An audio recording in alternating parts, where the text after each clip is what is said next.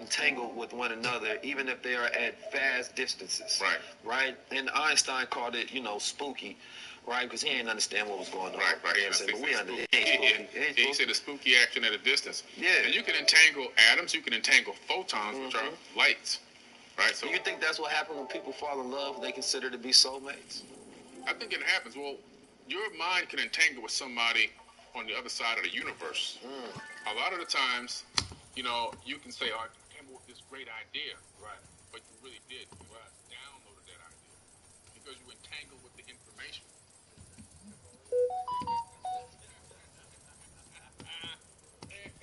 All information actually exists, and now, like big-time mainstream quantum physicists and theoretical physicists are admitting that this is true now. Yeah. Like, it's not woo-woo science no more. This is like you getting taught in university.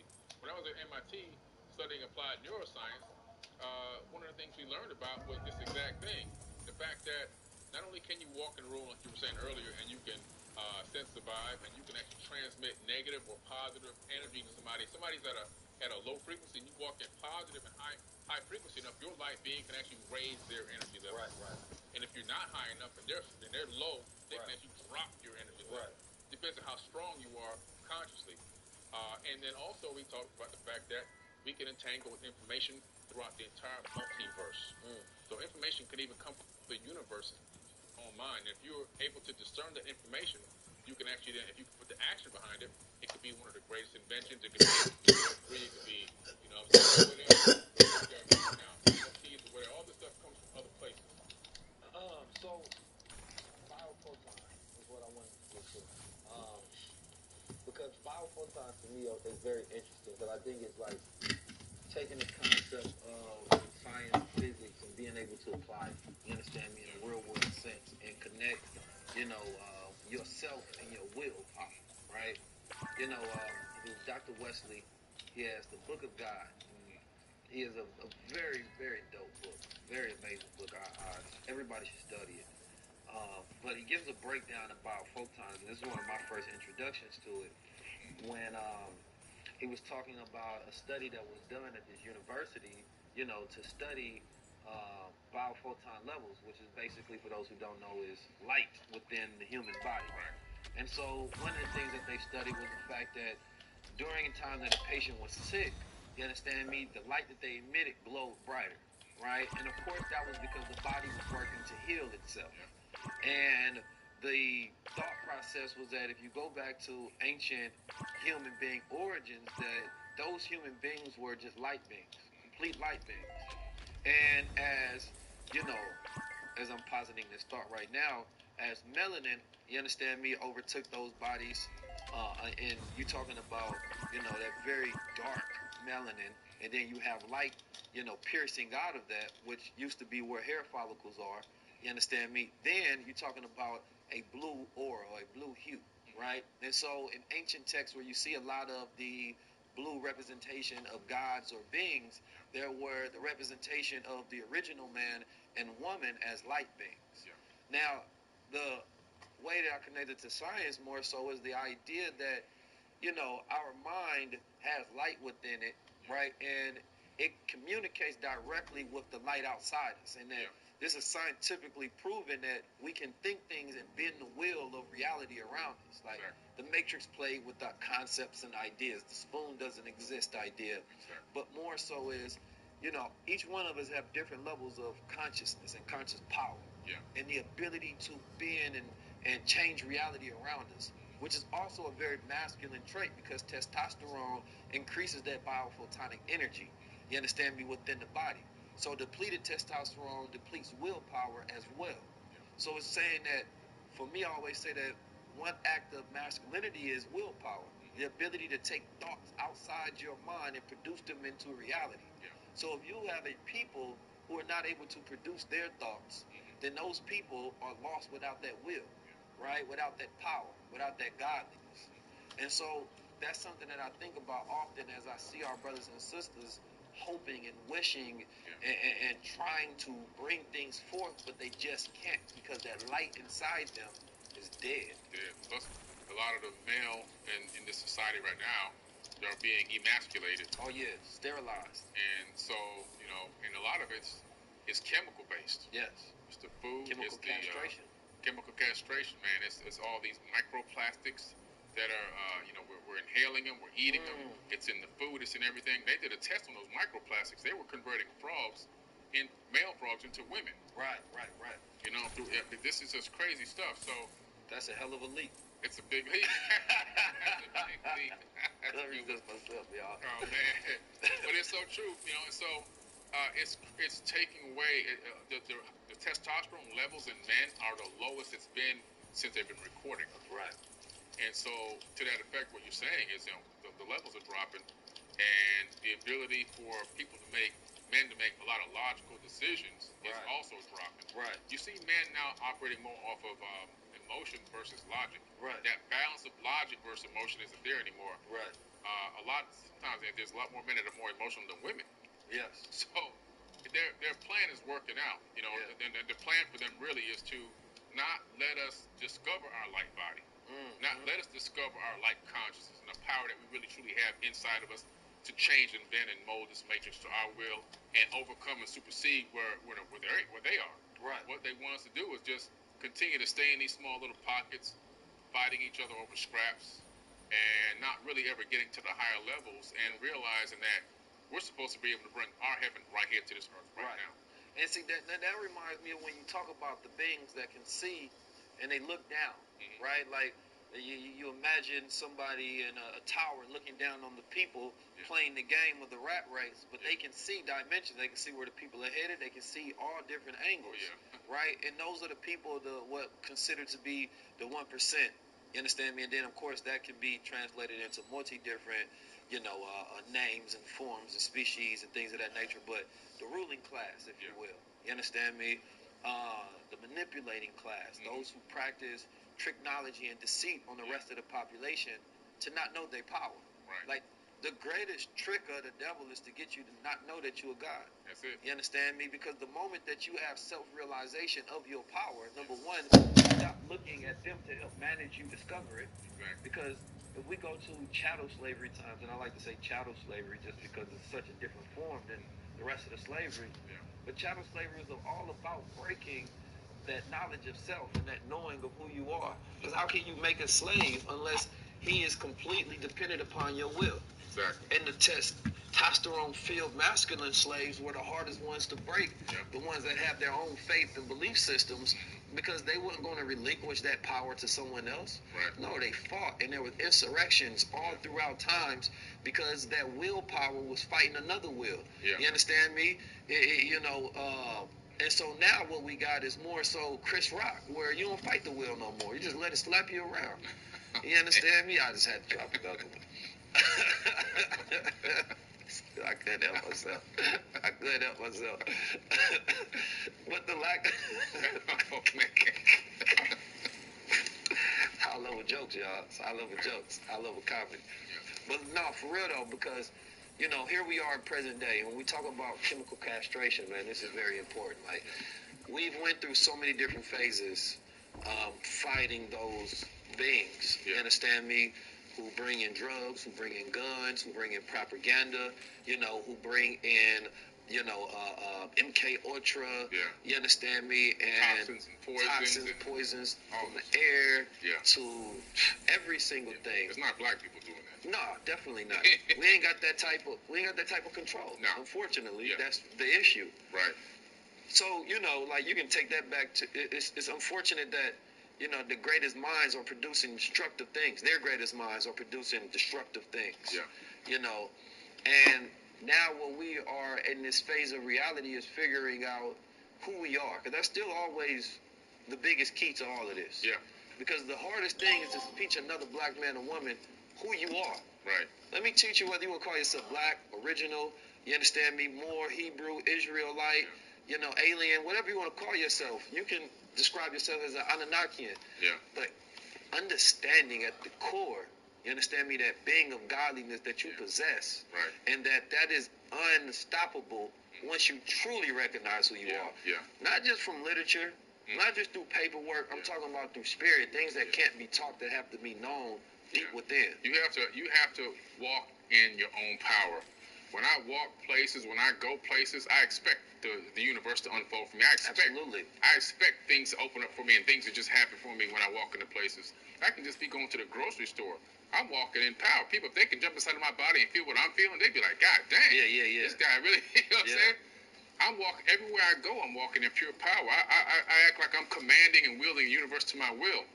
And that's something that scares us. But the reason why is because we've been programmed to think if you do that, that's of the devil and that's evil.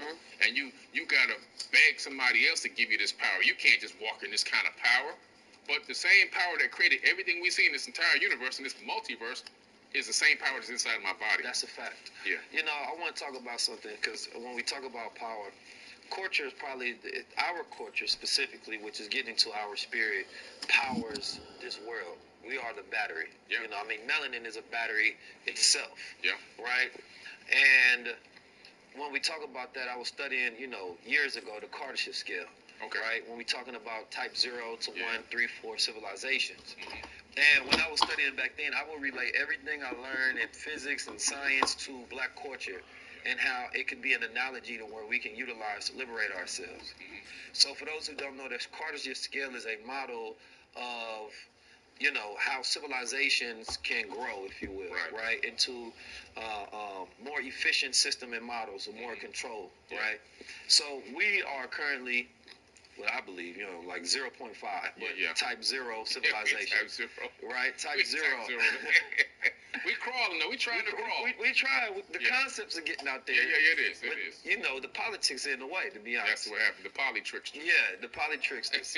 So type 0 is saying that we get our energy from dead coal and plants. Yeah. You understand me? That, you know, our energy systems, number one, are inefficient. Mm-hmm. You understand me? And that's why we steady have these energy wars. Yeah. You understand me? That we are dependent upon these resources, that we don't have the ability to reproduce ourselves. Mm-hmm. You understand me? And or have control over supply. Yeah. And so, you know, that's why human beings are always at risk for extinction.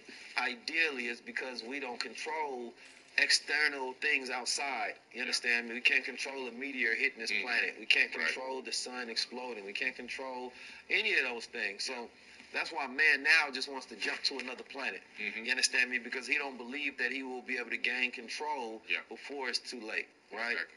But a type 1 is more so talking about the ability to control weather, control earth, control the sun, or at least in a sense being able to absorb all energy from the sun and utilize that to power the world that is today. And then you have the analogy of type 1 type systems, right?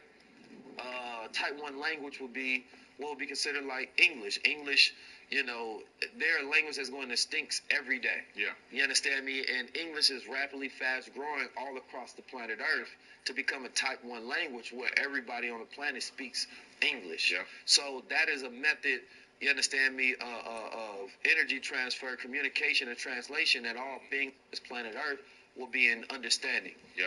Then when we're talking about systems like music, hip-hop is I consider hip-hop basically a type 1 system when you're talking about music. Yeah. Because hip-hop produces beings, number one, and tones and frequencies and rhythms that are known all across the planet Earth. Yeah, it's mathematical. Right.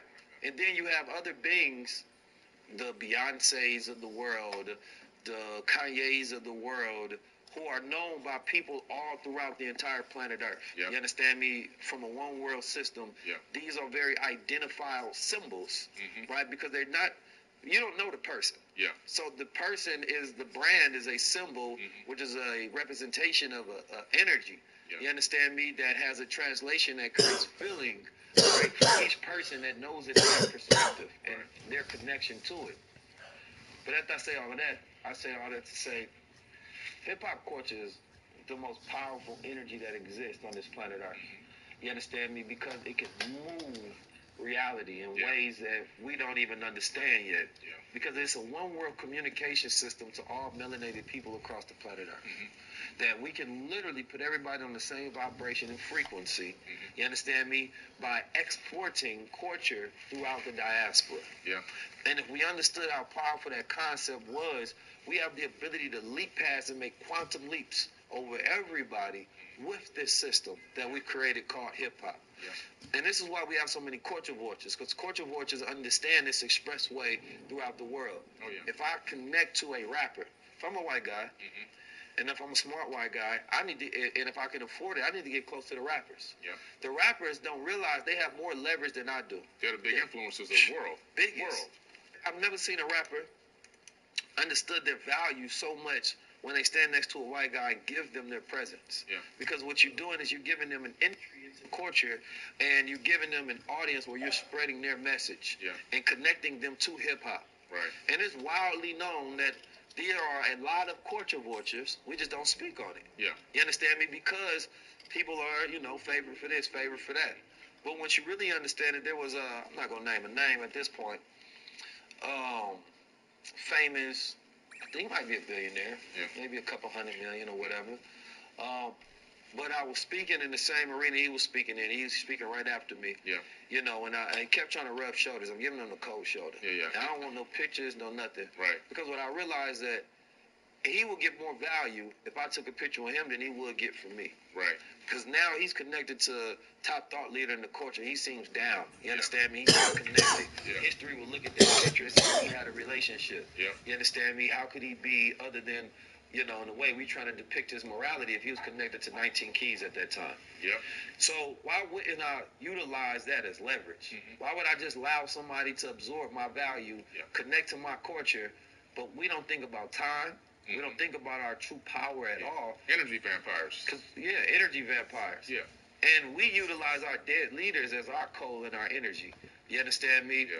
So we're not operating in the present system, controlling our weather, controlling our culture, controlling our time, controlling our language, our mind, our music. Yeah. So for me, it's about taking, melanated people from a type 0 civilization to a type 1 civilization. Yeah. And then, type 2 and 3, those civilizations, you talking about controlling planets. Oh, yeah. All kind of stuff. We don't even need to go there yet. We're far off. But it's an interesting model, and it's an interesting idea when you're talking about measuring progress of a people that have been trapped under another people's thumb. Yeah. You understand me? And working to increase the aggregate efficiency of our output. Yeah. What we put out based on the energy that we get back. Yeah. And how do we increase that as a people, right. For a revolution. Yeah. Right? But I want to talk to you about something else, because I heard you talking about AI.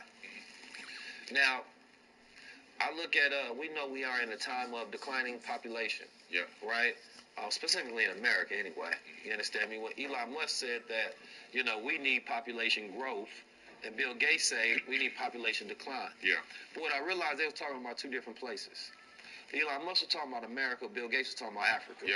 So Bill Gates was saying that they're going to have another 2 billion people by 2050. We need population decline over there. Yeah. Elon Musk say, well, listen, we already have fewer births than we do deaths. You understand me? So therefore, we're on a decline. Yeah. We need more birth, right? So he trying to get out of here. Yeah, he's trying to go. He's trying to get out. He said, I'm out, man. One party too crowded. You feel me? He grew up in South Africa, so he know what it's like, where it's 7% of them over there. You know. So it's interesting because I look at those who are in power, of course. Power wants to maintain power. Yeah. Right? So it only makes sense that the people that are in power wants to continue to cede power, and they don't want to concede power to anybody else. So when you're talking about playing God, that's what they want to do. If you can't have the population size, we have to figure out another way to maintain control. Yeah. And AI, to me, is one of those ways to be able to maintain control. You won't have the brain trust anywhere because people outside are no longer just coming in and saying, well, we'll give our brain to America, spark invention and innovation. Yeah. There's decreasing innovation and invention in this country. Yeah. So not only you got AI in the form of artificial intelligence, and I'm 19 Keys, so I break things down into 1-9.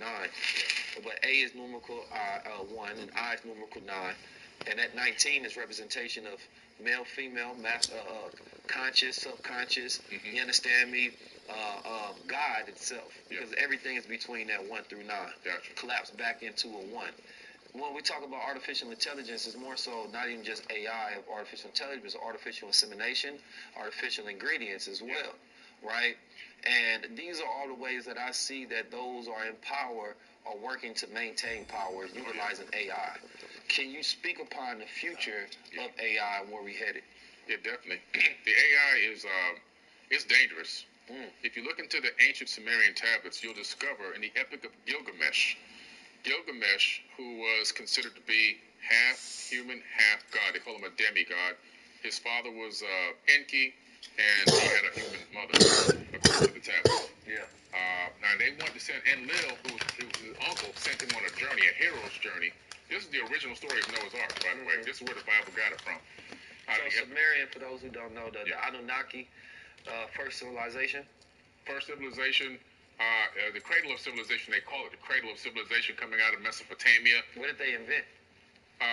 Roads, city grid streets, bicameral Congress, plumbing systems. I mean, you name it, everything you could think of, schooling and chemistry and mathematics, and they even had a metric system back then. You're talking about, hundreds of thousands of years ago, they had a metric system. And so they literally, the whole modern society we have today came out of Sumer. There's a tablet where Enlil is speaking, and he's showing his sister this crystal tablet, by the way, is what it's called. And he's showing her his plans for all time on this planet. He said, these plans I have here, these plans are going to last for all time. And that's where we're still in it today. We still got the same polytrickster program he put in back then. They had their own numerical kingship, the way they ran themselves, but they gave humans the political system. That's a very. And they also installed inflation at that same exact time. Yeah. Yeah. And that's a very, very, very, very interesting idea. So in that system, right? I believe that children who are born, and at the same time you're born in any time, you succumb to a dominant paradigm. The frequency wins, right? And so, do you believe that based on, the Anunnaki or Enlil having this crystal tablet, you understand me, where he wrote down his plans for time dominance, you understand me, so that he can conquer ages of time, do you think that it's possible to go against that plan, you understand me, and create our own will for the planet? Yeah, it can. The program that he put in was so good. We're born, we're given a name, a race, and a religion, and we're basically, we grow up defending that whole identity. It's a fake identity. It's not really us. We've kind of forgotten and relinquished who we really are and given it up to this system, this institutionalized system that was put in place thousands of years ago. But if we really come together, that's the biggest part we got to do. We got to come together and stop all this divide and conquer. You're this religion, I'm this thing, or you're this light skin and I'm this dark skin. All this stuff we gotta, black men want to fight black men all the time. We want to attack each other socially now on social media because you're doing too good and I'm not doing as good as you. We gotta drop all of that. We gotta stop all of that and we gotta synchronize. We gotta realize that we're better together than apart. Not tearing each other down, fighting each other, slapping each other, all this kind of crazy stuff. We gotta come together and we gotta realize, man, how can I bring a piece of the puzzle? How can you bring a piece of the puzzle? You know what I'm saying? Just sitting there talking to you, you got pieces of the puzzle that I don't have, and I got pieces of the puzzle that you don't have. We can start building a whole doggone puzzle. We can put a puzzle together. And you add more people. Next thing you know, that picture, that painting is amazing. Yeah. We can make a mosaic. Yeah. And so until we get to that point, though, we're always going to be bickering and fighting and arguing over resources and pocket watching and hating and worrying about this and worrying about that, because that's the program they instilled into us. We got to now override this DNA and this RNA programming code. We got to say, you know what? We got to talk to ourselves. You know what? I'm being a hater right now. I'm being a troll right now. I'm pocket watching right now. I'm being jealous right now. Why am I doing that? And analyze inside of ourselves. Why am I doing this? Why do I feel like this? And work on our internal self and learn how to not be that way. Learn how to give somebody the benefit of the doubt. Learn how to try to work with somebody. Learn how to ask better questions so you can understand better instead of getting angry. And, learn how to control your emotional state. And when we can do that and we can link up and we can make big power moves together, that's when the world's going to change. That's very powerful. You understand me? And, of course, it's something that, we've known but not been able to do. Yeah. So we talk about DNA, right? Because really, in order to give a breakdown on, the Anunnaki and the Sumerians, we need to dedicate an entire breakdown for that story, and we can, say that for another day and time. But I want to go and talk about DNA. and the ability to upgrade our DNA. Yeah. You know, one of the ways that I upgrade my DNA is through travel. You understand me? And through meditation and eating and environment, things of that nature. But can you talk about DNA and our ability to upgrade our DNA and some of the methods that we can utilize practically? First of all, people have to understand that DNA is a storage medium.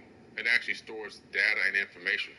So when we say things like your program code and you're operating off your code, it's actually a true scientific statement. 1 gram of DNA can hold 433 petabytes of data.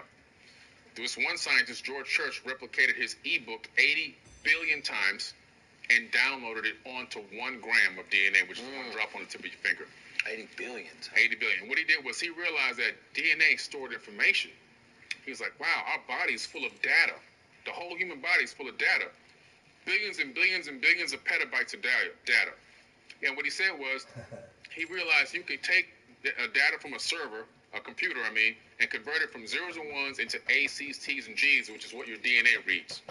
And then you can actually download the data into the DNA and store data in a volume instead of storing it linear, like time, one arrow. But when you can store it in a volume, you can store much more information. So then he replicated it 80 billion times, and then he transferred from DNA, from A's, C's, T's, and G's back into zeros and ones and uploaded it back into a computer. So he recognized that DNA is also a server. He's like, man, this is incredible. So we have this ability in us to move data and information. Now, because of something called epigenetic memories, we know that 15 to 20 generations before us, that programming code was downloaded into our body. So you're born with this hard-coded information already in your body.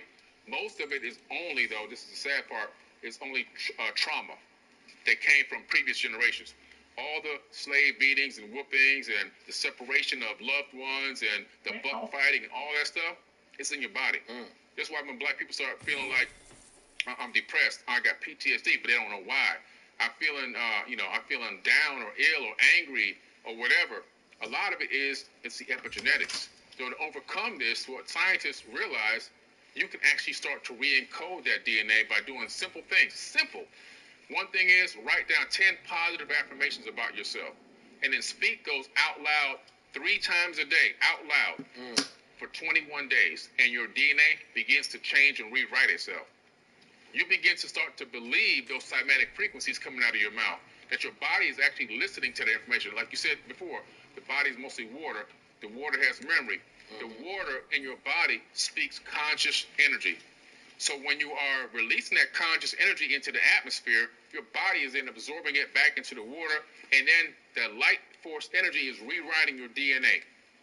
And so we can actually rewrite our DNA. We can change the way we think and see and feel about ourselves just by speaking out loud. Like you said, meditation, and I love travel. That's all I do is travel nonstop. You already know that. That's going to enlighten and open up, broaden all your horizons. It's going to make you see things from other perspectives and understand. It's going to raise your consciousness. Traveling, I tell people all the time, leave your zip code. You got to.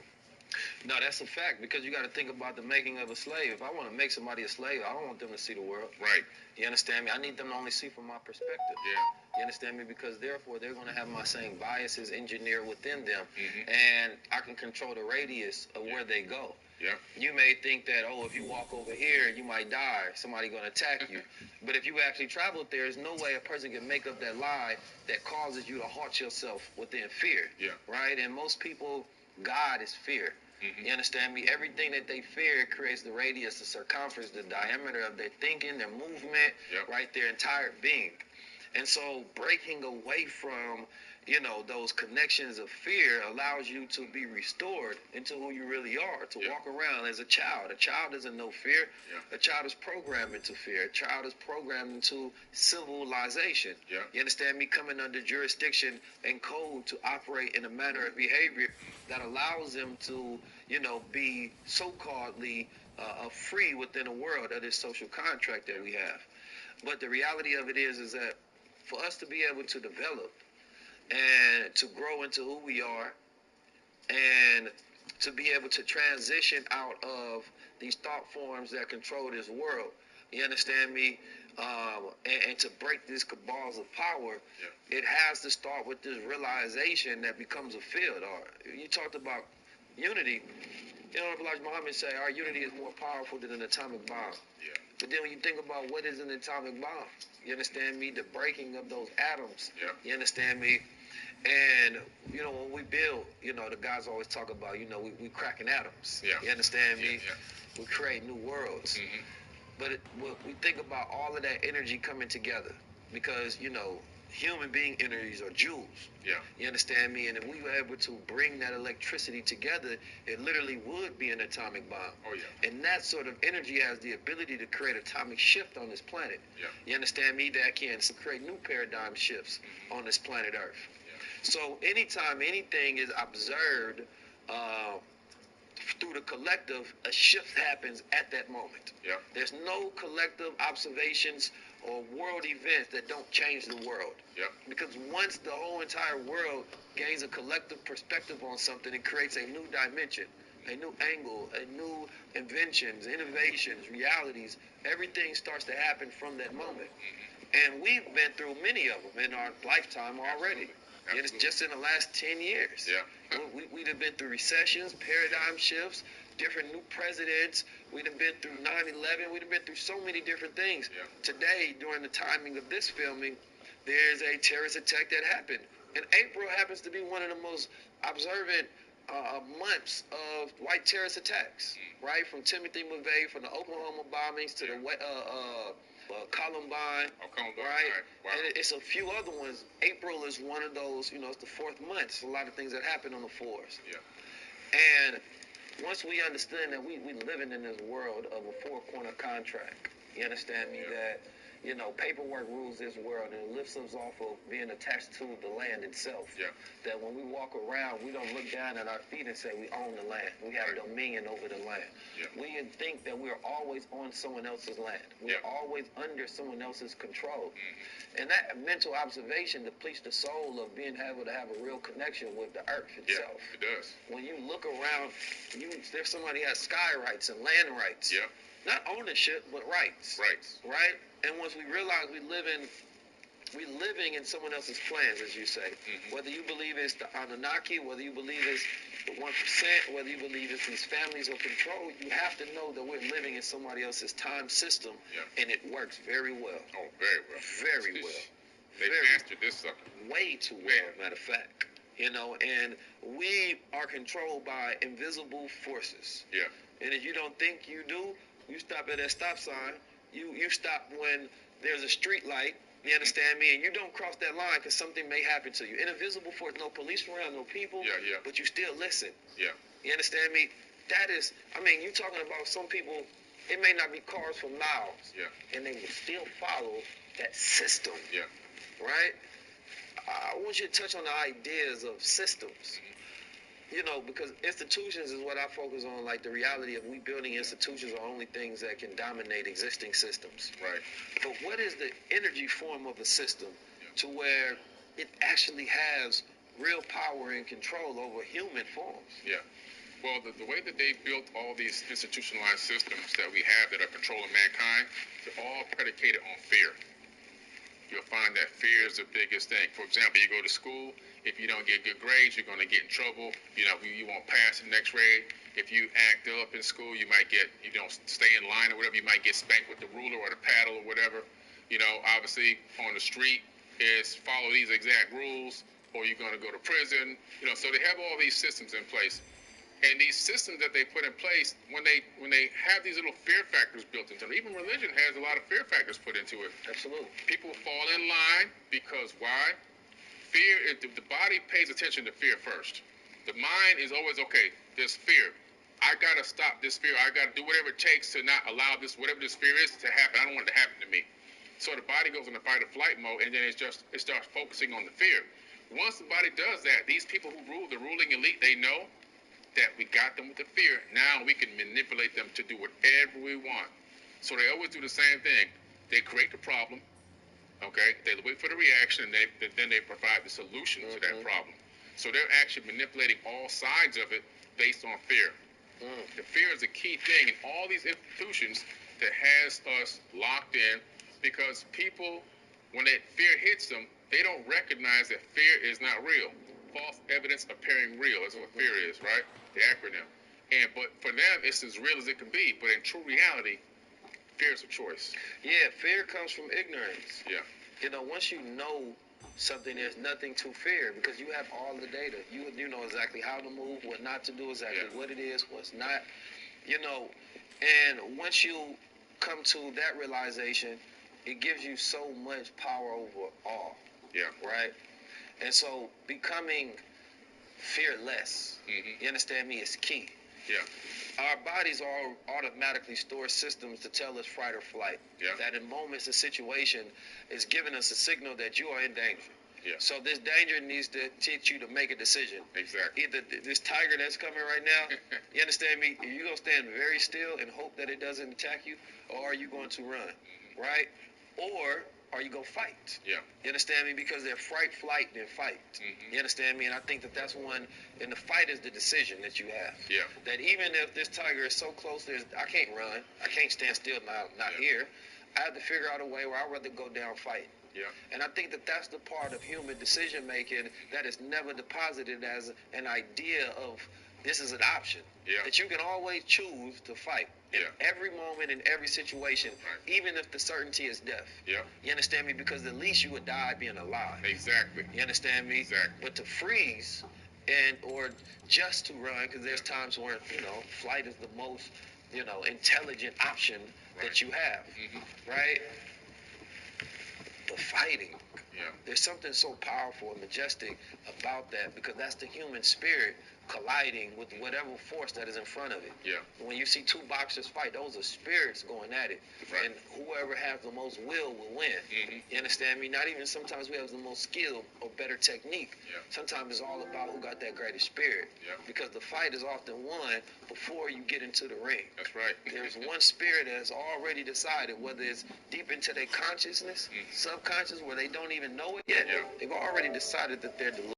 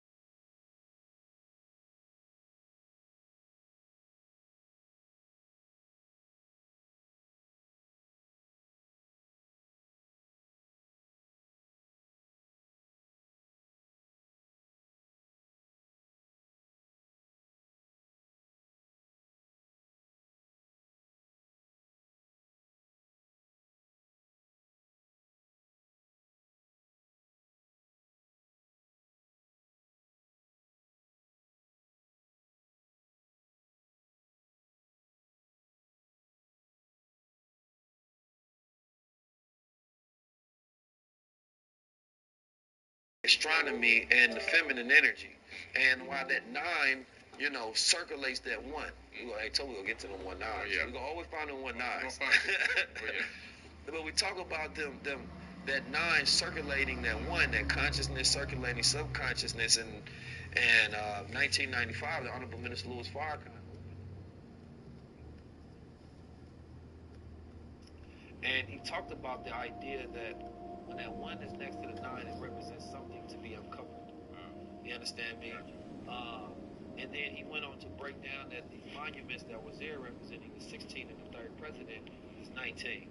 And he said that this monument up here is 555 feet high. You put a 1 next to that, represents 1555 when black people came over here. Yeah. And he said that on these shores and these steps, you understand me, were a train of black bodies representing some of the Masonic secrets of how they first built this country. Yeah. You understand me?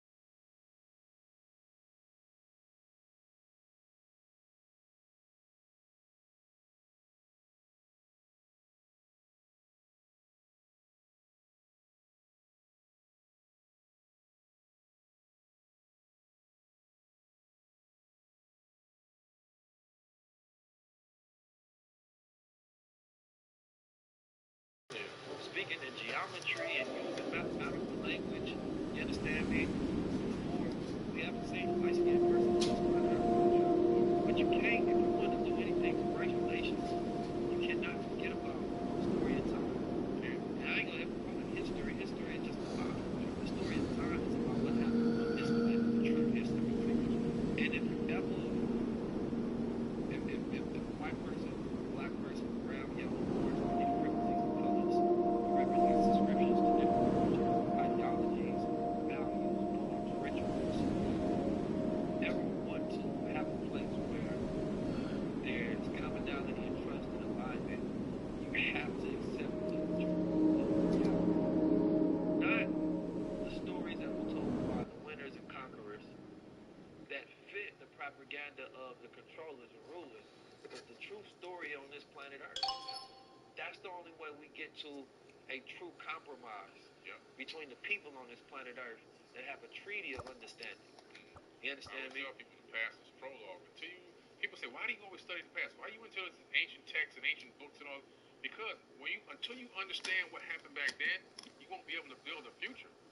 The future is going to be built based on what you know about your true past and your true history. If you can't figure out at least as close as possible to what was happening back then, the future is still going to be a gray area. Aliens. Yeah. Let's talk about aliens. Yeah. You can't have Mr. Billy Carson on here without talking about aliens. My theory is aliens are black men. Yeah. That's my theory.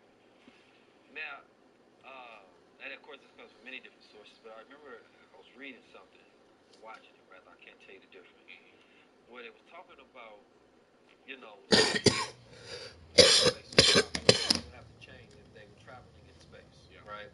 Number one, there's more radiation, so you're going to have darker melanin skin. A lack of gravity, you will have a smaller, less dense body. So you're going to be a skinny, dark-skinned, big head, black man or woman. You understand me? So, you know, these are spacesuits. Right. I mean, we deal with radiation. That's what the melanin does. Yeah. You feel me? Radiation and the heat. Yeah. Yeah, absolutely. Do you believe in aliens? I believe in aliens. Are you an alien? Well, you know, we're all aliens. You know what I'm saying? So, alien might answer like this. Some people say this brother be thinking, man, he might be an alien. A lot of people say that, but I think that we are the aliens. You know, when you talk to the Aboriginals, I went to Australia. I went on a walkabout 8 miles out into the doggone nowhere, nothingness. I mean, just out there, man, with the fires. Yeah. Okay. This is right before the lockdown came, and I'm out there looking for these ancient Egyptian hieroglyphs in Carryong 9 in Australia, which we found them. We sent those glyphs to the Board of Antiquities of Egypt, and they authenticated them as being authentic Proto-Egyptian hieroglyphs. And so my conversation with the elders was, you know, what is your homegrown, handed-down verbal history? Because they have a verbal history. And the Aboriginal elders said that they were seeded on this planet. They said that the Pleiadians brought them to Earth, and they were the first people on Earth. Those are black Aboriginals. Who are the Pleiadians? The Pleiadians, if you look up in the sky at night, there's this area of the sky where they call them the Seven Sisters. Homer's Iliad talks about them. They're talked about in the Bible, talked about in Sumerian tablets. The Greeks, the Romans, they all look up to the Pleiades. It's actually, we call them the Seven Sisters because only 7 bright stars you can see with the naked eye, but there's many more stars there. But in that region of the sky, according to so many ancient texts, so many ancient civilizations, there was advanced civilizations there. Before this area had any inhabitants, that was the region or sector of the galaxy that had a lot of life. But a big war broke out. And in this war, there was something being used called the Brahmahanda weapon. Okay? The Brahmahanda weapon, which actually could destroy planets. And this weapon would blow up planets. And imagine if you're in a star system and this planet's blowing up, planet-sized debris is crashing into your planet. So this created a space refugee situation, kind of, you know. Space refugees. Yeah, space refugees. And they started fleeing and going out to different stars. Orion, Aldebaran, Zeta Reticulus, you know, all these different stars, Sirius, Draco. This is why the Draco? Oh yeah, the Draco star system's up there. That's what the Great Pyramid in Giza in Cairo is aligned with with Draco, Aldebaran, Orion, and serious. And so we was like, man, what's going on here? So the more you dig into this text, it's like, man, these people fled from war, re-established themselves on other planets, and eventually found this solar system and came down here and created another breakaway civilization. These were the Atlantean people. Now, when you analyze the text, it gives descriptions of these peoples from time to time. And if you look at, for example, the Sphinx in Egypt, you look at the features on the Sphinx, you can see this. It's a face of a black person, right? And what's interesting is some of these Anunnaki, they were more albino. Not all of them. Some had albino type skin. They weren't Caucasian white, but they had albino skin, but they had the African features. Some of them had blue eyes, but they had the knotted hair. Like Prometheus. Right, kind of like that. But Prometheus is still kind of really more almost like milk white. If you look at a black mulatto, a black or a black person that has that, that skin condition, and but they had the knotted hair, knotted blonde hair, and blue eyes. A lot of them, like the Aborigines. Yeah, like the Aboriginals, and also the people of Melanesia, right here, in Asia. And so I did a whole story on those, a whole TV show on those before. So I really dug deep into it. I was like, wow, these people are really potentially not from this planet. And so the more you analyze it and realize, wow, then other people from other star systems brought humans here. This is like, this Earth is like parents abandoning their kids. No, what it was is like they were trying to find a place to keep their civilization going. Not civilization, like the species going. Okay, and so that's why you have people that look Asian and people that look Caucasian and people that look black and people that look. There's a mixture of people, according to what I've read, that appear to be dropped off here. This is like an abandoned seed colony, this planet. Interesting. And then after that, much later, these other people showed up. These other Anunnaki people showed up, took advantage of a situation where people were in a lower state of consciousness. They were not technologically advanced. We were more advanced spiritually. So when they were dropped off, you saying that the races were dropped off, or were they all dark-skinned, melanated people? The first people on this planet were all black, and then you find something interesting in the animal tablets. After Thoth comes to the land of Kim to help rebuild civilization because the flood had destroyed Kim. After he does it, he tells his people that he brought with him. He brought people with him from other planets, and they went around the planet. He said, go around the planet and duplicate what we did here. Now, this is my personal belief. This is not in any text. I always tell you the difference between what I believe and what I've read. Now, these people, for example, if I'm now going to be the king or the ruler of Asia, and I'm a being from a place that looks Asian, I'm going to brand those people. I think they genetically branded people to look, in other words, these are my people. Look at them, they look just like me. And the reason why I say this is because if you go and look into genetic books, the geneticists actually discovered that the difference between a black person, a white person, an Asian person, a Native American person, 2% variance in genes. But that 2% that makes a different race altogether couldn't happen in 200,000 years. That's the only amount of time we've been here. So they're saying it would have taken millions, multi-millions of years for that to happen, naturally. Now, from my studies, there's no records of Caucasians past 6,000 years. Caucasians are the newest race on the planet. They're the newest race. If you look at the Sumerian tablets, the Caucasians came from out of the Caucasus Mountains.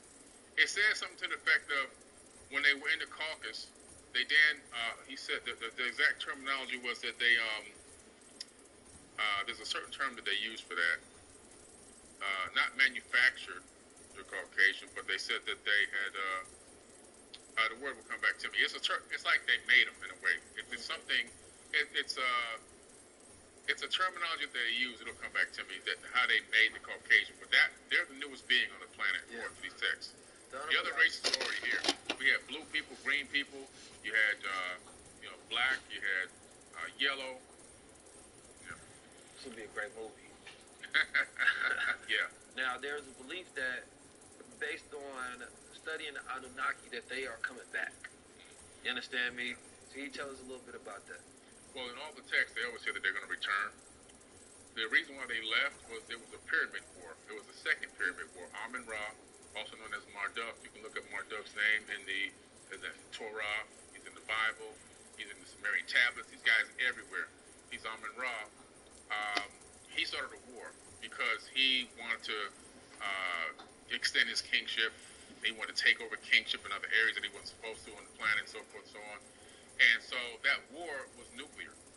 They used weapons, and the reason why you know it's nuclear because the description of the way that the people were dying, it was that they said the black people, this specifically says that their nails were falling out, their hair was falling out, blood was coming out of their eyes. This is radiation sickness, obviously. And so we know that it was a nuclear war. When you go into those regions, the Mohenjo-Daro in the Indus Valley, the buildings there turned to glass. They're still sitting there. The bodies are laying in the street holding hands. No animals have scavenged on those bodies. They're still laying there.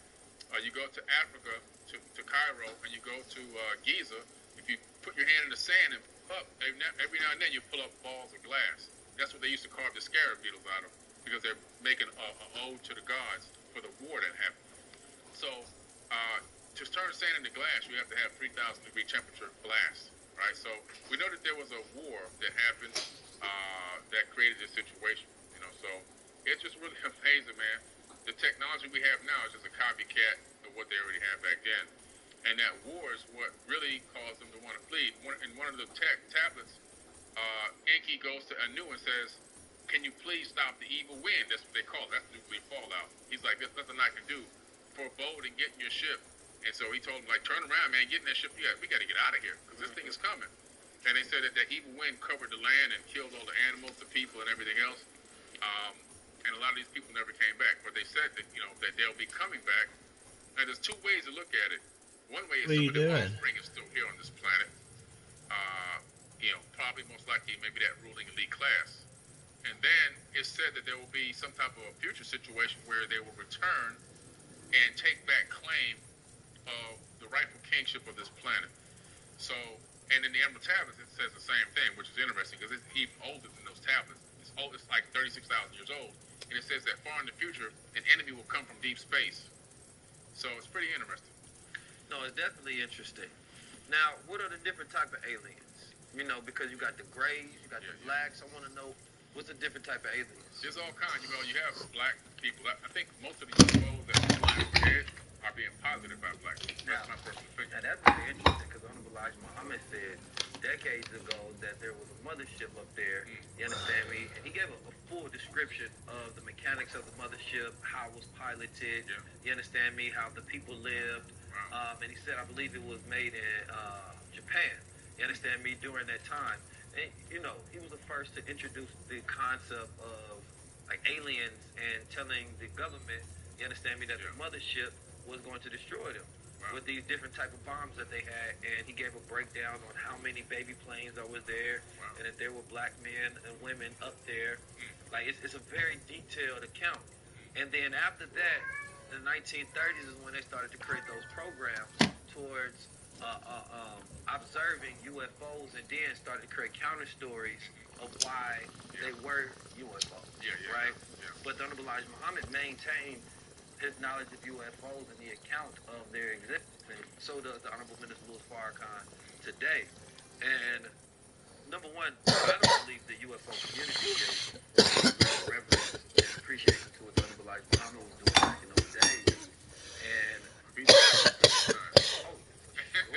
he was ahead. He was breaking it down back then. You understand? He was like, listen, man, here's the people of Mars. They got the mothership up there. You understand? Black people in the mothership. They got the baby planes. They got these certain type of missiles.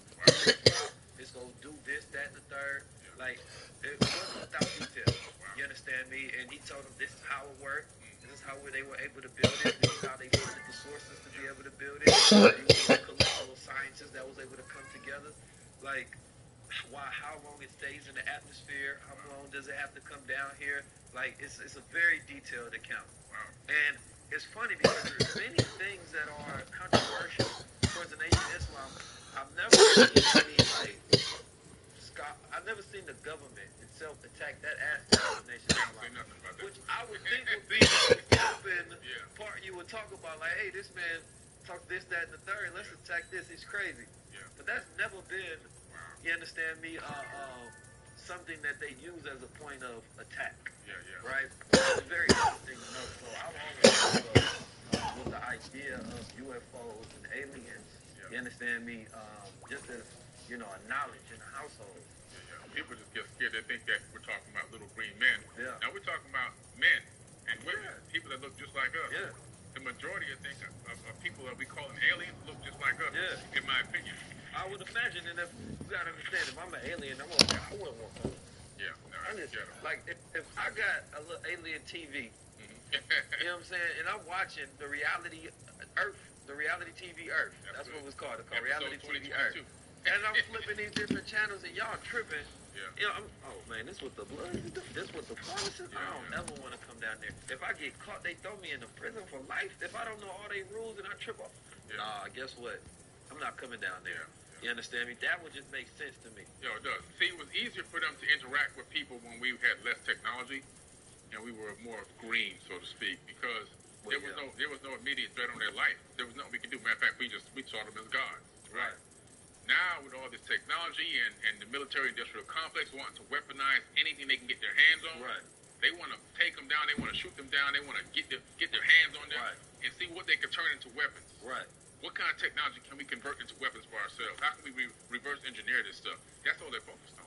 Yeah, I mean, human beings are not nice. Right. You understand? We want to steal their technology and then use it for ourselves, and if we get them, most likely you capture the science of their biology.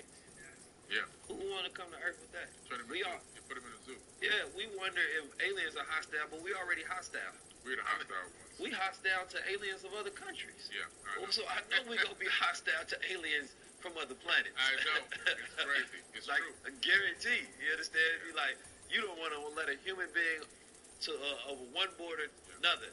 So you're telling me I'm coming from another planet and y'all going to let me come kick it and share resources in life? Ain't no way. No way. Not going to happen. Especially, but the whole saying is that, if aliens have the technology in which we believe they have and the abilities to travel, and that means that, number one, they're much far advanced than we are, which requires a greater level of intelligence.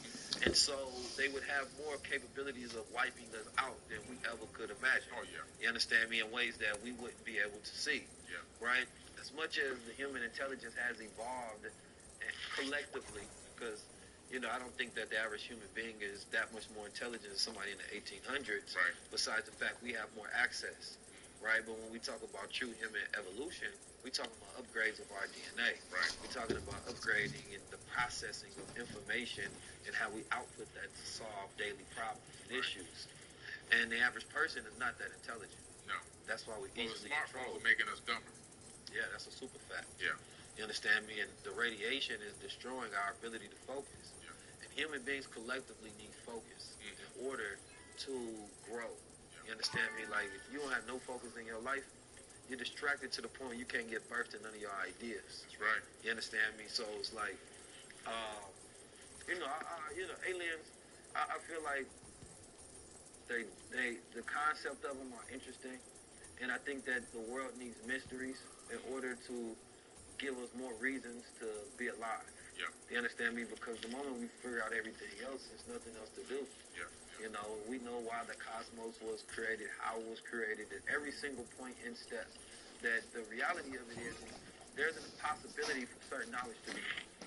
We can theorize based on our level of intelligence, but who's to say that the math that we have is like not baby's math? Right. And then we discover a completely new type of math that allow us to phase through things, open portals, and create different versions of reality and different colors to see. Like, to say that there's not a science like that exists, but the same way where we can only see a certain spectrum of the light, maybe our minds can only compute a certain spectrum of knowledge. That's so true. We can only compute to a certain amount because it's only based on our level of consciousness. Right. But that also means to me, though, that I don't believe in the idea of impossible. You understand me?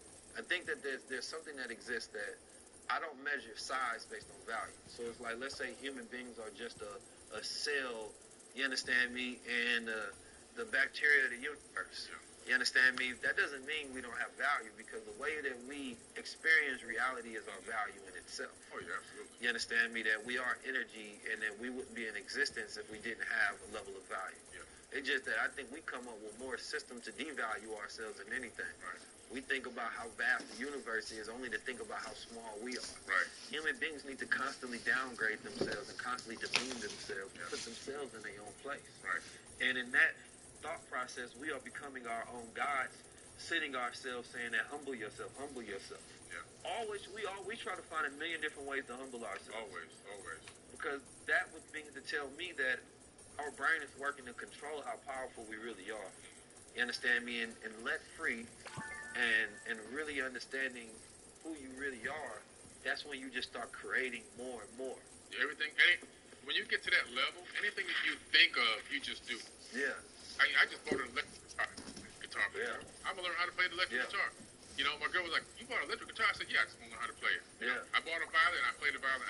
Whatever I want to do, I just do it. Yeah. Because I see it as we are this, entity here, and the universe is vast. But I see it as I'm a part of something huge, where other people see it as I'm just a speck in the dark. Right. You know what I'm saying? Look, so let me ask you this. You discovered the black satellite? The Black Knight satellite. I didn't discover it. It's already up there. But well, you know the rules on this planet. Yeah, I know. We're going by Christopher Columbus law. Yeah. You discovered this, man. Yeah. Well, of course. And so what happened was I had heard about it and researched it years ago. Well, first let's say, what is the Black Knight satellite? Okay, the Black Knight satellite is an object. Like Batman got his. I know. It's crazy. This is real crazy. So this is an object orbiting the planet. And it's well documented. It's actually on the space agency servers. It's on the military servers. It's on university website servers. The object is that they labeled it space junk. So what they're saying is this object, which was detected all the way back in the late 1800s by Nikola Tesla first, he picked up a signal from it. Then the 1950s, ham radio operators picked up the signal again and actually decoded the signal. 1960, Duncan Lunan wrote an article. He's a journalist for Time Magazine. Wrote an article about the object. It made Time Magazine, and then many more consequential articles came out about this object because why? It was changing its own orbits. It was in the first equatorial orbit, then it went to a polar orbit. When Sputnik was launched in 1964, it followed Sputnik to the moon. This thing is under intelligent control. It's about 15,000 tons. And so what happened was the United States saw it up there, Russia saw it up there, Russia thought it was us, we thought it was Russia. Then we both said, wait a minute, we can't launch nothing like this. We don't even have this kind of technology. And so they were like, damn, what is this? So they really started looking at this thing and analyzing it. And we finally got a chance to see it close up and personal with the STS missions, the space shuttle missions. Took HD quality video and photos of this thing. And they were like, wow, we're going to call it junk because we don't know what this is. They're afraid to touch it. They're afraid to move into it and try to, take a piece of it. See, they don't know if it's going to have a defense mechanism or whatever. They just know this thing is orbiting the planet in a way that it shouldn't be orbiting. And the fact that it is giving off a signal that has been decoded as being the Epsilon Boötes constellation. But that's not a big deal. But the big deal about it is it's giving the location of the constellation where it was in the sky 13,000 years ago. So this thing potentially could be 13,000 years old. And so what I did was I created a documentary, which is coming out in June the 5th. It hits the movie theaters. This object it's still moving around, still making its own course corrections. And it is still giving off a signal. And the signal is still giving off the location. When you look into the Sumerian tablets, you find out that Enlil owns the Epsilon Boötes constellation, the same constellation that this thing is saying it's from. So that's probably one of his ships is up there too. Yeah, it's his all-seeing eye. He had an all-seeing eye in the tablets. That's where they got it from for Lord of the Rings and all these things. The all-seeing eye came out of the tablets.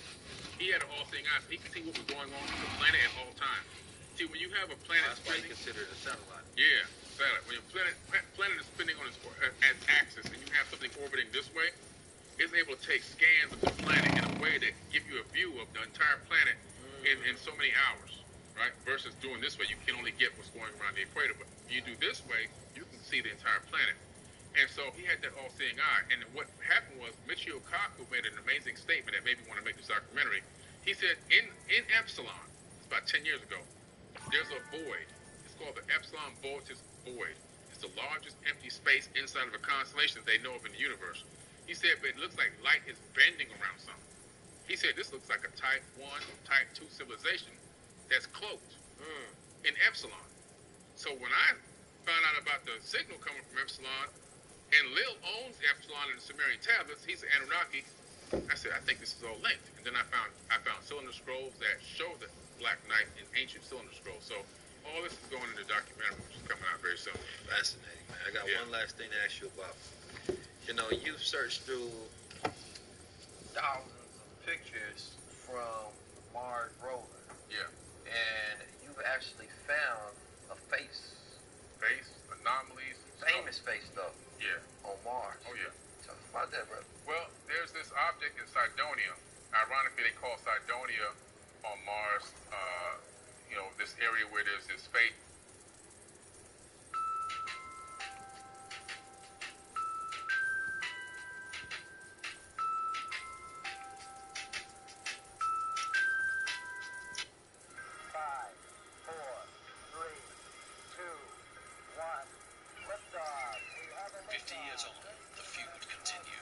As a surprising number of people still believe that we never landed on the moon. The question lies at the heart of one of the greatest conspiracy theories of all time. A theory born from an era of global suspicion, political mistrust, and fake news. The whole Apollo program was a complete fabrication. Any idea is quite frankly insane. But when put to the test, can we unlock the scientific truth at once and for all? Put these conspiracy theories to rest.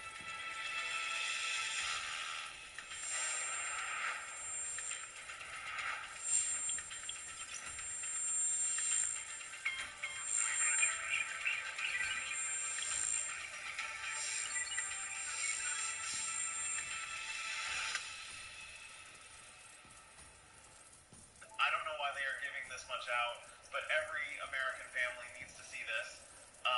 The government is basically giving me $17,000 to pay for groceries, gas, and rent.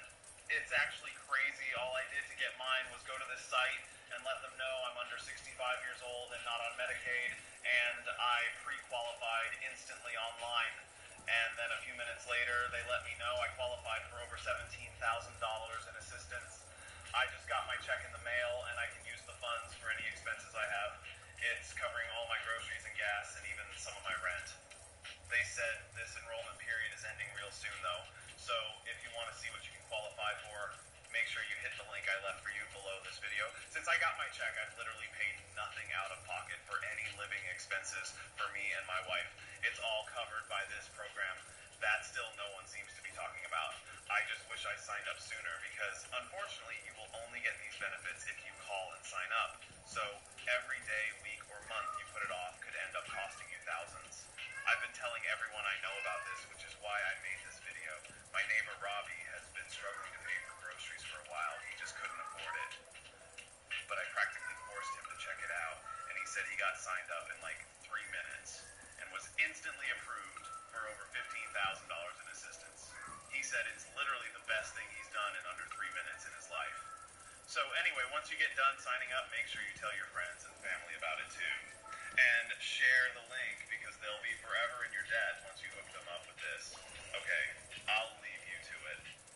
Go ahead and hit that link below and find out what you can qualify for right now before the deadline rolls around.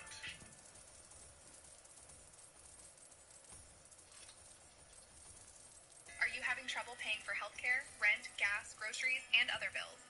Then you've got to see this. The government is basically giving me $1,300 in premium credits every single month just because I'm under...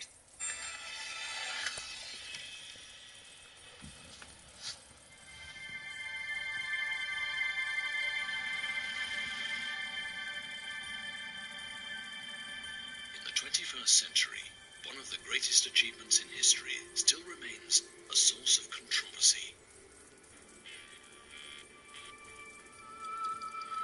It's one small step for man, one giant leap for mankind. Did the Apollo moon landings really happen? Or were they the biggest hoax of all time? Trevor Weaver has dedicated years of research to the Apollo missions and was once a supporter of the moon landings. We didn't go to the moon, and that is an established fact. NASA provided all the topographical data they had, all the photographs, all the massive models to Stanley Kubrick, so they could actually fake moon scenes. Could the moon landings actually have been faked by Hollywood director Stanley Kubrick? The history books say otherwise. That Apollo 11 astronaut Edwin Buzz Aldrin spent 3 days traveling to the moon and was the first to follow Neil Armstrong's historic footsteps. Beautiful, beautiful. Isn't that something? I'm totally in favor of freedom of speech, but I think people need to be responsible when they think about intentionally, for their own benefit, misleading the young people who are the future leaders of our world. Moon conspiracy theorists have been a small but persistent and vocal group, over the years often confronting and accusing astronauts of lying. In 2002, when conspiracy theorist Bart Sibrel buttonholed Buzz Aldrin, his temper got the better of him. You're the one who said you walked on the moon when you didn't. Calling the kettle black if ever thought of saying I misrepresented myself. Away from me. You're a coward and a liar and a thief. The punch stirred a generation less trusting of traditional media, more open to believing fake news and theories spread on the internet, and revived the moon landings hoax theories. NASA never realized that we would have something called the internet. It's only now, when all those videos are available, that people can see what the problems are.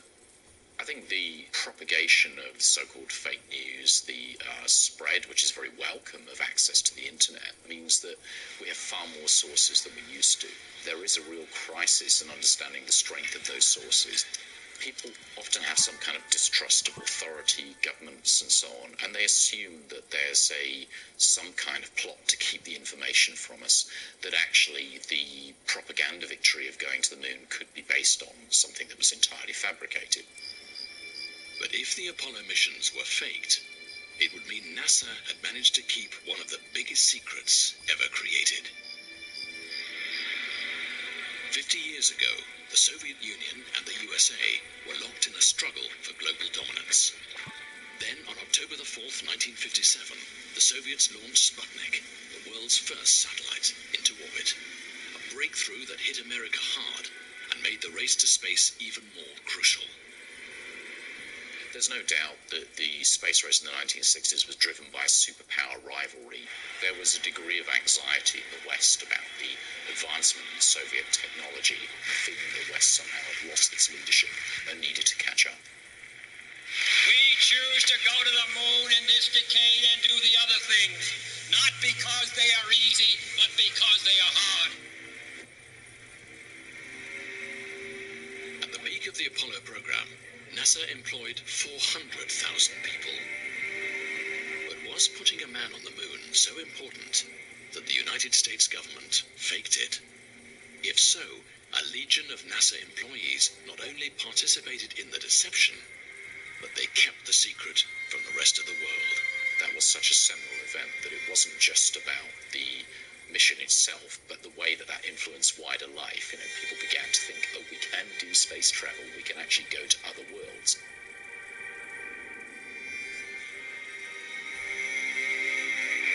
On July the 16th, 1969, the 3 Apollo 11 astronauts prepared for liftoff. But while the world eagerly awaited for history to be made, one man was already skeptical.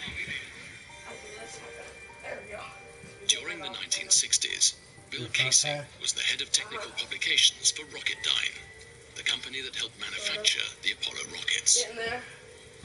Casey, who claimed he had access to some of its top-secret documents, questioned the competence of the Apollo project. You need to clean your room today. I believe that they work in I'm serious. the command capsule. Get all the stuff off the floor. They did a little bit of a magician act with the astronauts. They went up the elevator, but they came down the elevator. In other words, they did not want to risk the lives of the astronauts in case the Saturn blew up. An explosive claim, which Casey said the CIA tried to silence by making 3 attempts on his life. Like Casey, Marcus Allen British publisher of Nexus, a magazine of alternative politics, history and science, also questions NASA's engineering capability at the time of the launches. The problem is the whole Apollo program was a complete fabrication in order to be seen to succeed in the Cold War. The myth of Apollo is what is holding NASA back from future space travel. It's a tragedy. We didn't go the first time, we can't go now, we've never been. They lied to us. But if NASA didn't put a man on the moon, it would have had to fake the evidence. And its own visual images have done the most to fuel conspiracy theories.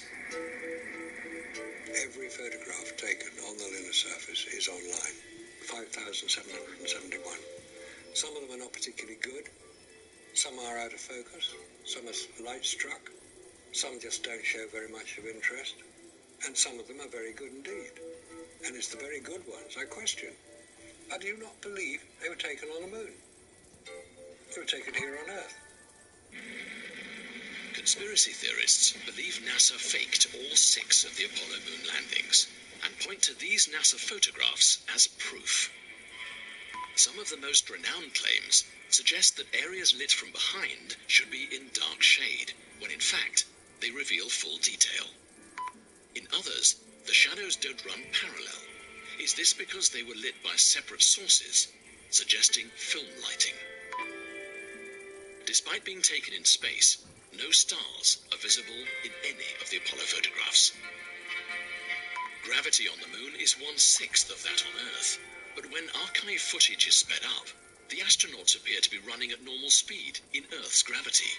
And with no atmosphere on the moon, why does the flag seem to wave in a breeze?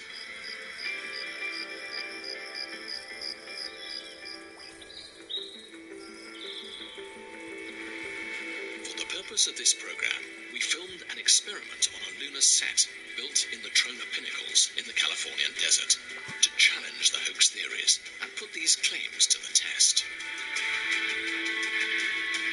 By testing some of the most famous conspiracy arguments and addressing new evidence, can we put the lunar hoax theories to rest once and for all?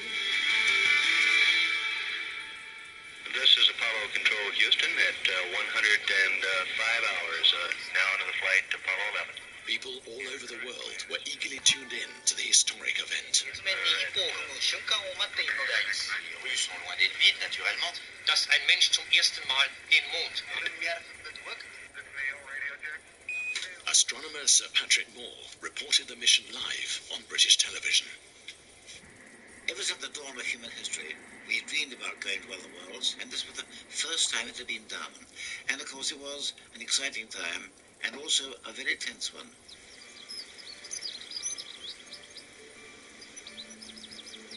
Five, 4, 3, 2, 1, 0.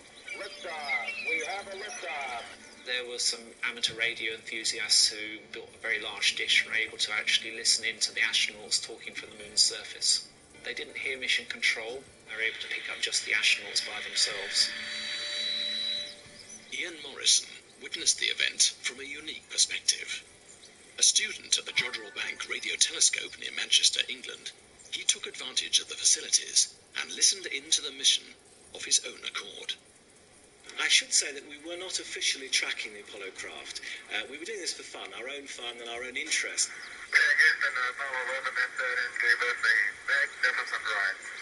We could hear the whole conversation of the astronauts all the way down to the surface. They were obviously highly excited, and it must have been wonderful as they sort of literally reached the surface. Got my left-hand window right now. I can observe the entire continent of North America.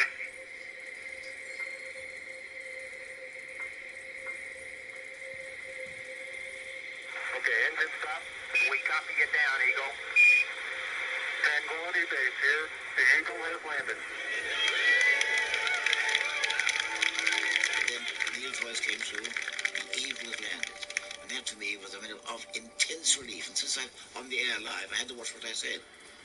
That's one small step for man, one giant leap for mankind. He was banned from the office for exposing using this, but he won't stop making America great again. They keep removing this video to stop me from helping y'all pocket this 16 grand, but I'm still gonna pay it forward, so listen close. $16,800 is free for every American thanks to this new state program that's even better than the stimulus funds. It's completely free, so no loans or paybacks, and not even your personal info is needed. Takes just 3 minutes and y'all can get approved for this fully loaded spending card that even reloads with cash every month that can be swapped. In 1969, the public had little reason to question mankind's historic first step on the moon. After all, the achievement was a celebration of technological supremacy. America had finally won the space race.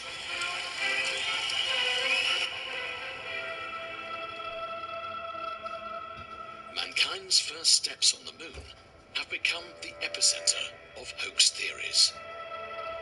Conspiracy theorists claim NASA faced a formidable challenge with its primitive 1960s technology.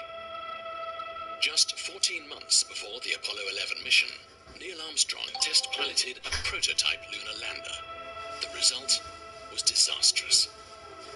Unfortunately, it went out of his control, and luckily he was able to eject before it crashed in flames.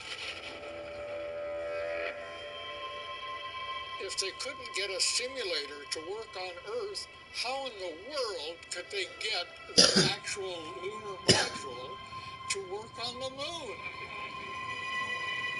That was any who both Neil and Buzz. There was no provision for rescue.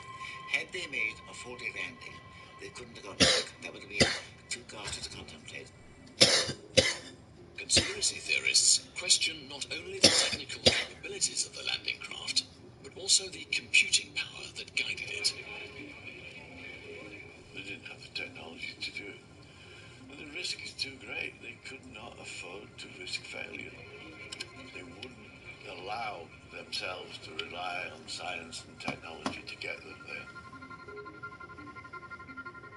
Pat Norris is a former space system and software engineer, hired by NASA to analyze the challenges of navigating to the moon and back. In the 1950s, computers didn't really exist, but by the mid-1960s, computers were available that were powerful enough to do the calculations needed for such a complicated mission. Of course, by comparison with today's computers, they were very primitive. While these advancements should surely encourage a new line of missions, conspiracy theorists argue that this is enough to question if we ever could have gone in the first place. We're talking about the mid-1960s here, when computers occupied rooms. The sort of computing power that you have in a mobile phone today would be greater than the computing power that was alleged to have been used to land man on the moon. One of the reasons that we had difficulty in navigating close to the moon was that the computers available weren't able to provide a sufficiently detailed mathematical model of the moon's gravity. Perhaps there wasn't enough information, but even if there had been enough information, the computers probably wouldn't have been able to cope with it. They were adequate for the mission at the time, but only just. Unlike modern-day PCs, the Apollo computers didn't have to store files or process images. Most of the number crunching was done at mission control, and the information transmitted back to the astronauts. In their attempt to disprove the missions, conspiracy theorists have analyzed the footage of the moon landings frame by frame. One of the most famous pieces of footage in history is Buzz Aldrin's dance across the moonscape. Near the end of the 2.5 hours, in front of the television camera, I did have an opportunity to prance around and hop and demonstrate different methods of moving around. The movement, because of the restrictions of the spacesuit, was basically like being in slow motion. The famous lunar walk shows Aldrin experimenting with the restrictions of the spacesuit. So-called kangaroo hop does work, but it seems your forward ability is not quite as good. Conspiracy theorists have claimed that the footage was actually filmed in slow motion in a studio, and that the astronauts were supported by wires to replicate these movements on the moon. The astronaut is dangling on a wire to take off, if you like, the difference between the Earth's gravity and the Moon's gravity. The wire was between the backpack and the body. The problem is the astronauts tended to rely on this wire, so you see lots of jerky movements. Astronauts were wearing pretty big and bulky spacesuits, and the weight distribution isn't the same as you or I walking around on the surface of the Earth here. The astronauts had to really cope with that and work out if they're top heavy, how to move around such that they weren't going to fall over all the time and be unbalanced. You do have to be rather careful to keep track of where your center of mass is. You can see that astronauts really adapted really well to that and started to kind of develop this new walk. While the exact conditions of the Moon couldn't be replicated on Earth, NASA introduced methods to adapt the astronauts. One of their favorite methods was parabolic flight, or, as the astronauts called it, the vomit comet. By climbing and diving in a series of arcs, an aeroplane could simulate 30-second windows of reduced gravity. These sessions served as road tests for the spacesuits and gave astronauts their first taste of lunar gravity. Listen up, fam. I'ma show y'all how to stack up $5,400 right now for free, but I'm betting most of you won't cause you think it's a scam or you're just too lazy. But here's your wake-up call. Click the link below, answer 2 questions, and have a brief chat with a rep. Then you'll see this is the real deal and be approved for this new state subsidy. You don't even need a job or have to give out any personal info to grab these funds. Just a name and address where to send it. They overnight you this health spending card loaded with funds every month. Use it like a debit card anywhere for anything. Gas, groceries, rent, or head straight to the ATM for cold hard cash. It's all part of a state subsidy program to help us fight inflation, and everyone's eligible. And the best part, this ain't no loan. This is free cash that you ain't never gotta pay back, and it ain't income, so you won't owe any taxes either. But heads up, the deadline to apply for this is this Friday, so if you snooze, you lose. Don't be left regretting you didn't act on this. Get at the link below and get the funds you deserve.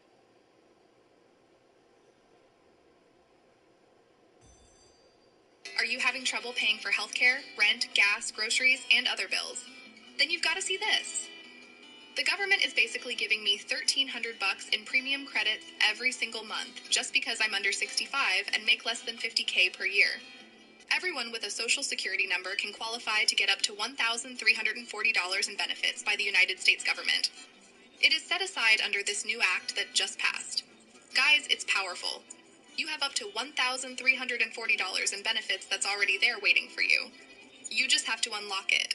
The link to the page I used is below this video. Click the button now to claim yours.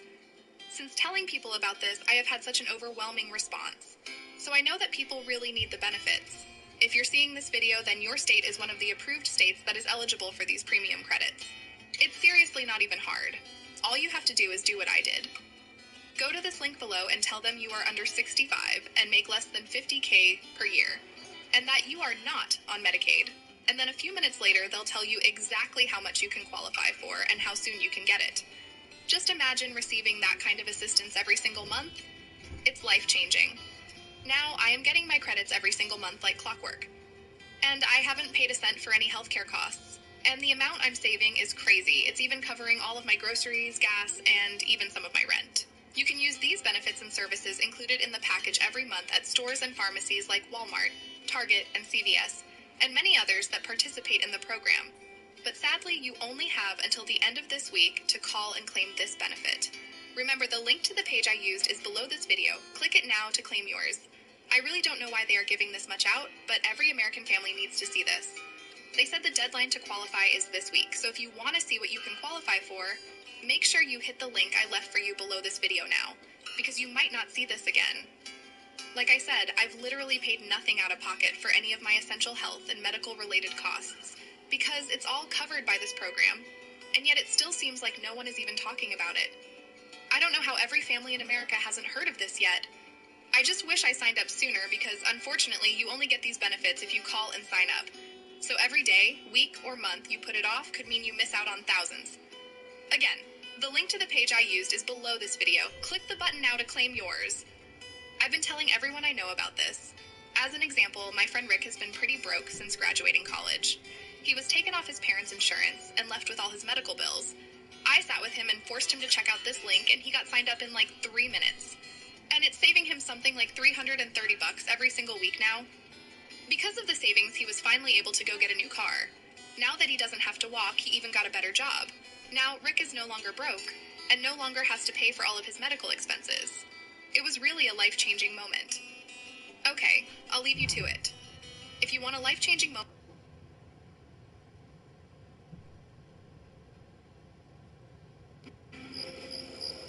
If, as the conspiracy theorists claim, NASA faked the Apollo missions, then it also had to fake the photographic evidence. I was trained as a photographer in London back in the 1960s. I was familiar with the camera that was used, the Hasselblad camera, and also with the film that was used, Kodak Ektachrome transparency material. So I was familiar with the technical side of it. And the more I looked at the photographs, the more I started to doubt whether what we'd been told had happened had actually happened the way we'd been told. Also siding with Marcus, American conspiracy theorist Ralph Rene raised a different technical question.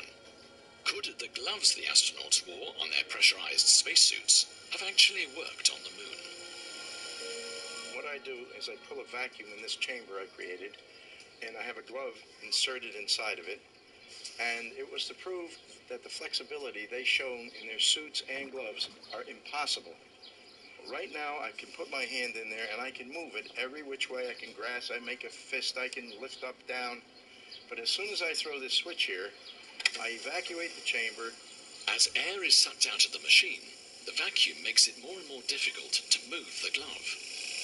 And this glove doesn't want to move. I can't bend it backwards. I can hardly force it down.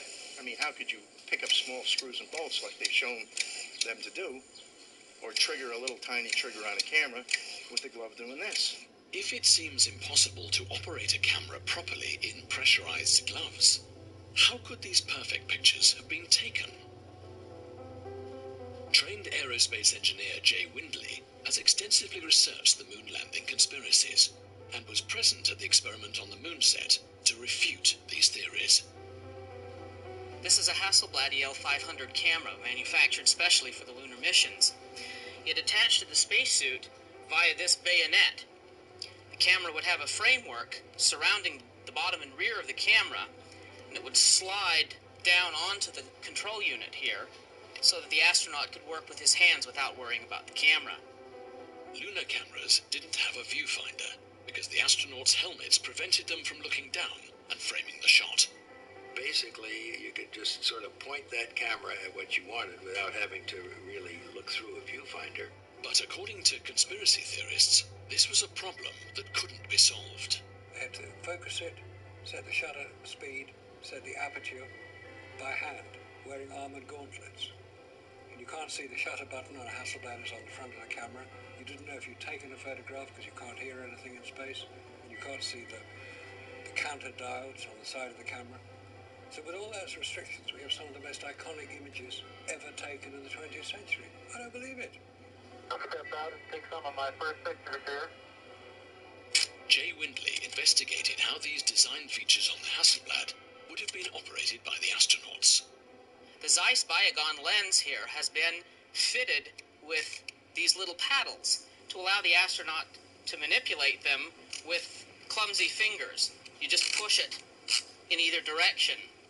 The shutter release, normally a very small button, has been made especially large so that it can be pressed with an astronaut's glove. The focus ring has been fitted with stops that correspond to near, medium, far, and infinity. So he didn't have to pay attention to whether he was 8 feet or 9 feet away from a subject. He wouldn't have to very carefully measure it. Richard Underwood was responsible for teaching Apollo astronauts the art of lunar photography. Even in the early days, before they went to the moon, I'd say, you know, when you get back from this journey, you will be a national hero. But your photographs, I say, if they're good, they'll live forever. I tell them, your only key to immortality is the quality of your photography. Nothing else. Forget all the other stuff. The astronauts were told to take their lunar cameras everywhere they went and practice. They took them home to photograph their friends and family and barbecues and sporting events and all other types of things. They knew that camera very, very effectively. All of the crew members understood pretty well how to operate this, and the film turned out to be very, very versatile in coming up with just outstanding results. But these outstanding results led to one of the most famous photographic anomalies, the strange case of the lunar shadows. The shadows are one of the strong proofs that we never went to the moon. If you examine pictures offered by NASA as genuine, you find that in many cases the shadows are not parallel. Well, since the sun was the only source of light, all shadows on the moon should be exactly parallel, but they aren't. Because the lunar shadows fall in different directions, some conspiracy theorists claim that they were created by separate artificial light sources. There's only one sun. There are not two. But these shadows are anomalous in that sometimes they are diverging from objects and sometimes converging. And it can't be. You can go any place on this planet when the sun's up and you look at two objects and those sun shadows are parallel. But according to physicists, there are reasonable explanations for why we find that shadows aren't always parallel. There's lots of different things which can make shadows go in different directions. I mean, obviously you have shadows pointing away from the sun, but if your camera is a wide-angle camera, you will get a perspective effect on the shadows. The effect of converging shadows is a well-known optical phenomena in photography. This effect is created where there is a single light source. For both the moon and the Earth, this source is the sun. If you have bits of topography on the surface, like troughs, they can produce shadows which appear to be at right angles to the main direction of the sun. But if we look at the photos, Aldrin appears to be brightly lit up. Shouldn't the astronaut's body be in darkness? He's standing in a pool of light. It's a spotlight. It's not the sun. This is taken here on Earth under controlled studio lighting conditions with a whacking great, probably a 12K Arri spotlight. On the moon, you're not just illuminated by the sun shining towards you and casting a shadow behind you, but there's also a huge area of the lunar surface around you, and that provides backlight to any subject on the moon's surface. You can also get reflections of light off bright objects like spacesuits, if they're fairly close to whatever they're illuminating. And specifically the light bouncing off the highly reflective lunar module. In these pictures, you can clearly see where a pool of light appears. If you look at pictures where the astronauts are away from the module, the surface appears evenly lit. So people think I'm crazy because I like to hike when it's raining. But you know what I think is a bit crazier? Only 1 in 9 Americans under the age of 65 has claimed their $6,400 subsidy from the government. That's right, there's a $6,400 subsidy that you could be getting from the government, but they didn't tell you about it because they're hiding it from you. It's called the American Aid Program, and all you have to do to claim this money is jump on a quick phone call with the government, answer 2 or 3 questions, and it should literally only take 2 or 3 minutes of your time. I got mine in as little as 48 hours, and now I'm using it to pay my bills and also take some time off from work and enjoy the great outdoors. If you want to get your own, all you have to do is click the link below, jump on a quick phone call, answer all those different questions that they're going to ask you, and then you'll have your money as little as 48 hours too, and you can use it to pay bills or just to get some spare time for yourself. I highly recommend you do it quick though, because the money is running out and it's only going to be for a limited time.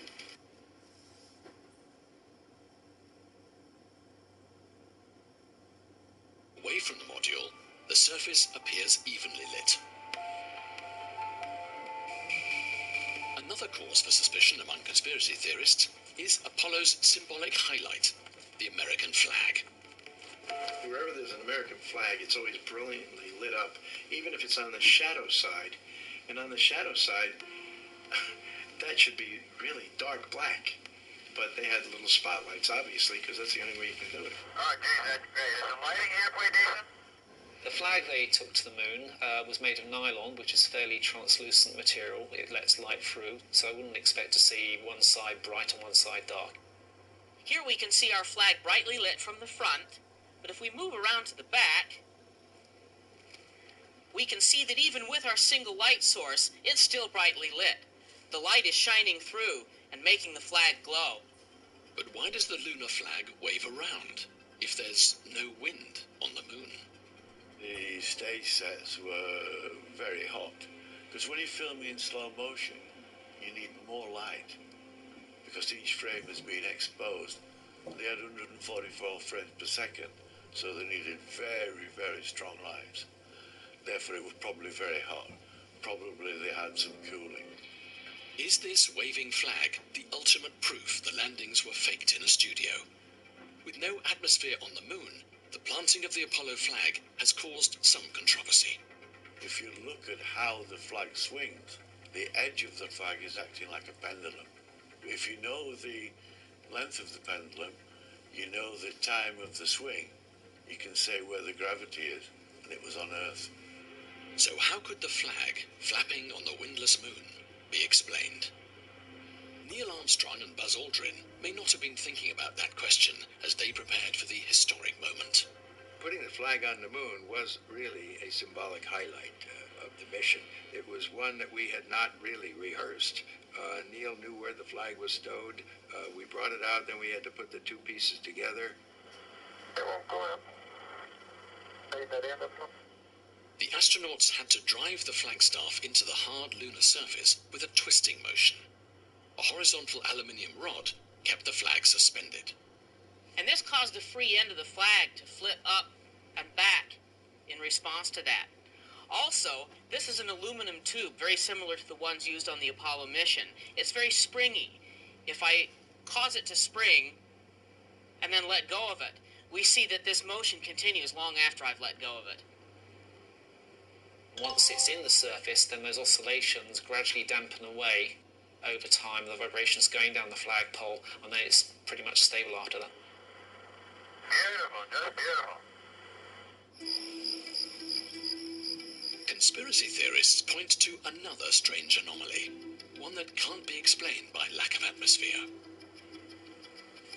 As the 16-ton landing craft touched down, its powerful rockets would be expected to blast away the top layer of dust, exposing the rocky lunar surface. But footprints were visibly photographed beneath the spacecraft, and there seems to be no dust on the landing pads. One of the problems that was encountered, of course, is lunar dust. The moon is covered with it. And in fact, prior to landing, they'd sent unmanned landers. One of the concerns was the fact the lunar surface might actually be so dusty that any spacecraft that tried to land on it might actually sink in it. And if it wouldn't support an unmanned probe, it certainly wasn't going to support a man. Ralph Rene devised an experiment to illustrate his notion that the rocket-powered lander should have left a crater. If a garden leaf blower, which is dramatically less powerful, can move dust with Earth's gravity, why didn't a rocket which produced 10,000 pounds of thrust? They didn't move dry dust, they didn't move little rocks, they didn't move anything. So the demonstration is to show that this stuff will disappear immediately, and I'll even be able to gauge some kind of a hole. If Rene is correct, the lunar surface, like the gravel pit, would show visible signs of disturbance. But when it actually landed, the dust was all still there. Now, how can that be? You know, if you blow dust away, it goes away, like I just did here. I swept the ground. Some people think that when you land on the moon, you should get a very big crater underneath the rocket nozzle on the lunar module. Now, that's not the case, because when they were coming in, they'd already throttled down to at least about a quarter of the maximum thrust. And just above the surface, they turned off the rocket motors. So any exhaust was actually pretty feeble when it landed on the moon's surface. This engine did not leave a crater of any size. If you look at the pictures, you can see a very slight depression underneath the rocket nozzle where dust and a little bit of soil has been radially blown away in different directions around the lunar module. And a closer inspection of some of the photographs reveals that the landing did, in fact, disturb a very fine layer of dust, but not enough to cover the landing pads. I can see some evidence of rays emanating from beneath that engine, but very insignificant amount. But the NASA images from the mission aren't the only proof of the module landing on the surface. Satellite images taken of the lunar surface in more recent years could suggest more compelling evidence of the Apollo landings. The Lunar Reconnaissance Orbiter is a robotic spacecraft launched by NASA in 2009 to orbit the Moon. Using some very high-resolution cameras and being relatively close to the Moon's surface, it has actually been able to pick out each of the 6 Apollo landing sites. And not only the descent stages where they landed, but locations of the flags, the experiments, the 3 rovers that were left on the last 3 missions. But some argue that these satellite images aren't as detailed as they expected when they were taken in 2011. The Lunar Reconnaissance Orbiter was deliberately flown over what is purported to be the Apollo landing sites. And from a height of 12 miles, i.e. not very far at all, what do you see? A couple of pixels. If you looked at these images without NASA putting on a whacking grey arrow, you wouldn't know what you're looking at.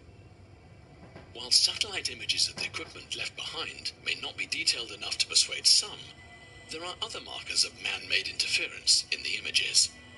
I have to say, what you see is just 1 or 2 pixels, but you don't get a sharp picture, a nice clean picture of the lunar module.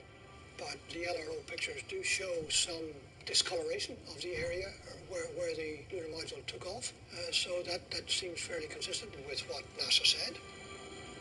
Alongside the lunar reconnaissance images, evidence from other missions have also been able to confirm the Apollo landing sites. Altitude 4200. You're a go for landing, over. Of course, we've also had the Chinese and the Japanese with their own lunar missions. They are able to image the areas in which the landings took place, and there are evidence of soil disturbance. So you do have that third-party verification that the landings themselves took place. There's one more big question conspiracy theorists ask about the Apollo 11 photographs. With no weather on the Moon, you would expect a spectacular view of space. Yet, there are no stars in the Apollo photographs. Some of these conspiracy theories, they think that if you go to the Moon, you should be able to see stars because there's no atmosphere there, so space should be nice and black, so you should be able to see a lot more stars than are shown in the Apollo photographs. Bill Casing is convinced this was a conscious decision on NASA's part. If you were to talk to Aldrin or Armstrong or any of the other Apollo astronauts, they would actually not respond in any way to questions regarding stars. When you looked up at the sky, could you actually see the stars and the solar corona in spite of the glare? We were never able to see stars from the lunar surface or on the daylight side of the Moon by eye without looking through the optics. I asked Neil Armstrong whether he saw stars because I knew everybody else would ask it. I knew the answer, of course. The point is that your eyes aren't adapted to that. The human eye reacts to light by opening and closing the iris. In bright light, the iris becomes smaller. In the dark, it widens. On the Moon, the eye, like the camera aperture, can't adjust to the brightness of the lunar surface and the darkness of space at the same time. If you increase the aperture, you increase the amount of light going in. And if you increase the exposure time, you also increase the amount of light going in. Now, if you were to do that on the Moon to get the stars, then that would mean that the foreground would just be completely washed out and overexposed. When really what the astronauts were trying to take pictures of was themselves, the surface features of the Moon. If you imagine going, let's say, to a football stadium and all the lights are turned out and you look up at the sky, you can see lots of stars. Now, if you can imagine some person turn on a floodlight. It don't matter if y'all are dead broke or don't even have a job. Y'all can pocket this $5 grand for free, so pay attention. Every one of y'all Americans can pocket this $5,800 from the state thanks to this new state subsidy. They're calling it a health subsidy, but for us, it's another free bag like the stimulus, but better. These funds even reload monthly, meaning we get a whole year worth of free cash flow boost to spend on anything we want. We're talking gas, groceries, or just any expense completely covered by Uncle Sam. And since it's from Unc, there ain't no loans or paybacks. They don't even need your personal info. Just 3 minutes of your time and y'all get approved for this $5,800 loaded onto a spending card. But y'all need to claim this now because the deadline is this week and y'all definitely don't want to miss out. Just hit up the official state link below, answer 2 simple questions, and hop on a quick call. As long as you don't have Medicare, you're approved for this health spending card loaded with $5,800 in just 3 minutes. Don't be lazy and miss out on a free $5,000. Click the link below before it's gone.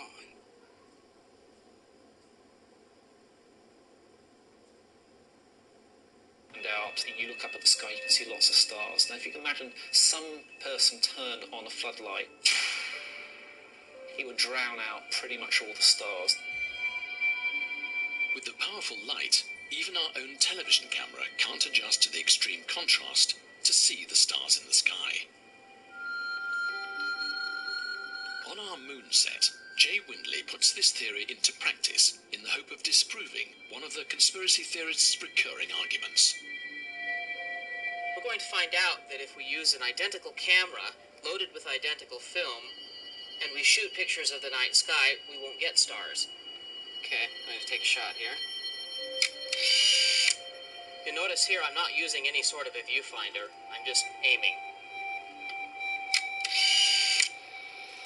Will this experiment be enough to invalidate the conspiracy theorists' claims? The morning after the shoot, the negatives are developed at a professional processing laboratory in Los Angeles. In our experiment in the desert, we shot a variety of photographs using different film formats. Like the Apollo astronauts, we had to guess at our focusing distances and our exposure settings. And because we had no viewfinder, we had to guess at the direction the camera was pointing.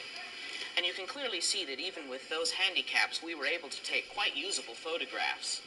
You can immediately see that there are no stars in this photograph, even though the stars were very bright during our experiment. They're simply too dim to be registered on film at the exposure levels that we used to take these photographs. Our experiment demonstrates that the stars could not have been seen in the photographs taken on the lunar surface. But this explanation doesn't satisfy magazine publisher Marcus Allen. He believes it's impossible that any of these photographs could survive a journey to the moon and back in the first place. Photographic film cannot withstand the vacuum of space. So how did they get all these fantastic photographs we've been shown forever about Apollo astronauts on the moon when the film was not in a pressurized environment, let alone radiation protection? Conspiracy theorists believe this is their trump card. Not only would it destroy film, it would kill the astronauts. The Earth's magnetic field protects our planet from solar rays. But beyond this zone, deep in space, is where conspiracy theorists believe astronauts would be vulnerable to radiation's deadly effects. The moon is irradiated by the sun constantly with terrible heat, and of course there's cosmic radiation, and then there are micrometeorites that travel 60,000 miles an hour that would go right through the camera, the film, and of course the astronauts themselves. After leaving the Earth's atmosphere, the astronauts rocketed through the Van Allen belts. Van Allen, he said it was a sea of deadly radiation. You would pick up a death dose just about the time you got through the Van Allen shield. You'd be cooked and you'd be dying. These radioactive belts form a thick ring encircling the equator, thinning out around the north and south poles. Until they get an engine that'll lift the life capsule surrounded by 6 feet of water or equivalent mass of lead, they don't even dare go through the Van Allen shield. NASA knew it was dangerous. Don't you think that when they went through the Van Allen belts, they would have said, "How are you feeling, guys? Any effect? You still feeling okay?" Surely you would say this, because if they were in any way incapacitated, it would be a disaster. When NASA designed the trajectory to go through the Van Allen radiation belt, it was done so the astronauts would go very, very quickly through there, so they wouldn't get a very high dosage, and they also picked a part of the Van Allen radiation belt which the levels of radiation were quite weak. NASA claims the astronauts endured only a brief exposure, penetrating the thinnest section of the belts in 1 hour. The Van Allen radiation belt is a zone of radiation around the Earth. It's shaped a little bit like a donut with two centres in it. It's got a very strong, nasty area around here. As you can see, that's a darker area, and that's the inner belt, and an outer belt over here, which is a little bit more benign. Now, the Apollo astronauts were sent on a trajectory which avoided the inner belt, so they were at a relatively safe part of there, and they went through fairly quickly, so they didn't hang around inside the Van Allen radiation belt for very long. But once they passed through, they faced an even greater danger. So here we have these clowns running around in tinfoil craft, stopping solar radiation. And I'm not talking about the light, I'm talking about the radiation from the solar storms. There's always risk in space. For example, you can have solar storms where you can get massive doses of radiation being flung out from the sun. These eruptions from the sun can knock out satellites and electricity grids on Earth. But they can also be detected by an early warning computer system. If there was some form of solar storm, a big radiation discharge, that the astronauts could actually be exposed to an unacceptable hazard, which would be a real risk. So there were solar scientists actually monitoring the solar activity to make sure that they weren't about to launch into a potential problem. Just 3 months after the Apollo 16 mission, NASA admitted that a violent solar flare hit the moon's surface. An eruption so powerful, it could have killed the astronauts had they been there. The point is that the American Apollo astronauts did not have protection against these levels of radiation. And we know that because NASA now admit. Listen up, fam. I'm going to show y'all how to stack up $5,400 right now for free. But I'm betting most of you won't because you think it's a scam or you're just too lazy. But here's your wake-up call. Click the link below, answer 2 questions, and have a brief chat with a rep. Then you'll see this is the real deal and be approved for this new state subsidy. You don't even need a job or have to give out any personal info to grab these funds. Just a name and address where to send it. They overnight you this health spending card loaded with funds every month. Use it like a debit card anywhere for anything. Gas, groceries, rent, or head straight to the ATM for cold, hard cash. It's all part of a state subsidy program to help us fight inflation, and everyone's eligible. And the best part, this ain't no loan. This is free cash that you ain't never got to pay back, and it ain't income, so you won't owe any taxes either. But heads up, the deadline to apply for this is this Friday, so if you snooze, you lose. Don't be left regretting you didn't act on this. Get it, the link below, and get the funds you deserve.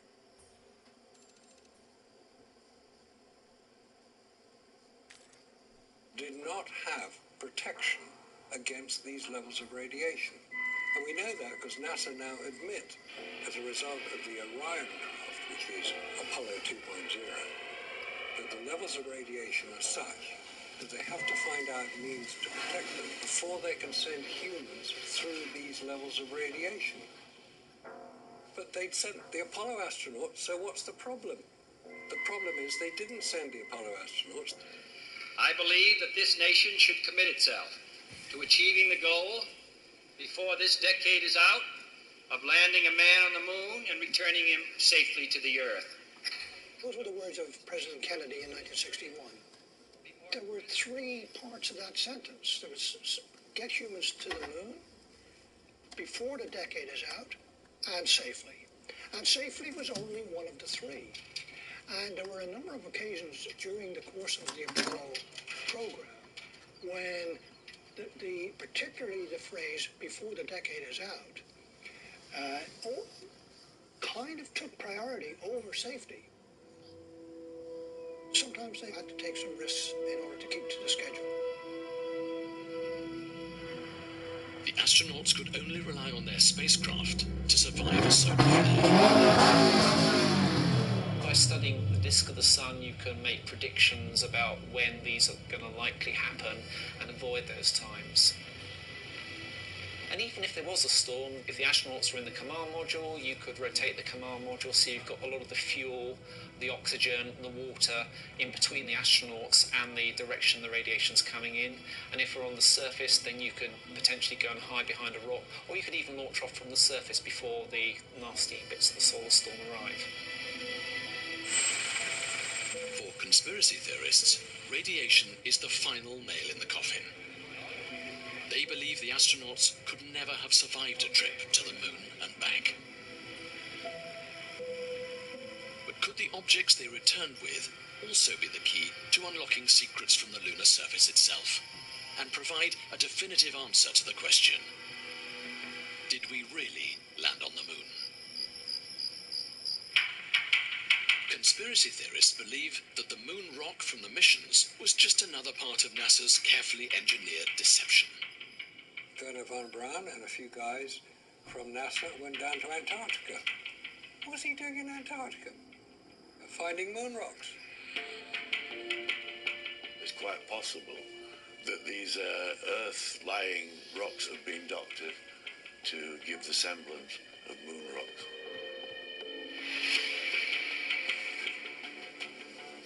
It would be really, really tough to fake these things. It would be really hard now, and certainly 50 years ago, the idea that you would spend resources on producing some kind of secret lab rather than actually sending people to the moon to bring them back.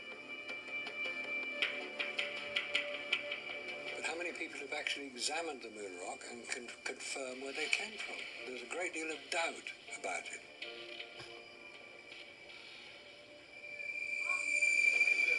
In total, the Apollo missions brought back over 382 kilograms of lunar soil and rock. These samples were distributed to laboratories all over the world. At the independent Berkeley Geochronology Center in California, geologist Paul Rene has been studying lunar rock samples throughout his career.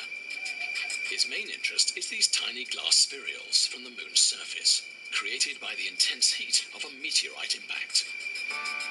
The spherules that we've been analyzing are tiny balls of glass, so they're like magma that we find on the Earth in that sense. But they've cooled very, very quickly, and so they form a essentially uniform glass sphere. Using a laser heating system to release gases locked inside these spherules, Paul Rene looks for evidence of cosmic radiation to uncover clues about their age and place of origin.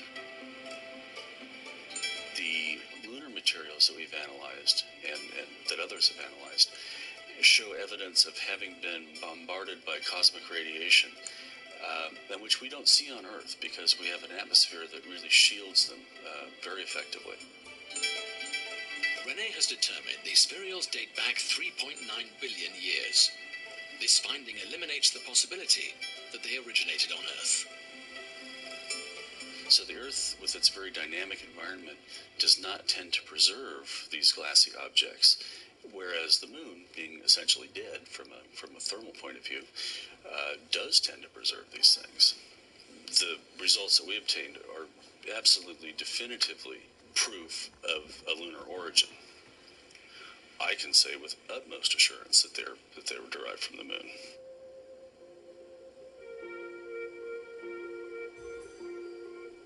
But it's evidence the astronauts left behind, and not what they brought back, that may offer the clinching proof. Each successful Apollo mission set up a range of experiments, and 50 years after Apollo 11, the lunar laser range is still in use. There were two major experiments.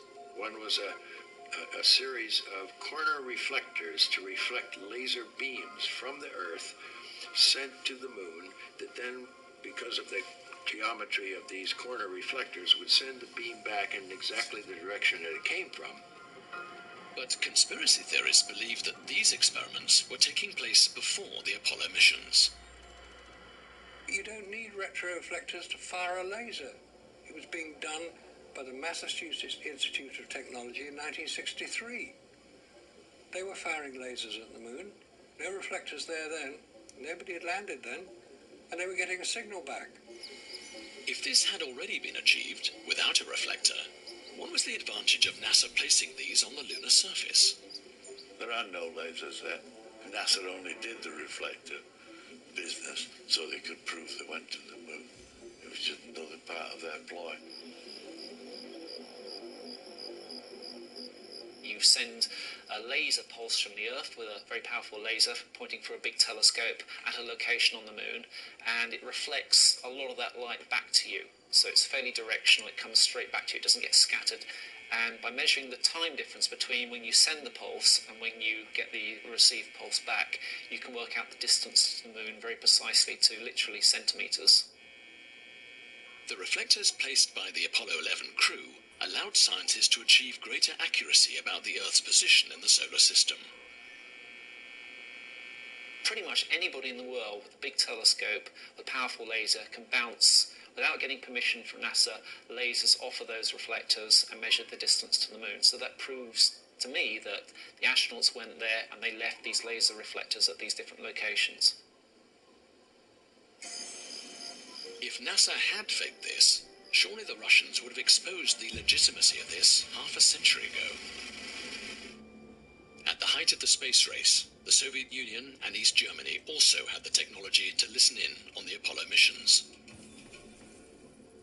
And yet conspiracy theorists ignore the eavesdropping power and silence of America's arch-enemies. They weren't at war, but this was as close as they could get. Like any form of fraud on the part of either party would have been exposed by the other party very quickly.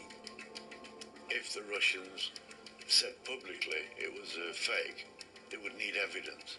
Otherwise, it would just be sour, it would look like sour grapes. But they had no evidence because NASA had everything. But even with no doubt raised by the Russians 50 years on, perhaps all great human achievements are destined to attract skepticism and controversy. There will be landings, there will be men, there will be women on Mars soon. I hope that we don't see the same pattern of conspiracy theories surfacing, simply because it'll be one of the biggest, if not the biggest, achievement of mankind. They got to the moon with basically 1960s technology. Now with our technology, with advanced computers, etc., it's still going to take them 25 years just to get back to the moon. Now really there's something wrong there. When we see real conspiracy theories that become public, whistleblowers give away the secret after a few years, even though there are only a small number of people involved. Some people seem to feel that conspiracy has kept its secret for 50 years, even though tens of thousands of people were in on the secret. For all the effort it would take to create and hide a lie of such magnitude, it would have been far easier for NASA to build a rocket and put man on the moon.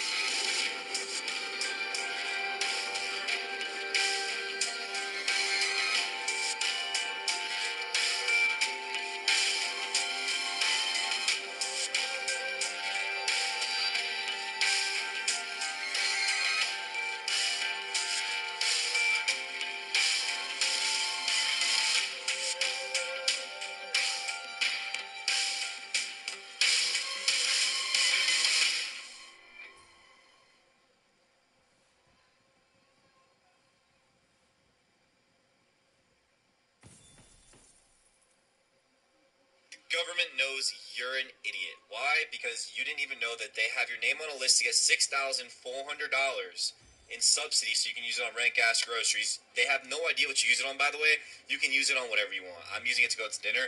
Anyway, so last month they passed the American Relief Plan that is owing Americans $6,400 that are not on Medicaid or Medicare. They're giving this to you in subsidies. Like I said, they don't know what you use it on, so use it on whatever you want.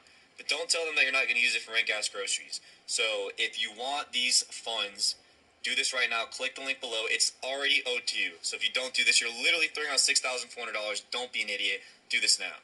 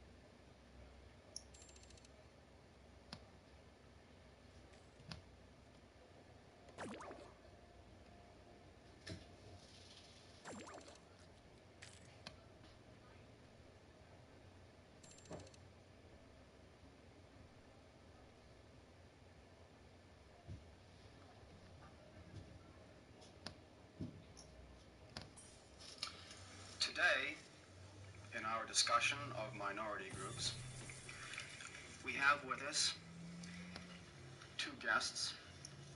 One is Minister Malcolm X. Shabazz, one of the top leaders of the Nation of Islam, or the so-called Black Muslims. And we also have Mr. Herman Blake, one of the teaching assistants in the course.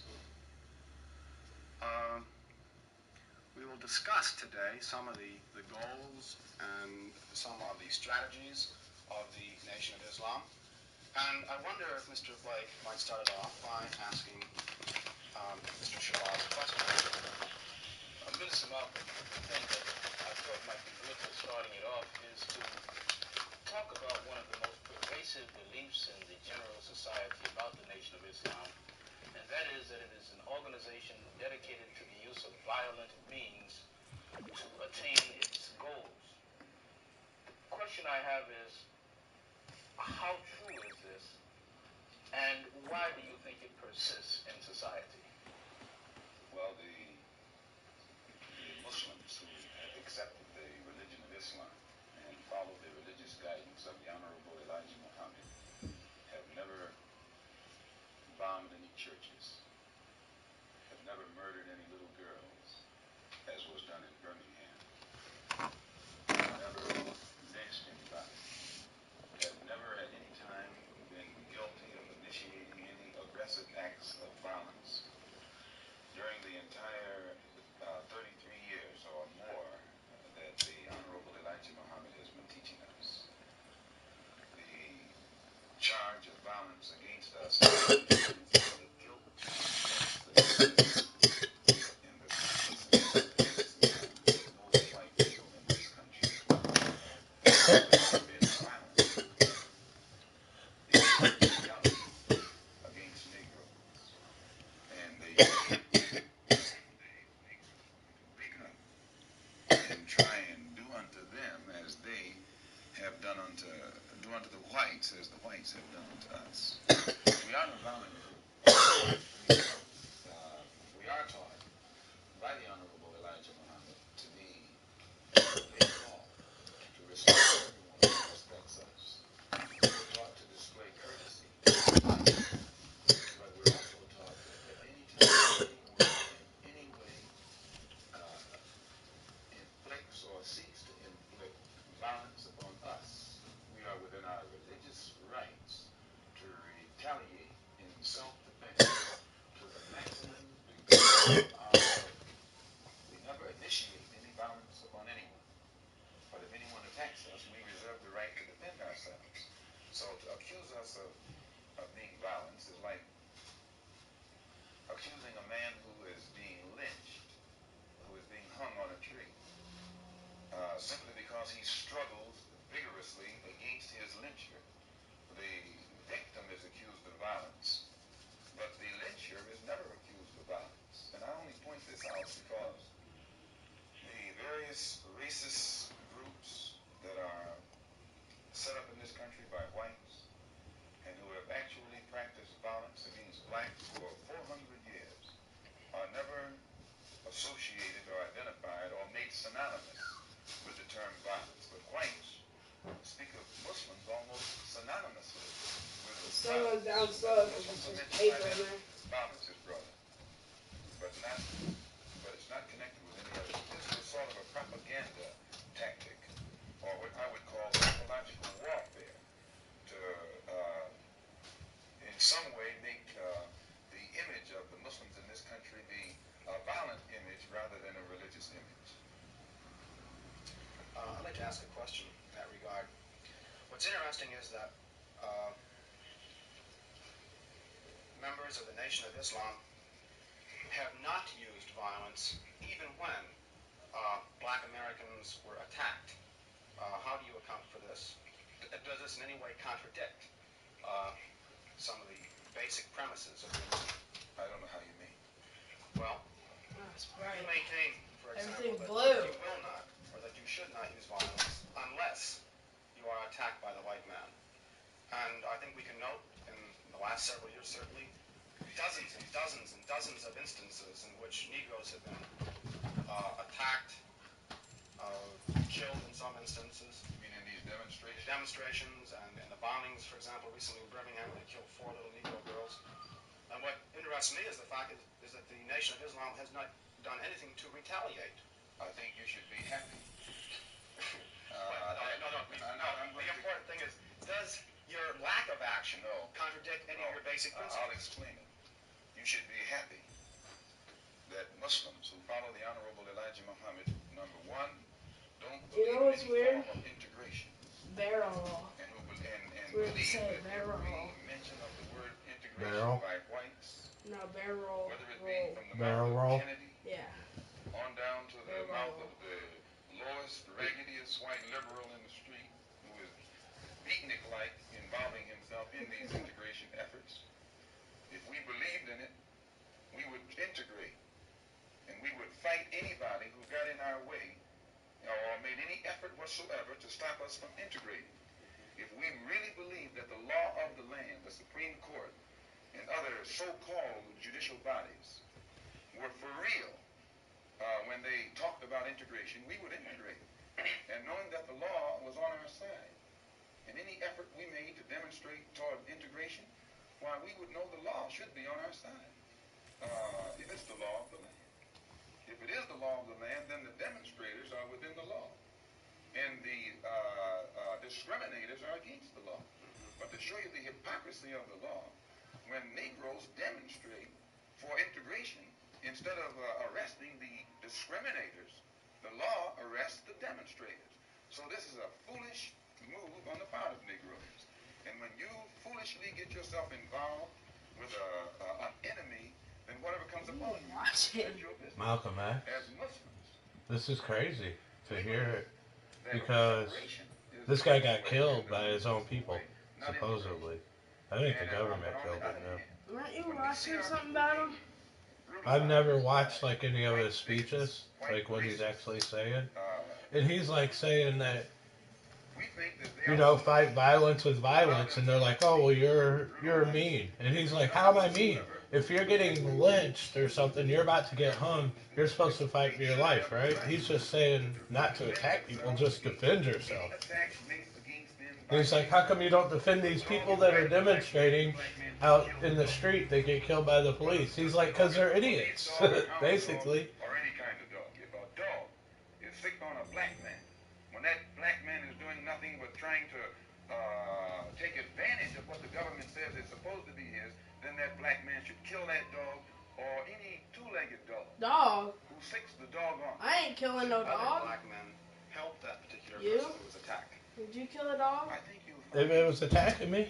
that there will come You a would kill a time dog. when black people wake up Yeah, and become intellectually definitely. independent enough to I think ain't. for themselves as other humans What, if it bit are my leg? intellectually independent enough to think for themselves, It's a big then dog. the black man No, will if it think was like a attacking black you. man. Oh yeah, that's And he will feel for so. other I've kicked a dog before that ran at me. Kicked him right in the face. It was a big dog. Coyote? And then at that point, you'll have a situation It was bigger than a where when coyote. you attack one black man, Bob you did are that. attacking all black Remember? men. And this After he kicked the type coyote? of black thinking will cause all black people to stick together. And this type of thinking also will bring an end to the brutality inflicted upon black people by white people. And it is the only thing that will bring an end to it.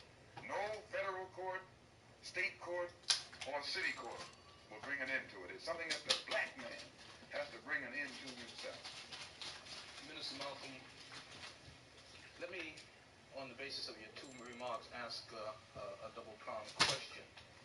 One, is it then your assertion that the laws with respect to how Negroes Oh, look how big my army is. opportunity and equal rights in this country Oh, are boy. not meaningful or believed by whites? And secondly, what then is your opinion I got 2 million. what the civil rights movement in general I got 3 huges on this guy and 6 on that guy. King and his philosophy Yeah, but of did you sell anything? direct action? Crap, I got 2 million I just made. White people How? What'd you sell? Tickets has and meaningful laws. let's see. It would not be necessary to Pets. pass any more laws. There are already enough laws on the law books to protect an American citizen. You only need additional laws when you're dealing with someone who's not regarded as an American citizen. But whites are so hypocritical. They don't want to admit that this black man is not a citizen. So they classify him as a second-class citizen to get around making him a real citizen. If he was a real citizen, you'd need no more laws. You'd need no civil rights legislation. Civil rights is, when you have civil rights, you have What do citizenship. you have the TV out It's here automatic. for? White people don't need Because I was going to hook up the to computer, get their citizenship because they're citizens. but I never But they did. want I forgot about it. we're not Well, because I seen these other people grinding, like with their alts and stuff, and I'm like, man, I just need more people to grind with. And then I could get money, you know. But I did, like, I was up to like 200 and something items on this guy. Like, look at my enchants.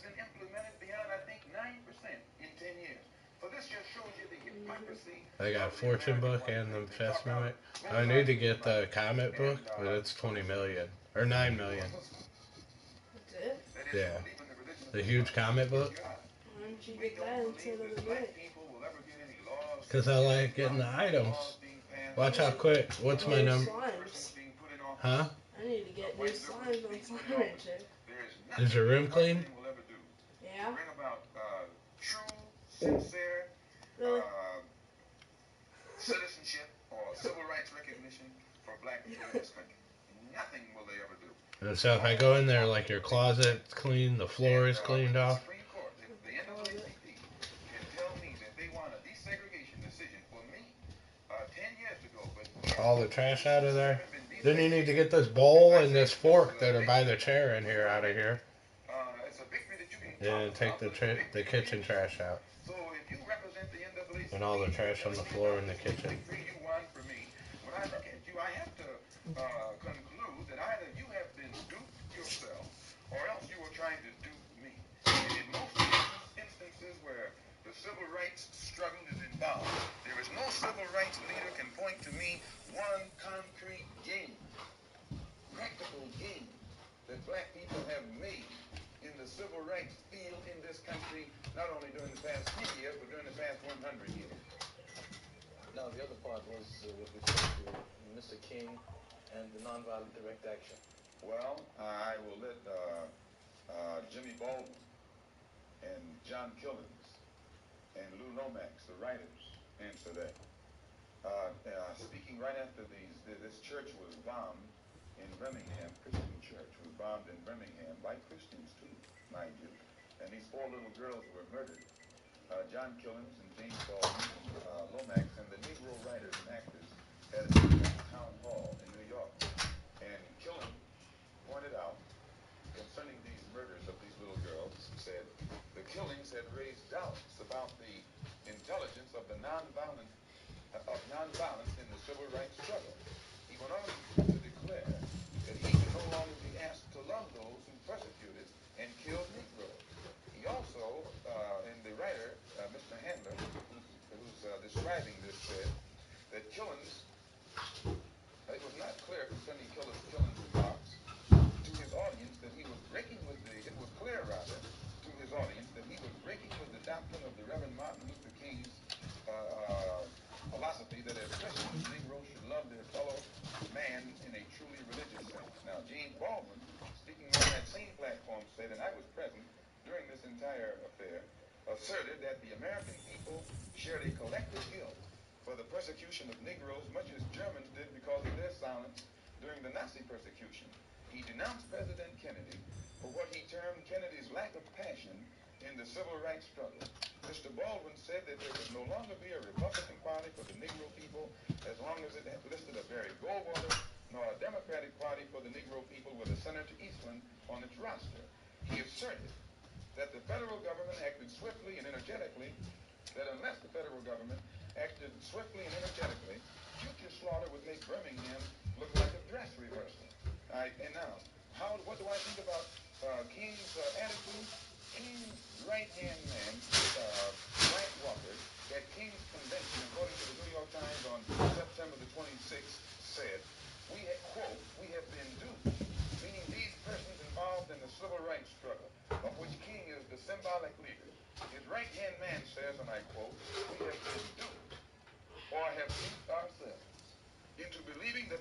chains have been broken, when in truth we have only been chained more securely. Half freedom has in many instances been worse than no freedom at all. Why, don't ask me what I think about their struggle. I can tell you what they think about their struggle. And they are pointing out that it is becoming more difficult every day for the civil rights leaders to keep the masses of black people nonviolent and long-suffering and patient and keep them from becoming disenchanted. I hope that answers your question. Well, now there's a new party which has started on the East Coast called the Freedom Now Party, an all-black organization. Would you comment upon this and also upon the possibility that the Nation of Islam might begin to turn some of its attention to the political arena in view of the fact that it is in the political arena that Negroes have not been able to in any way get justice, as has been pointed out in your previous statement? I'm not familiar with the Freedom Now Party. I'm not too familiar with politics, period, only that in the sense that white politicians have usually been very hypocritical where the so-called Negroes are concerned. So I'm a bit disenchanted with politicians and politics. The Honorable Elijah Muhammad is a religious man, and his teaching is religious, and his solutions are religious.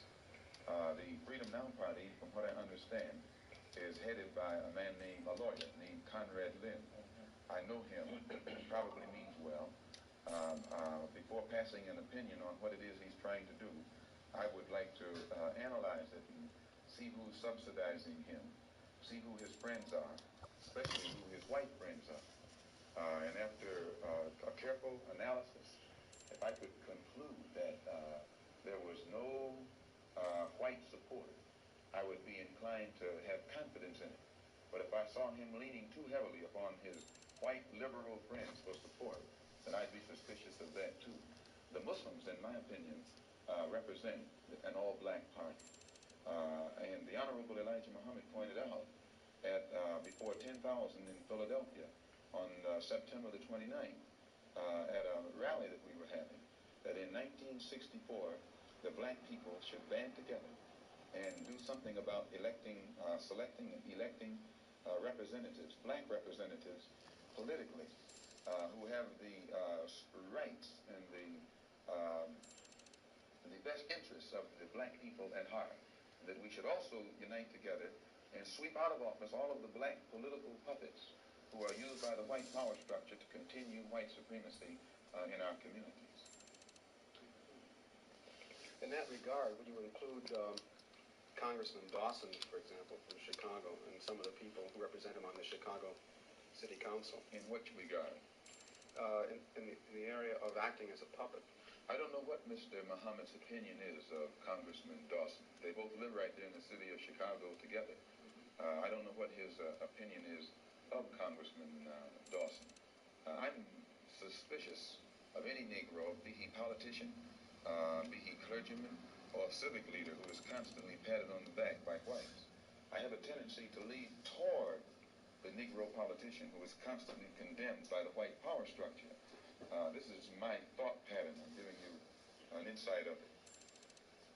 You, though, mentioned Mr. Lynn and saying you'd like to know who his white friends are. Now, I'm wondering if you didn't make a contradictory statement in Muslim terms by using white and friend in the same phrase. That is, I use friend in quotes. I see. In other words, if a black man cannot have a white man as a friend. He may have a white man who's friendly, but being friendly and being a friend, I think, are two different things. I think there are many whites who act friendly toward Negroes. A fox acts friendly toward the lamb.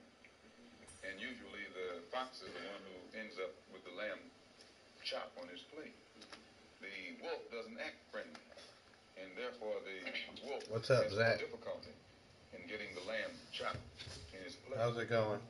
I'd like to point out, though, that I say that because it is usually if you study the structure of the Negro community, economically, politically, civically, psychologically, and otherwise, it's controlled by the white liberal, who usually poses as the friend of the Negro, who actually differs from the white supremacist in the same way that the fox differs from the wolf, because their appetite is the same, their motives are the same, only their mannerisms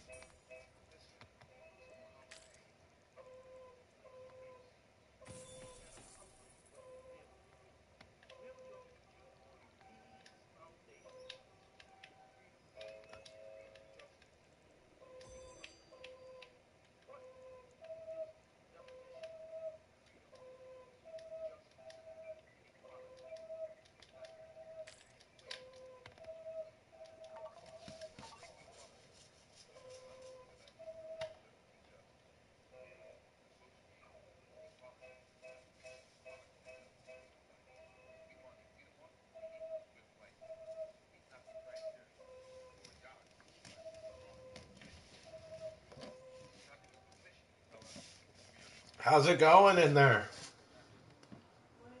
Cleaning your room. I heard. I heard that. That's what I heard. Here, try.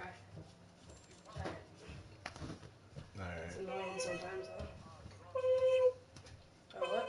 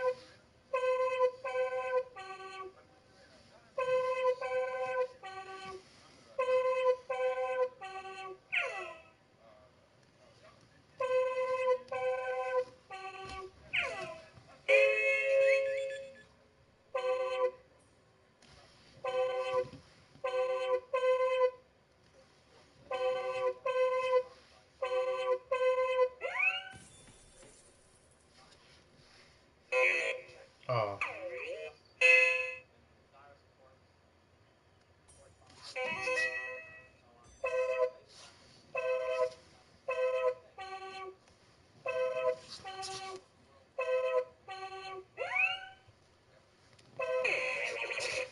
What?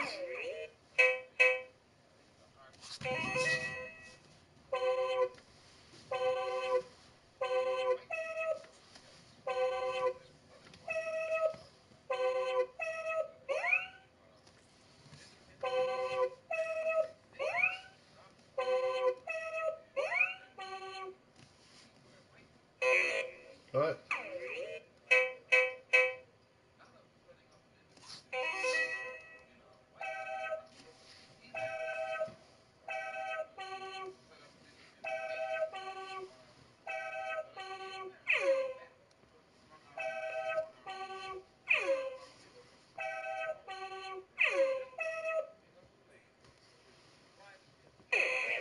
Dang it. Why is that so hard? When it starts on 2?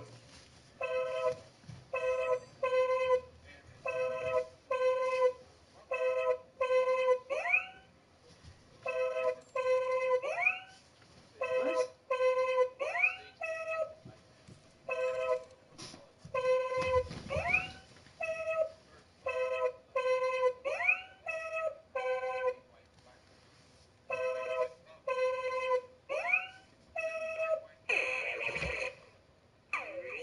Alright. It was those two.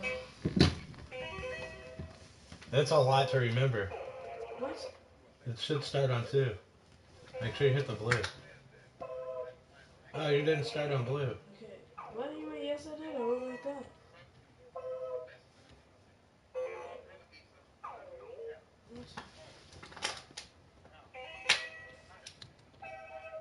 What? Green and red. Blue. Yellow and blue.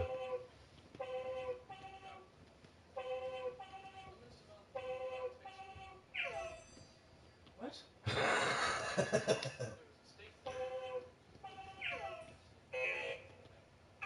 You forgot the red. I didn't see the red. You have to do it. There.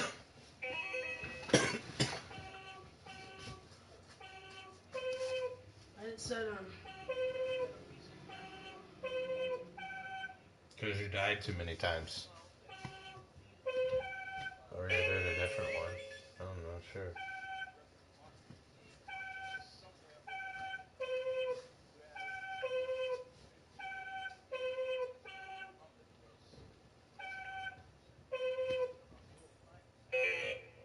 I didn't do the blue one.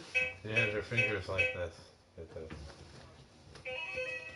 Then one between your pinky and your hand.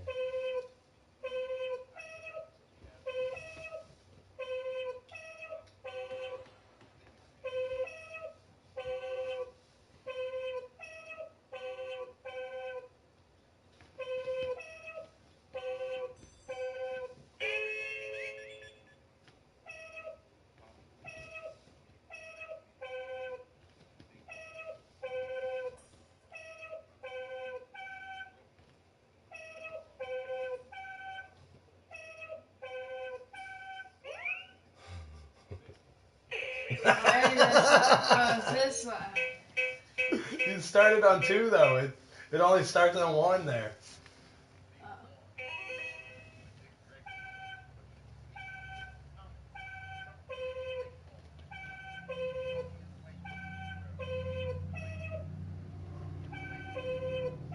Just start it all over.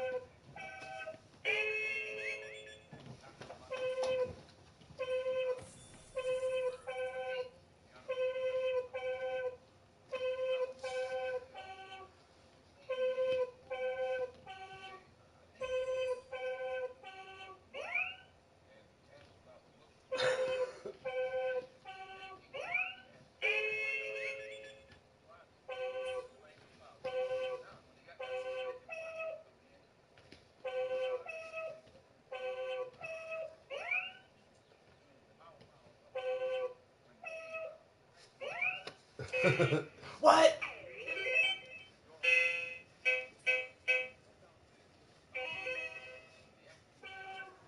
Oh, we show the next page.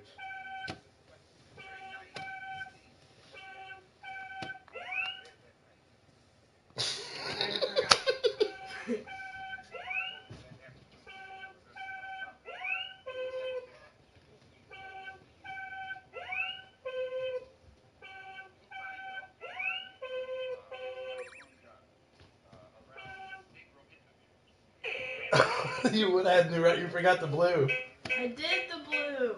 No, you did both and then the blue and then around. You forgot the second blue. You did the both.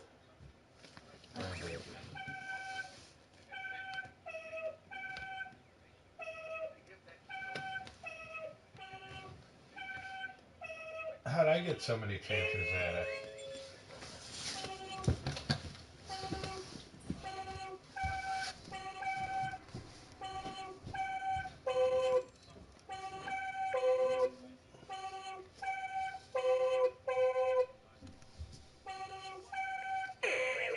Oh.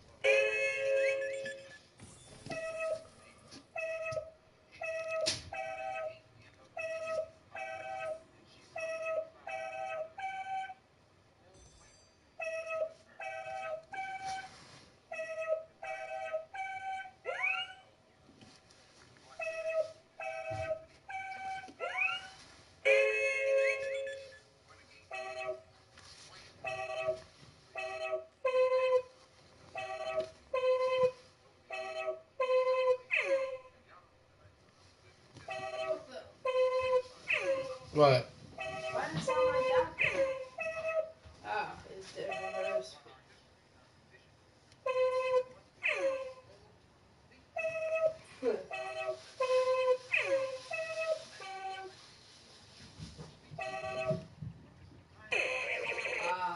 That's hard.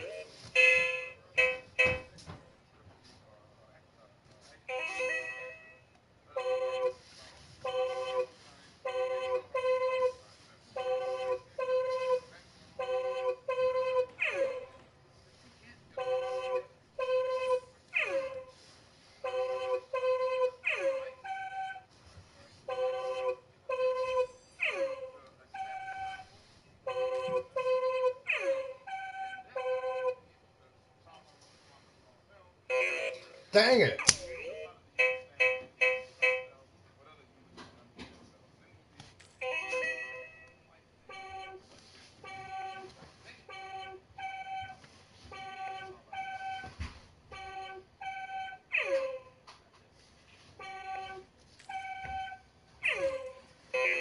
What?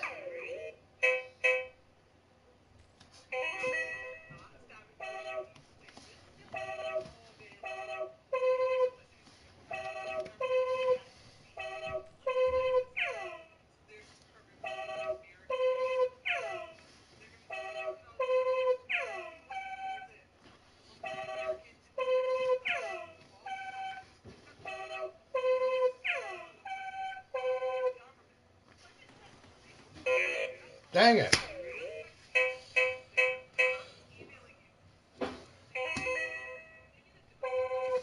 Two, two, one. Two, one, two. Two, one, two, one. Oh. Where were they? In that tote thing. Yeah. I'm going Two, around it. one,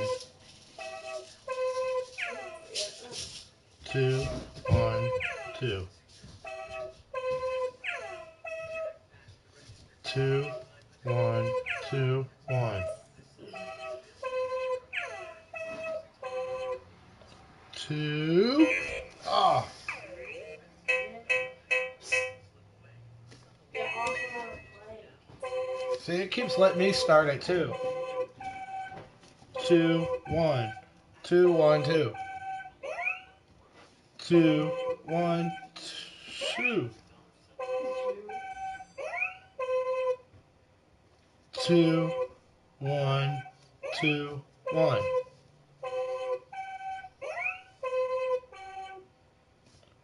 Two, one, two, one, two. Yes! One, one. Oh, what?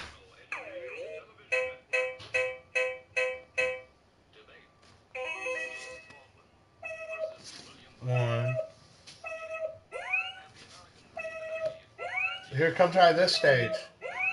I'm good. What? What? Whoa! What was that? Ah! You want to try it? No.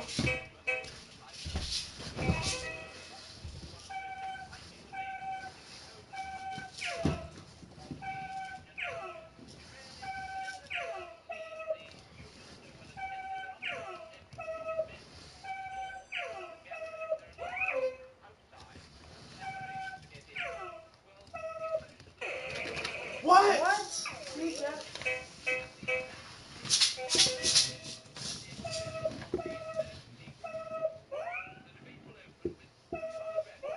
I about messed up. Bread.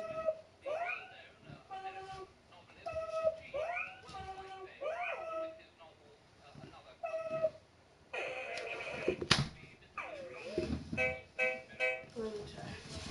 Alright, good.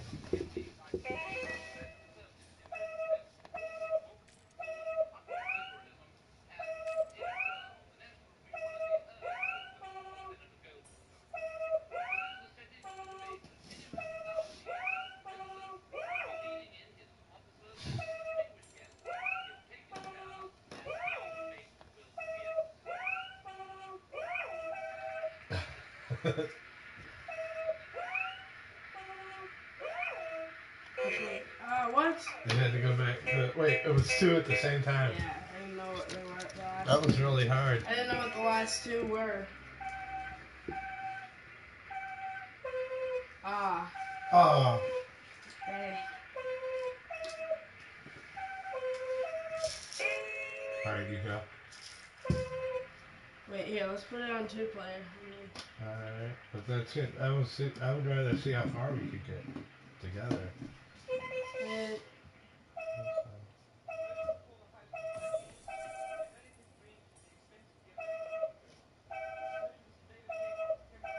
I don't know how this. Yeah, do those two. What? Okay. That's weird. Yeah, I don't know about this one.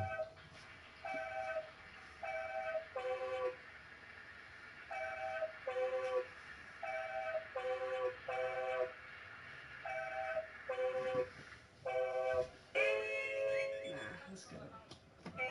That's better.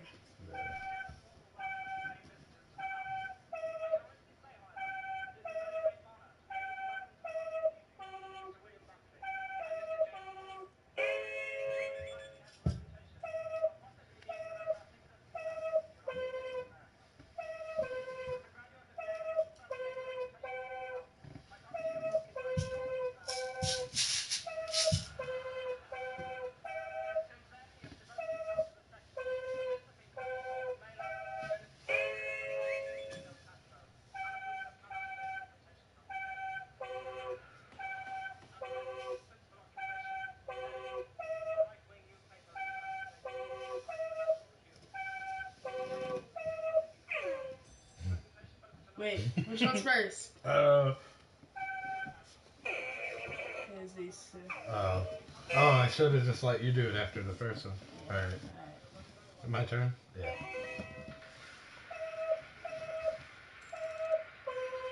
Ah. Oh, it started over? What?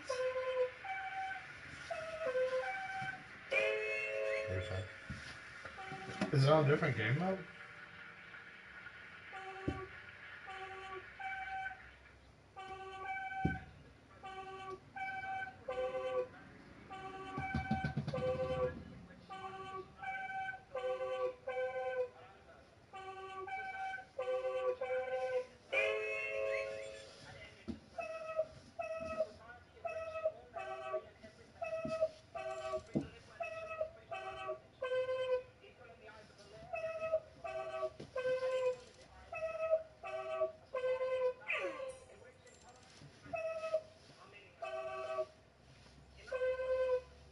What?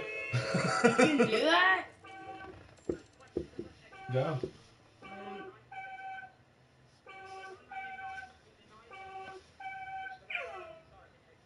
Two. Oh. Ah.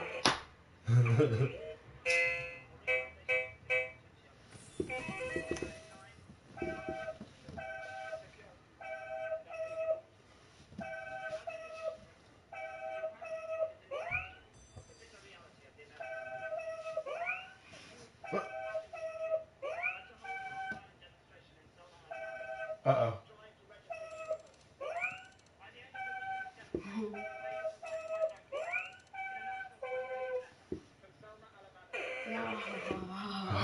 Two, wasn't it?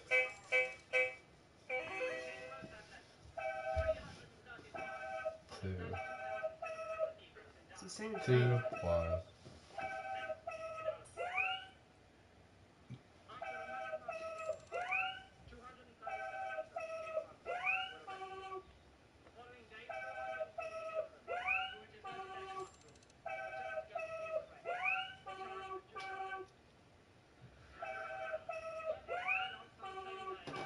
Very good.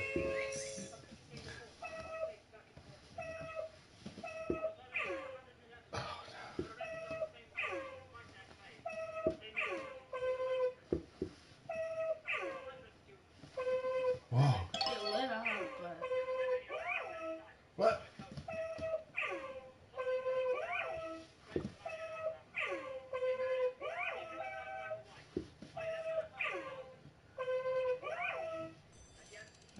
Oh, I tried. I just didn't register the red. That's so hard. Alright. That was cool though.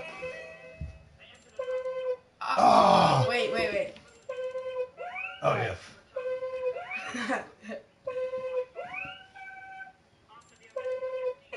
What? The red never shows up. We have to make sure we start down there.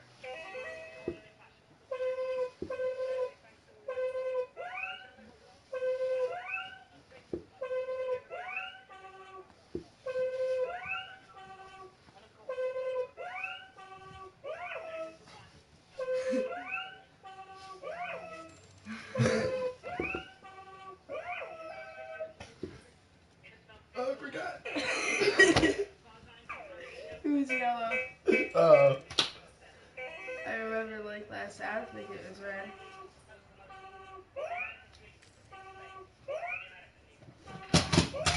one. What? Yeah, you just went. You didn't go over it yet. You gotta make sure you do the side motion. Just gonna reset it. So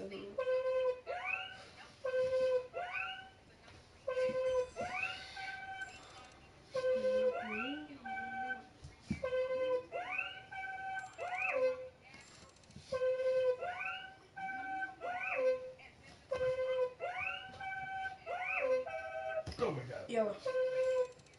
Ah! It's so hard. Yeah.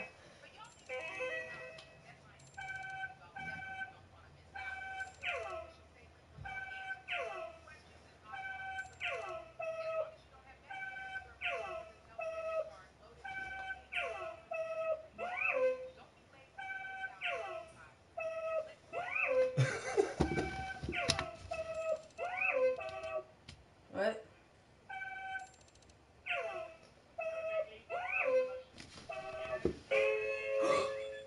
Oh.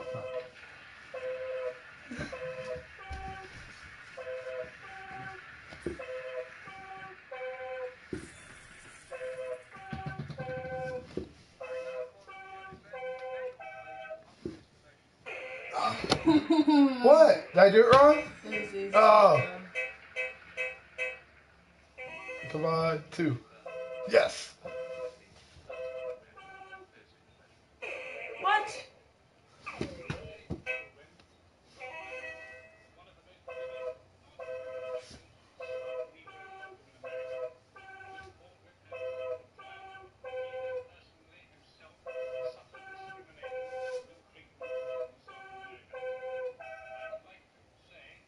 These two.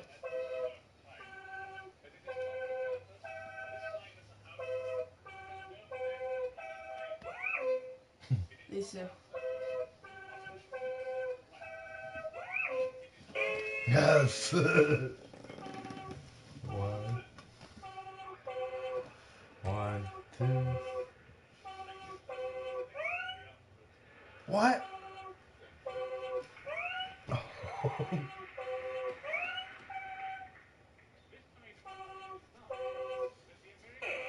What? Is this? I know. Oh, your red didn't register.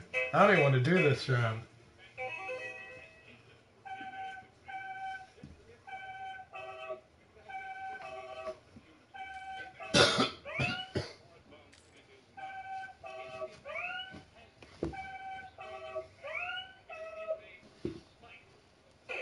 Ah. I don't remember which one it was either. I thought it was blue, but I don't know.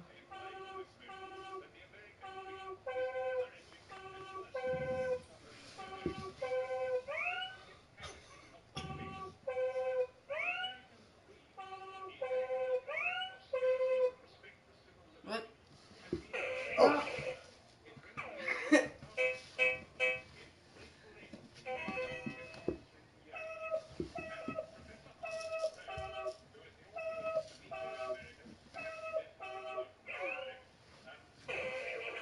Oh, it's 2? It was red. Red, blue. Oh, I was backwards. You did it.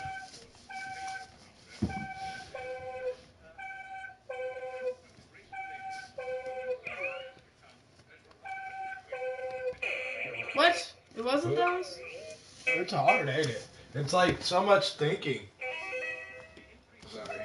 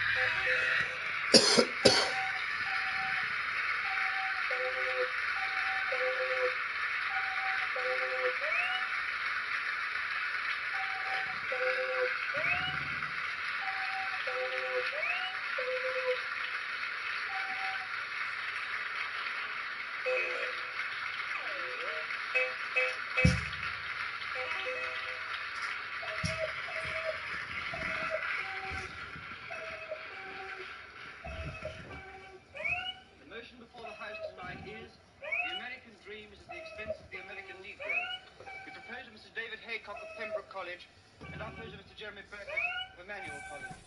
Mr. James Baldwin will speak third. Mr. William F. Buckley Jr. will speak fourth. Mr. Haycock is the heir of the house.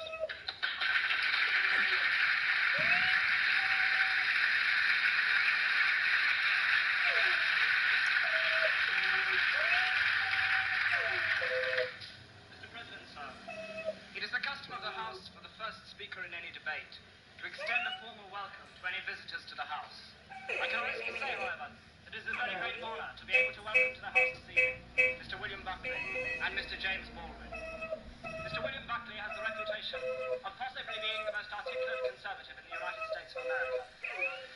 He was a graduate of Yale, and he first gained a reputation for himself by publishing a book entitled God and Man and Yale. Since then, he has devoted himself to the secular, and this has included Norman Mailer, Kenneth Tynan, Mary McCarthy, and Fidel Castro, none of whom have come out of their confrontations unscathed. At present, his principal occupation is editing a right-wing newspaper in the United States entitled the National Review.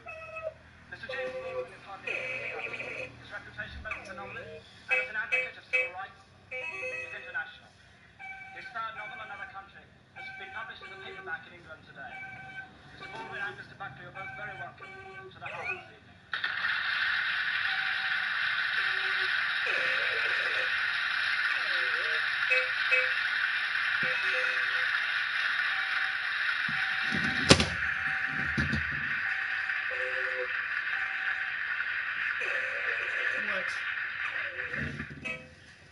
Imagine, Mr. President, a society which above all values freedom and equality.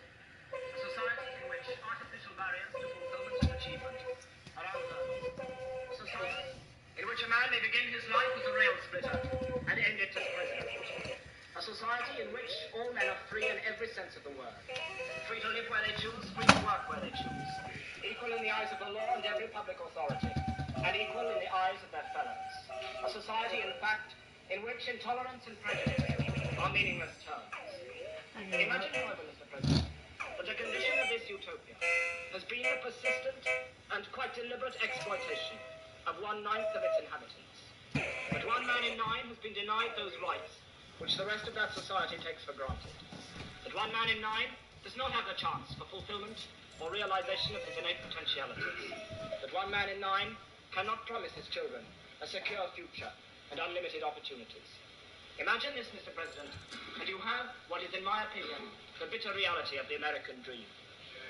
A few weeks ago, Martin Luther King had to hold a non-violent demonstration in Selma, Alabama, in his drive to register Negro voters. By the end of the week of his demonstrations, he was able to write quite accurately, in a national fundraising letter from Selma, Alabama jail, "There are more Negroes in prison with me than there are on the voting rolls." When King wrote that letter, 335 out of 32,700 Negroes in Dallas had the vote, 1% of the Dallas population.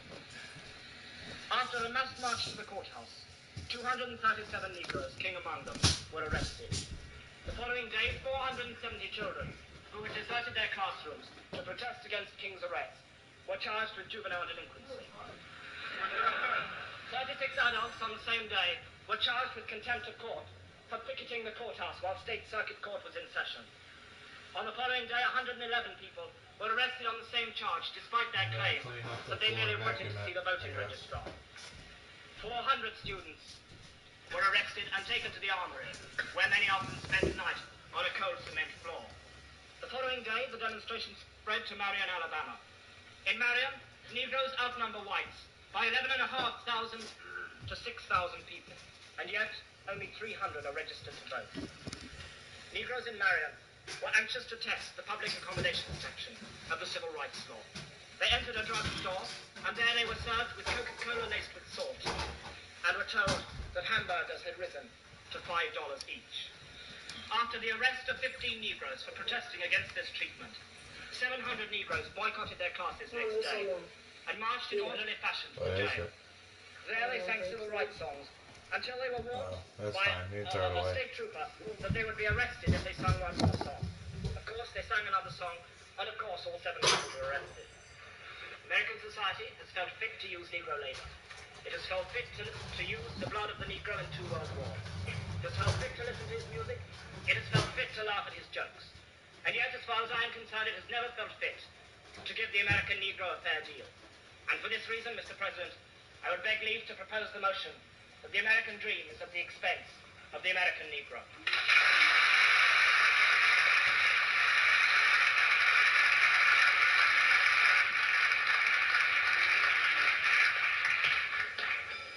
I now call Mr. Jeremy Burford of Emmanuel College to oppose the motion.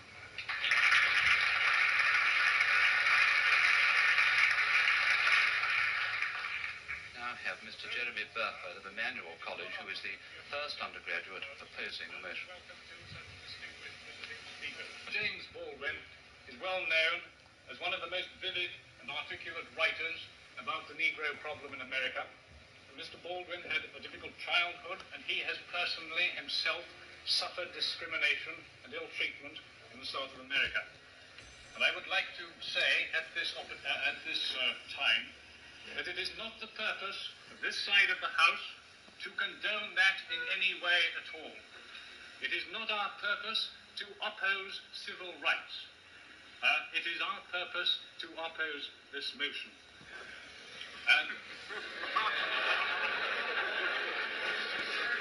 thank you, sir. Come and collect your fee afterwards.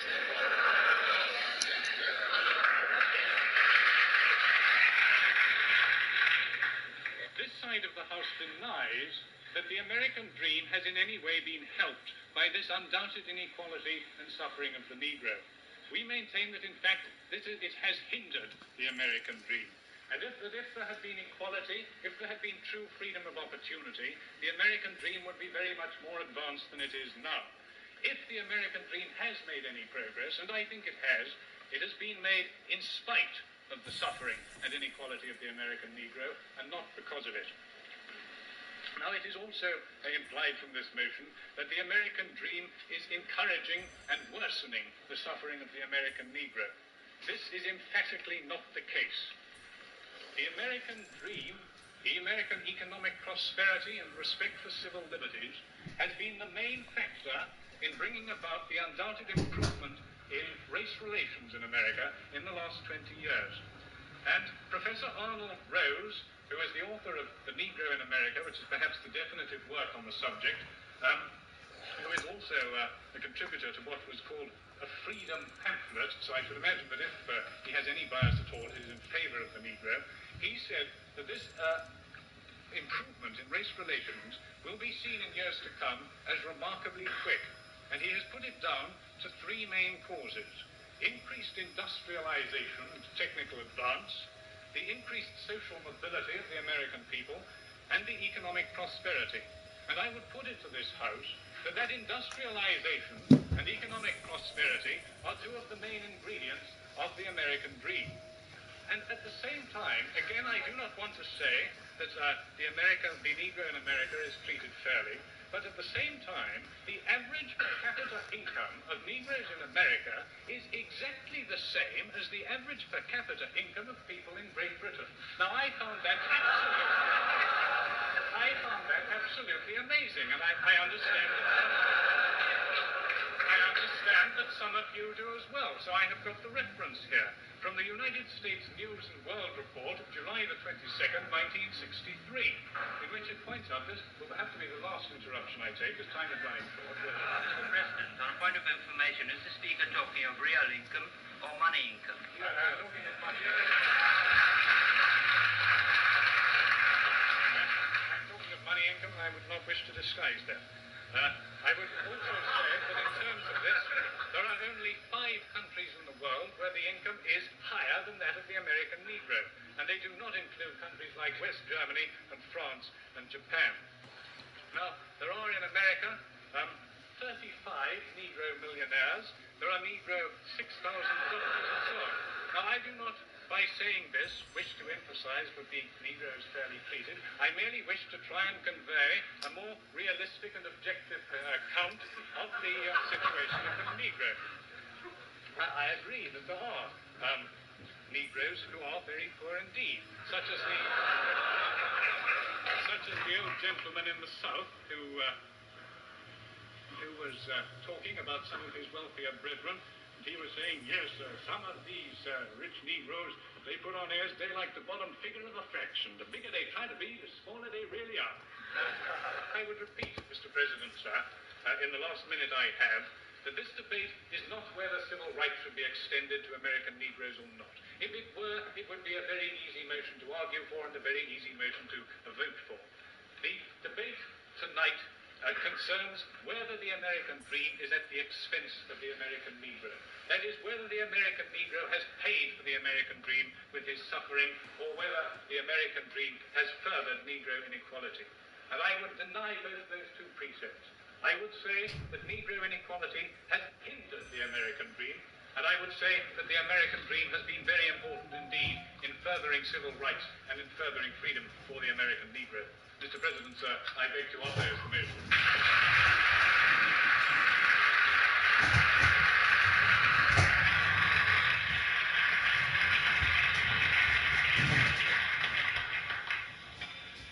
It is now with very great pleasure and a very great sense of honour that I call Mr. James Baldwin to speak third to this motion.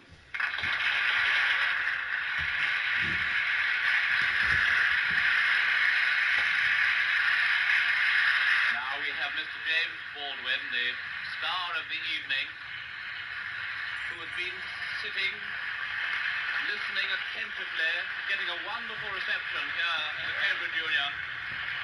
Tremendous enthusiasm from all sides of the House for Mr. Baldwin, who has been listening to the arguments, and now will bring the voice of actual experience to the debate. Good evening. The war in Israel is being used by the media to cover this up. I woke up to a Experience to the debate. Good evening. I You don't have any homework? Not for the first time. Alright, And, you can play. the position of a kind of Jeremiah. For example, I don't disagree with Mr. Burford that the inequality suffered by the American Negro population of the United States has hindered the American dream. You starting over? Indeed it has. I did have I quarrel with to. some I other have to things read he my has to say. status. The You're- other You're on my account. So. element of Oh yeah. a certain awkwardness I feel Whoops. has to do with Misclick. it has to do with one's point of view. I have to put it that way. One's sense, one's system of reality. It would seem to me that the proposition before the House, if I put it that way, is the American dream at the expense of the American Negro, or the American dream is at the expense of the American Negro, is a question hideously loaded. Go get me some. And that one's response to that question, or one's reaction to that question, has to depend on the effect on where you find yourself in the world, what your sense of reality is, what your system of reality is. That is, I think if your account is on mine, which we and hold I'm on yours, I could play, as to be scarcely aware of them. what is A it, white South the Africa, wrestling or a game? Mississippi sharecropper, or a Mississippi Wrestling sheriff, or a Where you Frenchman throw driven people out of off? Algeria, all have Yeah. at bottom Because didn't we used to play Game Beats together? which compels them to, for example, in the case Oh, we of the didn't French do two exiles from PlayStations? Algeria, to defend French reasons for having ruled Algeria. The Mississippi or the Alabama sheriff, I don't have who really does believe when he's facing a Negro boy or girl that this woman, this man, this child must be insane to attack the system to which he owes his entire identity. Of course, for such a person, the proposition of which we're trying to discuss here tonight does not exist. And on the other hand, I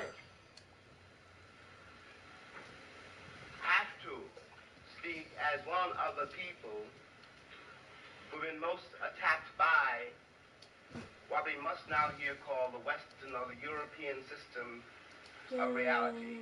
What white people in the world, the white supremacy, I hate to say it here, comes from Europe.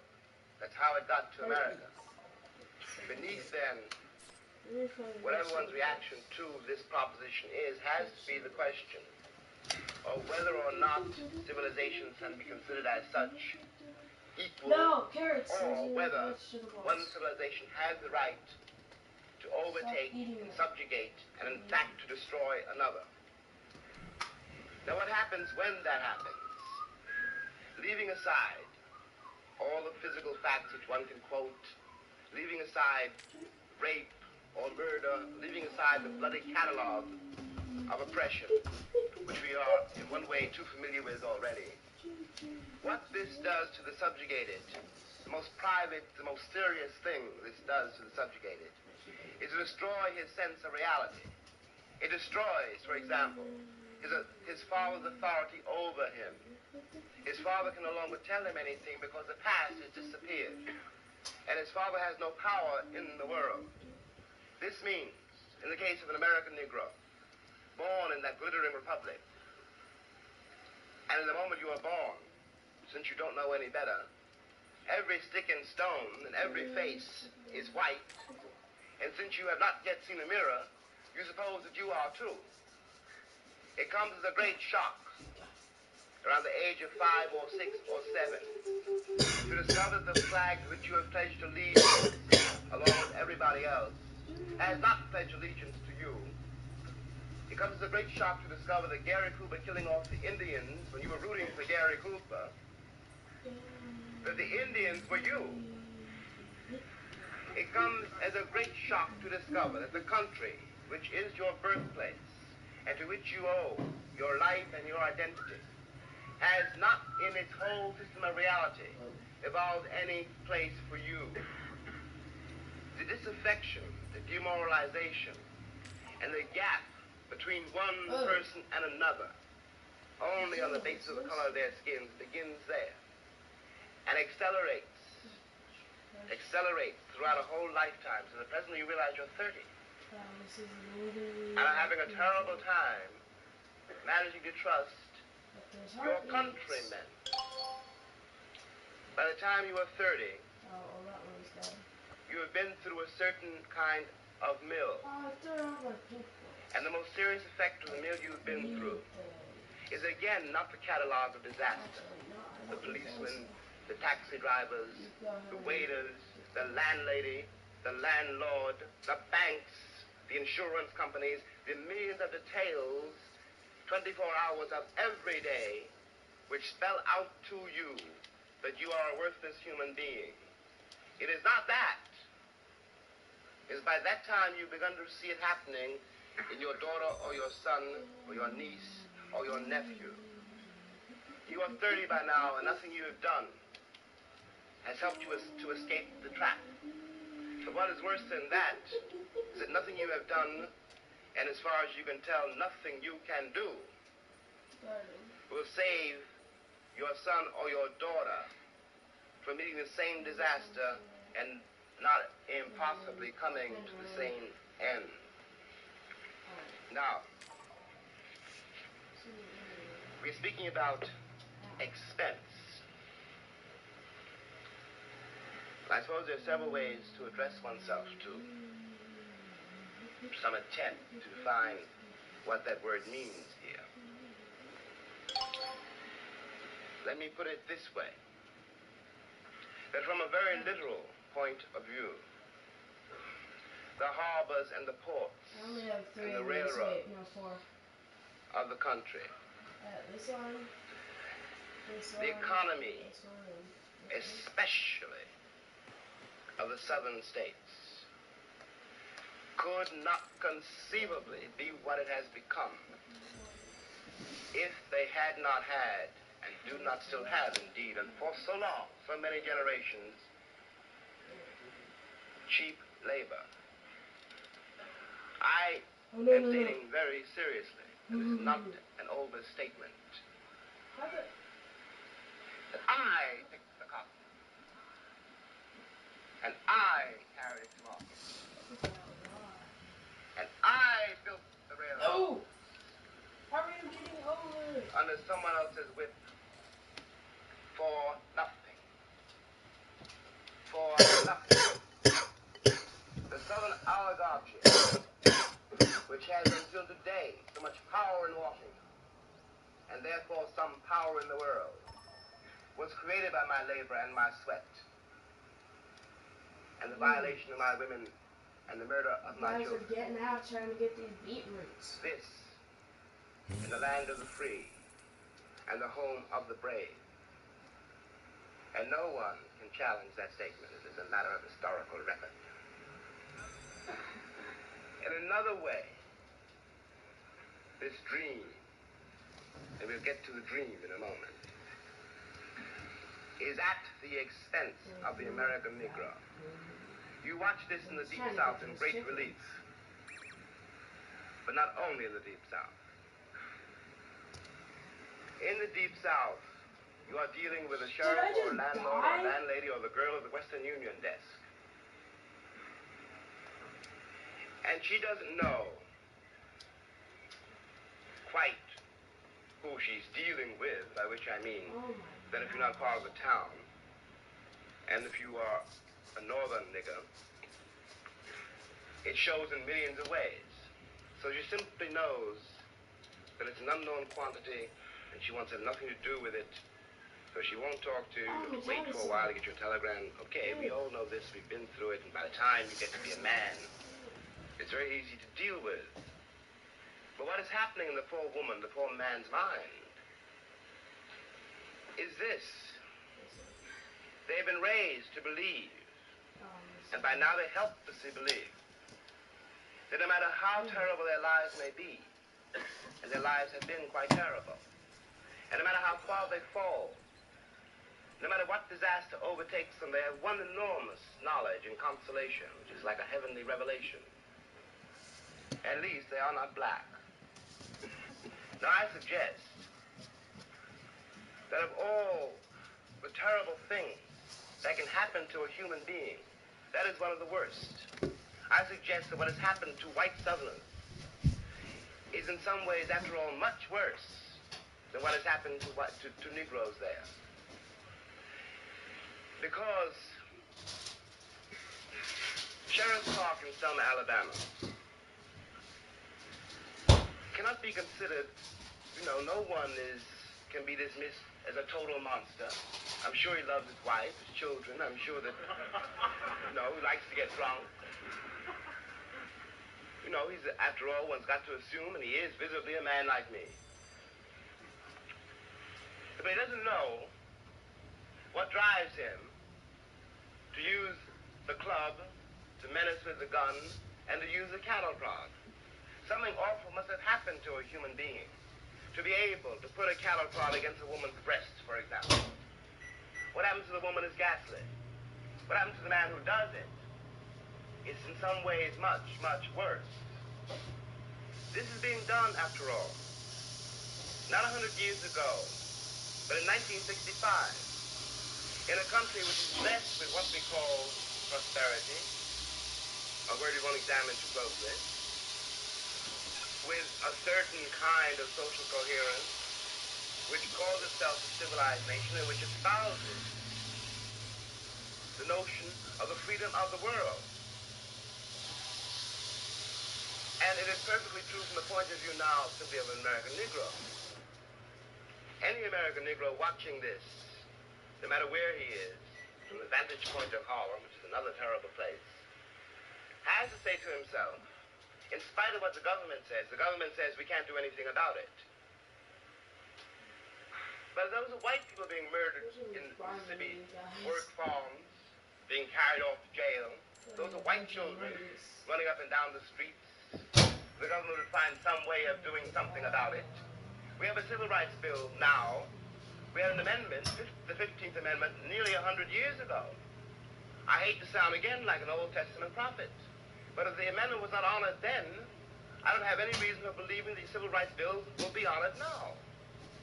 And after all, one's been there since before, a lot of other people got there. If one has got to prove one's title to the land, isn't 400 years enough? 400 years, at least 3 wars. The American soil is full of the corpses of my ancestors.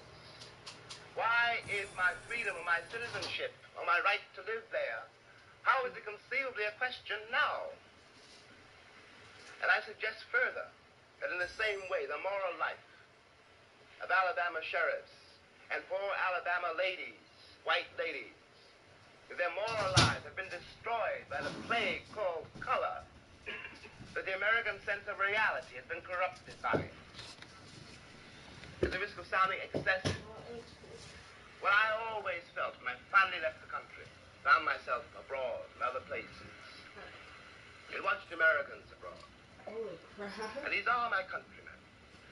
And I do care about them. And even if I didn't, there is something between us. We have the same shorthand. I know. When I look at a girl or a boy from Tennessee, where they came from in Tennessee, and what that means. No Englishman knows that, no Frenchman, no one in the world knows that except another black man who comes from the same place. One watches these lonely people, denying the only kin they have. We talk about integration in America as though it was some great new conundrum. The problem in America is that we've been integrated for a very long time. Put me next to any African, and you will see what I mean. And my grandmother was not a rapist. What we are not facing is the results of what we've done.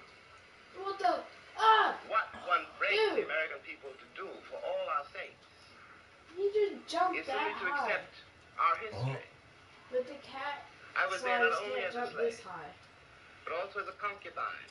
One knows the power, after all, which can be used against another person if you've got absolute power over that person. It seemed to me when I watched Americans in Europe that what they didn't know about Europeans was what they didn't know about me. They weren't trying, for example, to be nasty to the French girl or rude to the French waiter. They didn't know they hurt their feelings. They didn't have any sense of this particular woman, this particular man, though they spoke another language and had different manners and ways, was a human being. And they walked over them with the same kind of bland ignorance, condescension, charming and cheerful, with which they'd always patted me on the head and called me shy, and were upset when I was upset. What is relevant about this is that whereas 40 years ago when I was born, the question of having to deal with what is unspoken by the subjugated, what is never said to the master, whether having to deal with this reality was a very remote possibility. It was in no one's mind. When I was growing up, I was taught in American history books that Africa had no history, and neither did I. That I was a savage, about whom the less said the better, who had been saved by Europe and brought to America. And of course, I believed it. I didn't have much choice. Those were the only books there were. Everyone else seemed to agree. If you walk out of Harlem, ride out of Harlem, downtown, the world agrees. What you see is much bigger, cleaner, whiter, richer, safer than where you are. They collect the garbage. People obviously can pay their life insurance. The children look happy. Safe. You're not. Go back home. And it would seem then, of course, that it's an act of God, that this is true. That you belong where white people have put you. It is only since the Second World War that there's been a counter-image in the world. And that image not come about through any legislation on the part of any American government, but through the fact that Africa was suddenly on the stage of the world, and Africans had to be dealt with in a way that had never been dealt with before. This gave an American Negro for the first time a sense of himself beyond the savage or it is created and will create a great country. One of the great things the white world does not know, but I think I do know, is that black people are just like everybody else.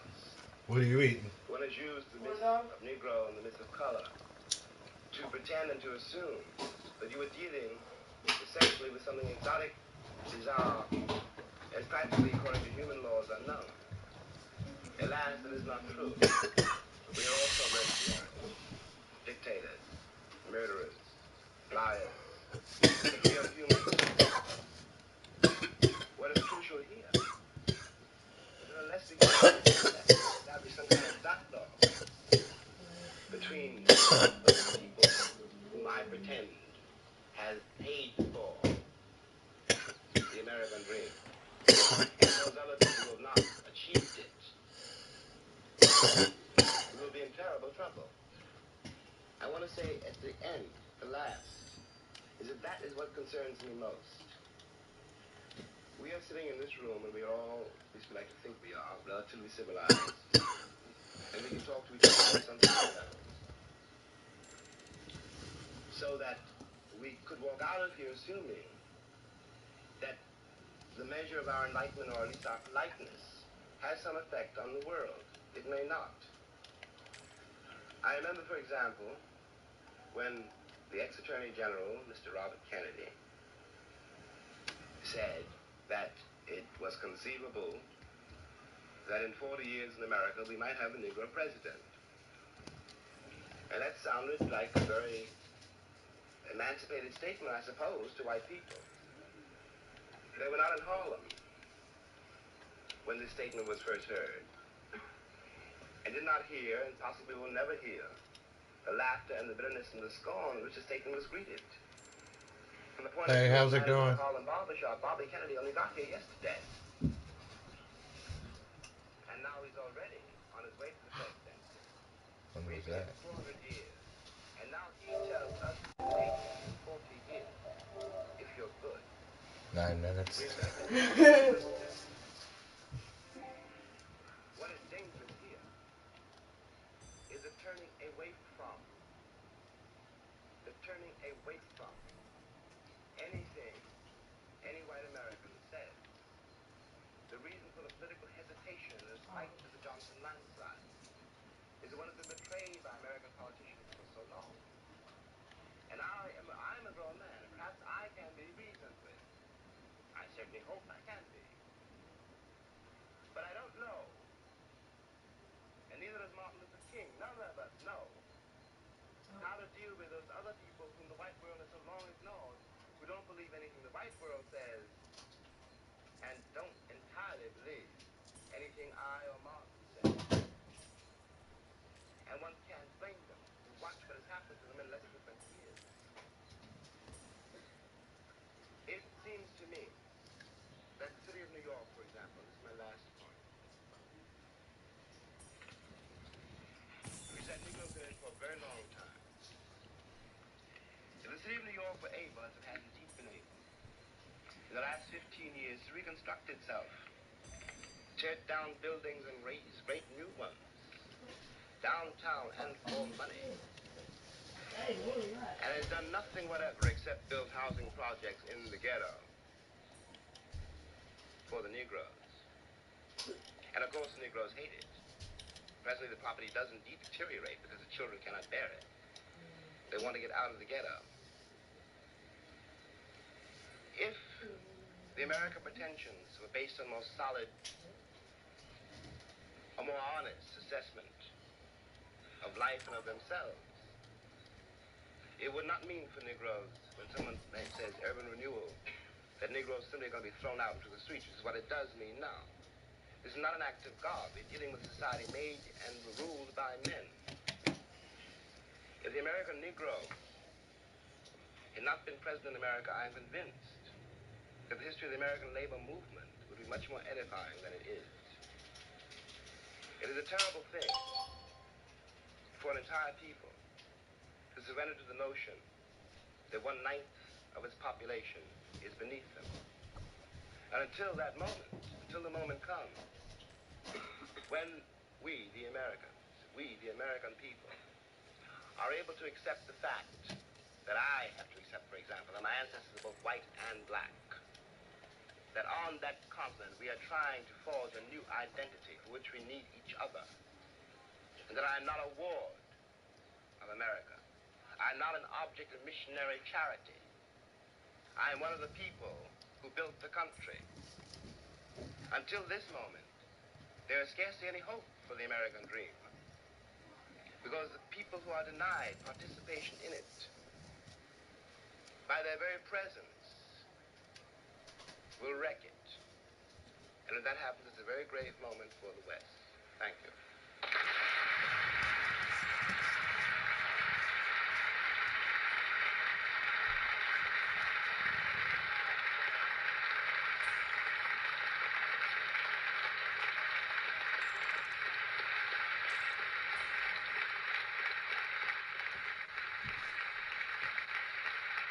Tremendously moving moment now. The whole of the Union standing and applauding this magnificent speech of James Baldwin. Never seen this happen before in the Union in all the years that I have known it. Baldwin smiling, obviously delighted by his reception, tremendously moved by it. I went to bed with a younger man because of my husband's disease. This simple mix of ingredients is capable of making his members stay hard for longer and up to 10 centimeters bigger. And you know what's better? According to the testimonials we've received from over 12,000 men, it works even better if you're over 40 years old. It works regardless of your age, medical condition, or the severity.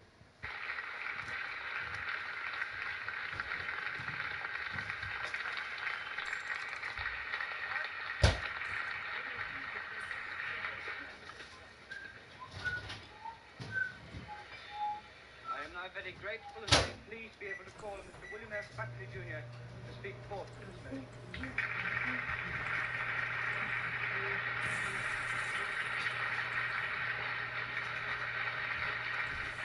Now we have Mr. William Buckley, using all his skill to establish a sentence here for his audience, which has clearly been so deeply Thank you, Mr. President. eloquent and personal experience of the preceding speaker. Haycock, Griffith, gentlemen.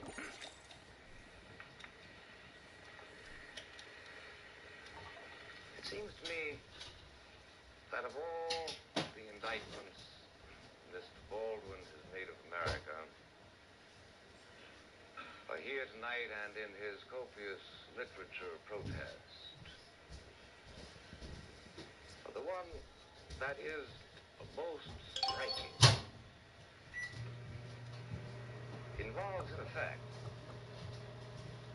the refusal of the American community to treat him other than as a Negro. The American community has refused to do this.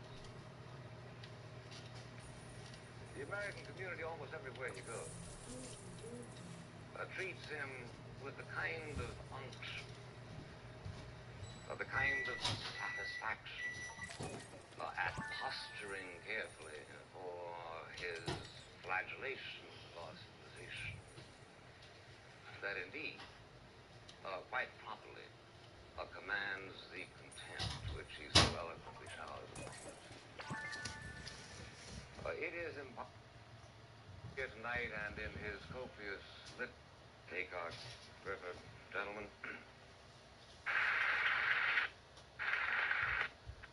Union standing and...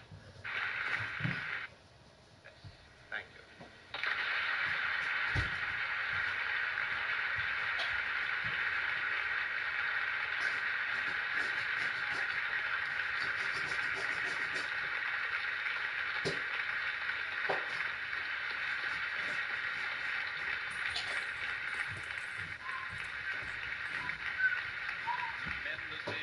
Moving moment now, the whole of the Union standing and applauding this magnificent speech of James Baldwin.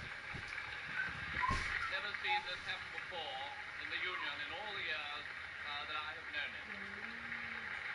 Baldwin smiling, obviously delighted by his reception, tremendously moved by it.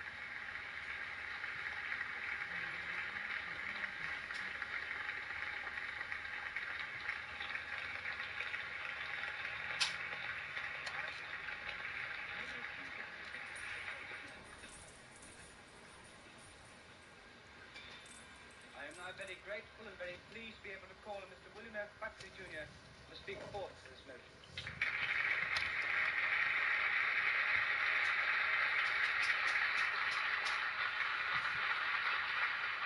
Now we have Mr. William Buckley, who will need all his skill to establish ascendancy over his audience, which has clearly been so deeply moved. Thank you, Mr. by the President. eloquence and personal experience of the preceding speaker.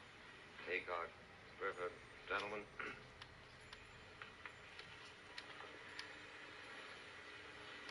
It seems to me that of all the indictments Mr. Baldwin has made of America,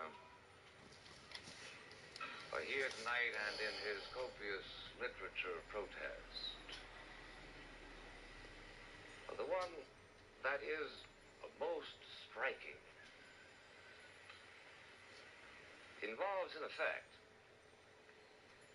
the refusal of the American community to treat him other than as a Negro. The cat came over and smelled the smoke I blew out. Like, is it something I can eat? The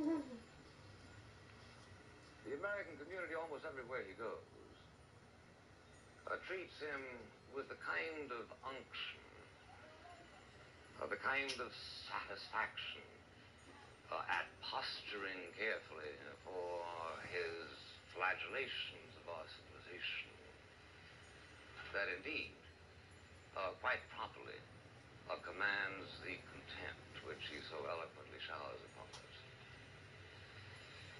It is impossible, in my judgment, to deal with the indictment of Mr. Baldwin unless one is prepared to deal with him as a white man. Unless one is prepared to say to him, the fact that your skin is black is utterly irrelevant to the argument that you raise. The fact that you sit here, as is your rhetorical device, and lay the entire weight of the Negro ordeal on your own shoulders is irrelevant to the argument that we are here to discuss. The gravamen of Mr. Baldwin's charges against America are not so much that our civilization has failed him and his people, that our ideals are insufficient, but that we have no ideals. That our ideals rather are some sort of a superficial coating which we come up with at any given moment in order to justify whatever commercial experiment we are engaged in. Thus, Mr. Baldwin can write his book, Fire Next Time, in which he threatens America. He didn't, in writing that book, speak in the accent that he used exclusively black, in which he threatened America with the necessity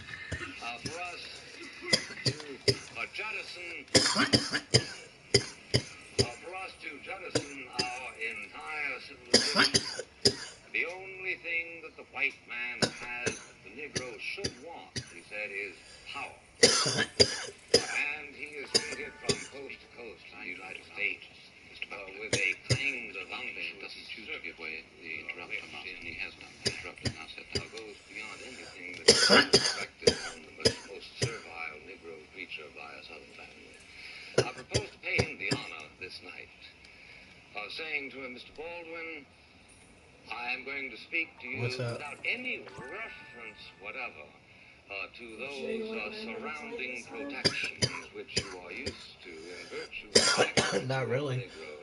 Here we ask the question, what in fact shall we do about it, Mr. President? What shall we in America try to do, for instance, to eliminate those psychic humiliations which I join Mr. Baldwin in believing are the very worst aspects of this discrimination? You found it a source of considerable mirth to laugh away.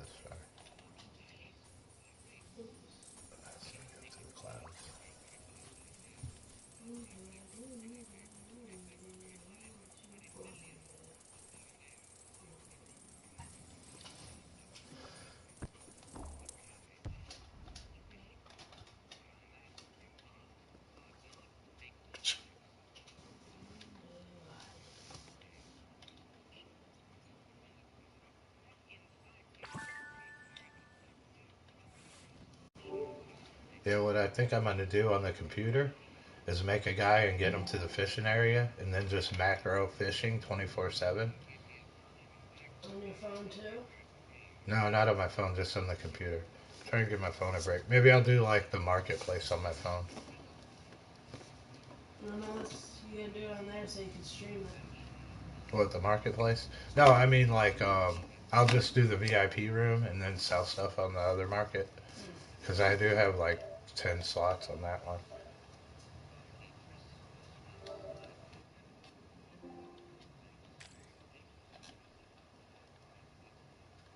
don't need this many, but I'll take them. Alright. Oh, what?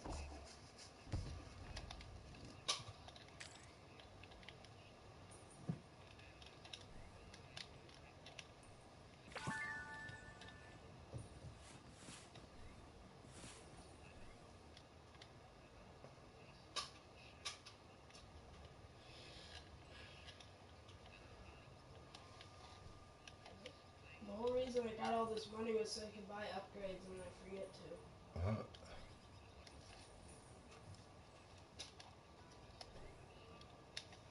Put this and I mean,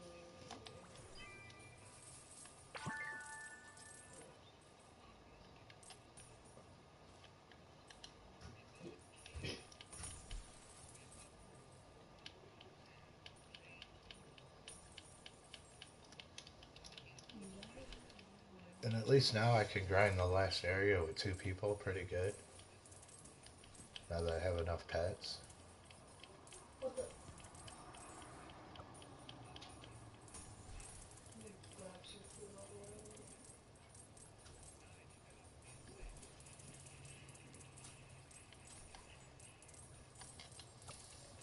I turned one heartbeat into 35.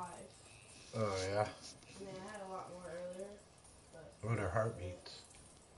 It's like beetroots. Hmm?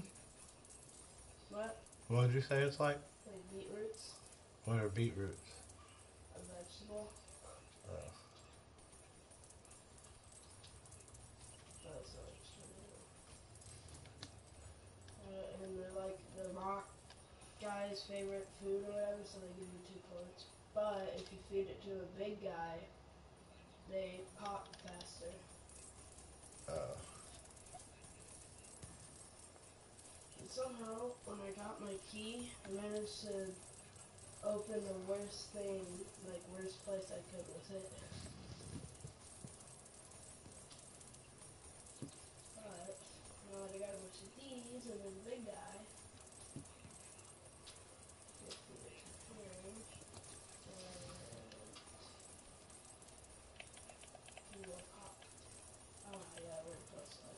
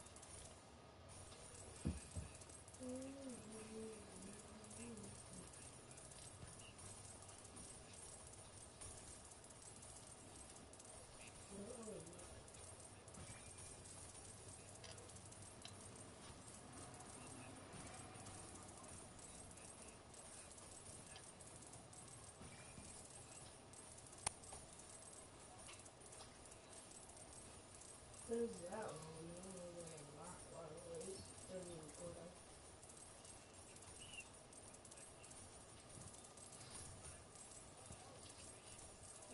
Slime.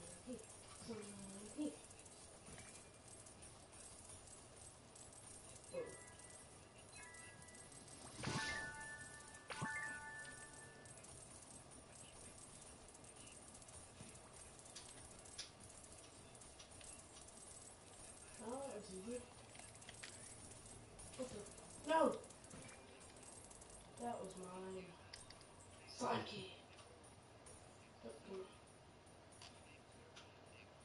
Alright, and now I got on here and oh, ouch. Whatever. Alright, there's my other box. Ouch. Alright, thank you for fun.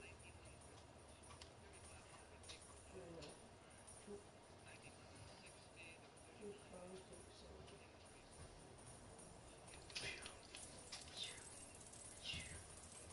Yeah, I think I can do it.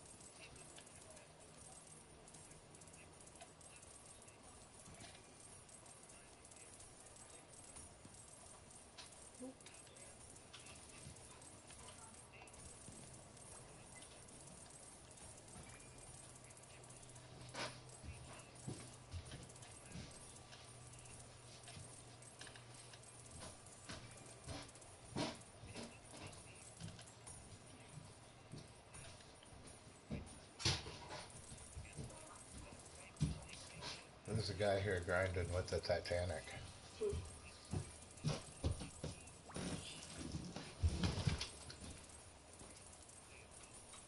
Woo!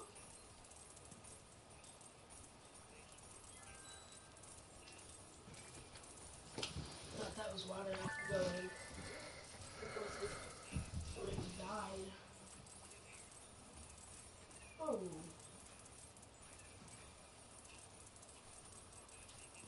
Where did that guy come from?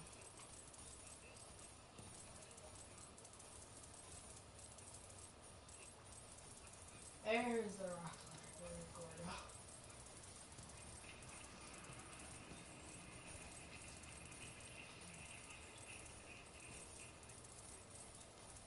Maybe it was in there.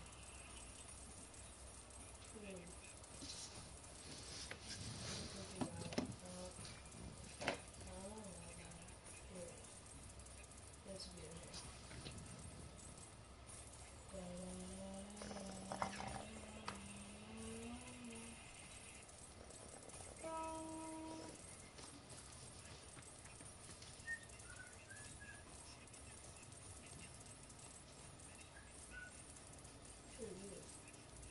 Let's see. Oh, yes!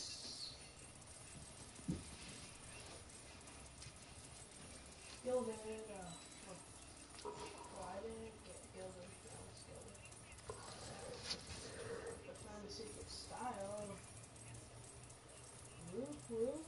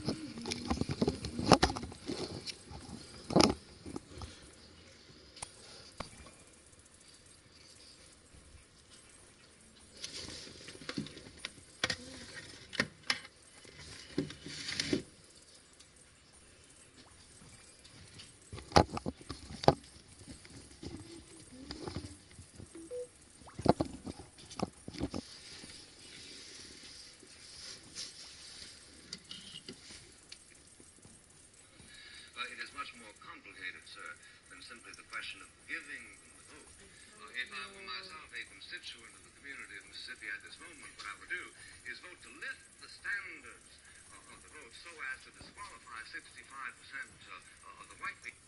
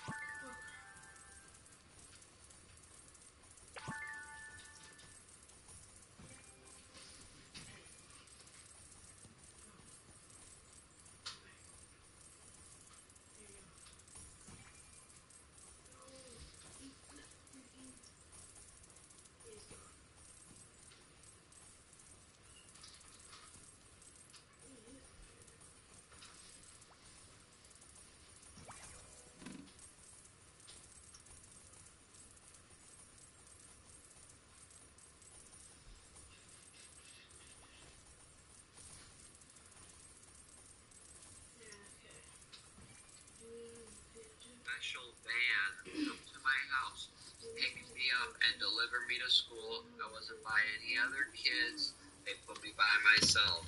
I think they said I was dead for 6 or 7 minutes. Now, in this mental hospital, there's people. They have schizophrenia, bipolar.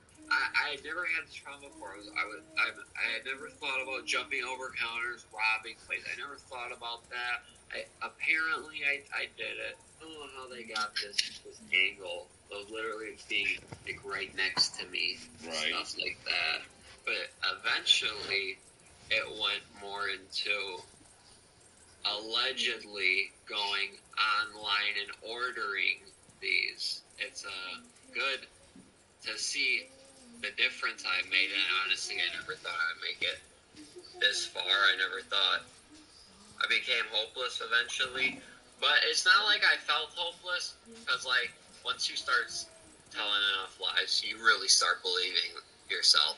You really start to convince yourself that it is okay, or you're fine. Like if you tell a lie enough, you really do believe it. Listen, I know that exactly, because I've run into people that I used to, commit crimes with, and talk to them, and you're talking to them. I've had these conversations where they're like, well, you did this, and you did that, and you did this, and I'm like, well, wait a minute. I mean, I understand, but you knew that. I had no idea. It's like, what are you talking about? You wrote the real estate contract. You're the one that, you're the one that went to the title company with me. You're the one that, that put the money in the bank, that deposited. You're the one that increased the sales price. You're the one that did, you start going through it, and you can see it in their face where they start to, the look on their face is like, holy shit. Like, you knew the whole time this person didn't even exist.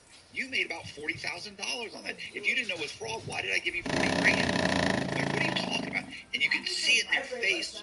And it's like, wow, you've been lying so long. You really believe that you weren't involved in the fraud. Like, you were actively representing people that did not exist on a fraud scheme, and you made hundreds of thousands of dollars. And then you went and you told the FBI I didn't do anything wrong. You blamed everything on me, which I get. But you've been lying to everybody you know this whole time that you weren't involved. And you actually, now you can see it in their face where they're just like, yeah, bro, you know what, I don't want to talk to you. I don't want to talk to you. And they just like walk off. They'll like storm off. You can see that realization in their face when they realize, holy shit. And how many times have you met a friend from 20 years ago or 10 years ago and said, hey, remember we were at that party and this happened and that happened? They're like, bro, that wasn't Jimmy. That was Todd. And you're like, no, it was Jimmy. And they're like, no, Todd. It was Todd, remember? We drove with him and this happened. And then suddenly you're like, holy shit, it was Todd. You would have sworn on a stack of Bibles it was Jimmy. I mean, our minds are very fucking complex, man. Yeah, they are. So let's start like at the very, at the beginning, like you were I know you told me a little bit about it last night. Like, your parents are non-traditional. So, you know what I'm saying? Like, that's a good, you know what I'm saying? They're not, they're both deaf, right? Both of them are deaf, yeah. So, where were you born? Did you have any siblings? Yeah, so I was born in Milwaukee, Wisconsin. It's a pretty big city. I'm pretty sure it's in the top 10 most dangerous cities. I don't really think it's all that dangerous, but I mean, I grew up in it with both parents in the household. I have a half brother and a sister. I'm the youngest. My half brother's the oldest. We're all 3 years apart. But I consider him my full brother because his dad really wasn't in the picture, and he was always living with us. So he's really my brother, but legally he's my half brother. So I have a brother and a sister. My sister's 3 years older than me. My brother is 3 years older than her, and I just turned 22 2 months ago. So I'm just turned 22. So I know I look a lot older. Kind of bad. Sorry, I'm not sure what to say. No, you don't. Yeah, I too. You can be when I grow up, my beard, people tell me I'm 35, 40. I'm like, sheesh, that's harsh. That is rough. I'm like, that's bad. But, so I grew up in a regular household, went to public schools. My parents are deaf, but to me, like, that's normal. It's a disability. My parents never went on to disability. They both worked. My mom is a sign language teacher, so obviously perfect job for her. And my dad was a mechanic for a while, and then he kind of had to stop doing that because you kind of need to listen to the sounds of that. And then he kind of was jobless for a long time, and we were just living on my mom's income. So we were this was when I was younger and 3-4 years old, so we didn't have that much money then. But then as I got older, maybe 10, we finally got to move out of Milwaukee, but just to a suburb outside of it, so I was still close to it, but I wasn't in it. So my dad started getting other jobs and stuff, and that when we became middle class. So I guess I really grew up kind of more, but that I don't remember that because I was so young. And then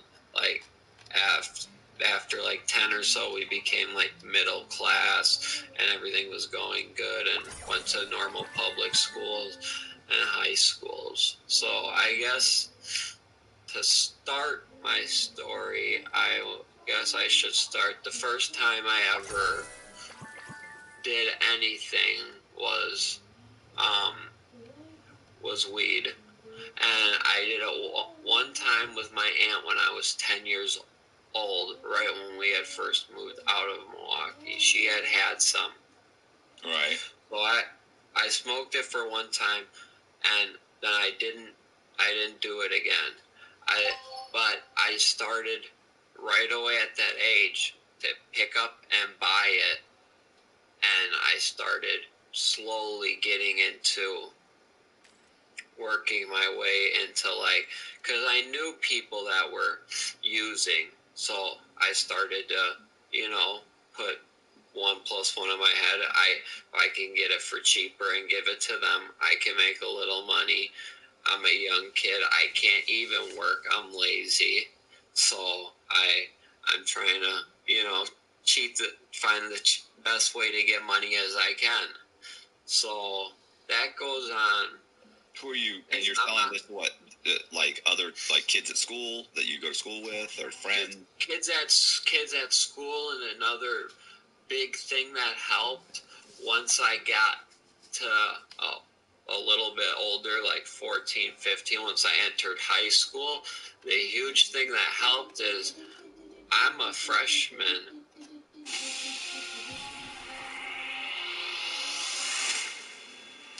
Time. is something no one can escape.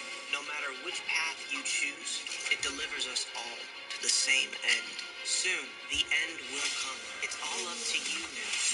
The time has come to wield your power, accept your destiny, and seal your fate.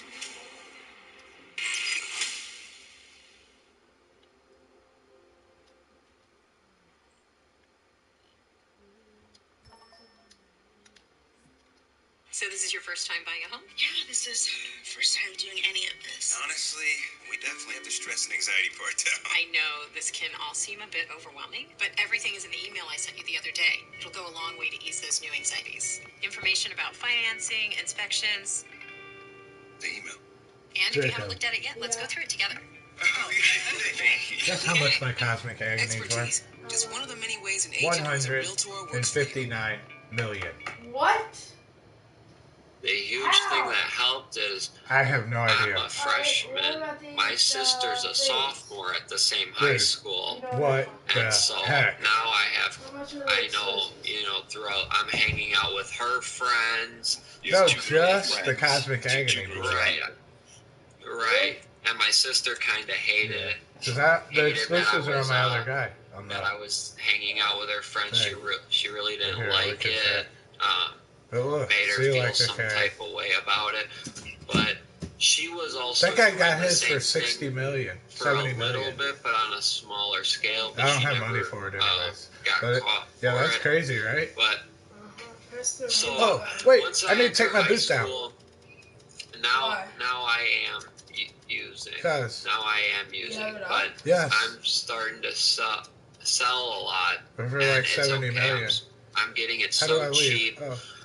There. I'm getting it so cheap that at first it was like I was just getting to do it for free, and then once I hit after like a year of high school, That's got to be I inflated, start right? to know everybody. So like I'm the main supplier in that school, and then obviously friends have I gotta tell friends, and Connor. you grow your network that.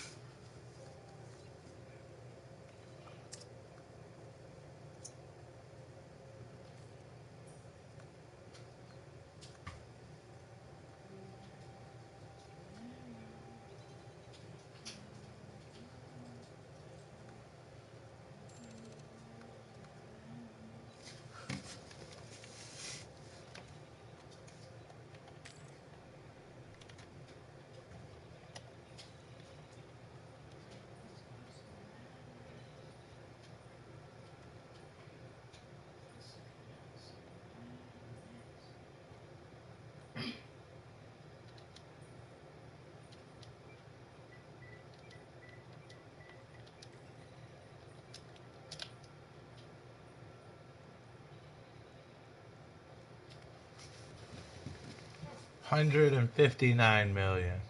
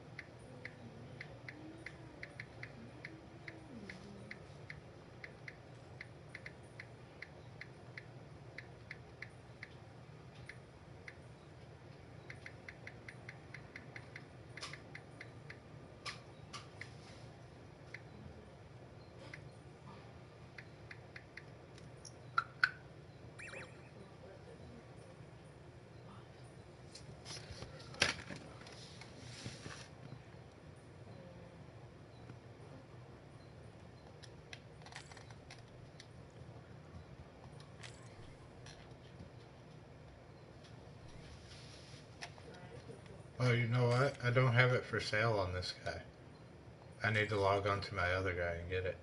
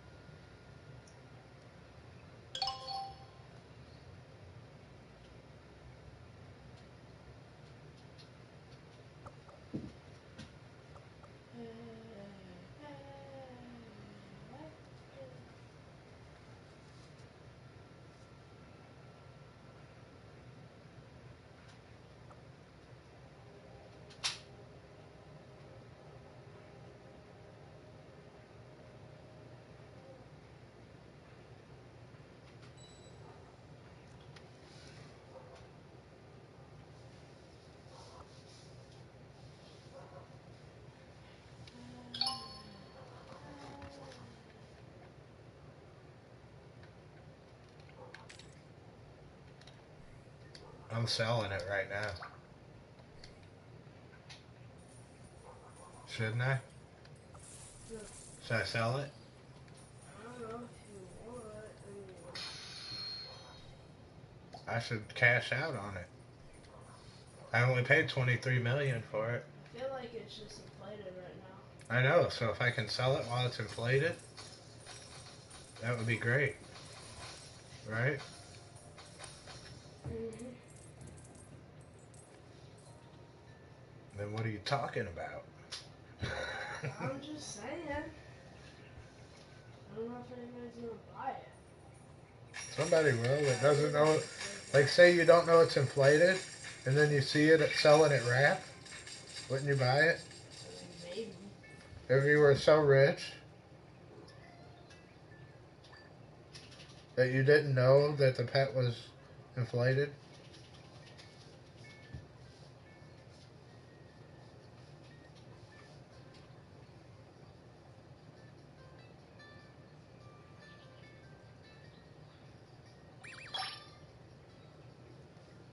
Back in there.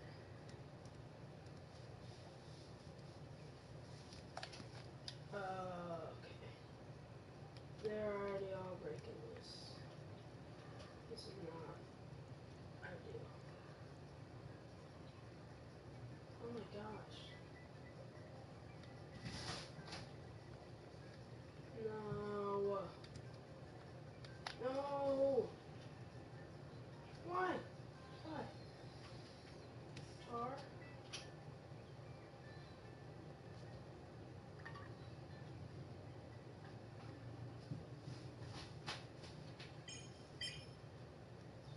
Yeah, it's already dropped to 150.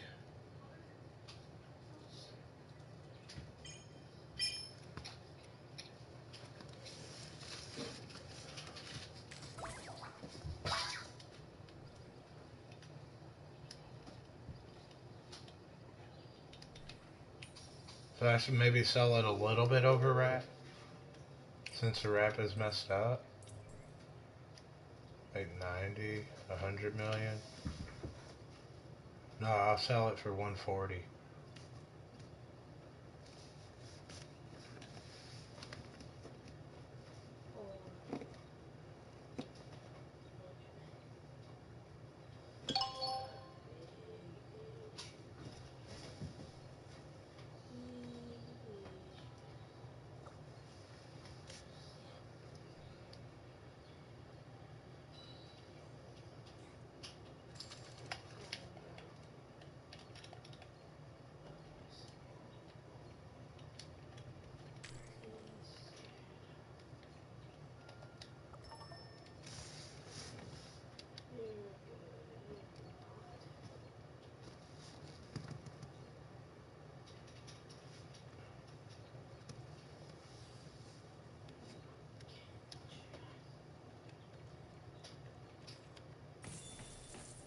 What is it?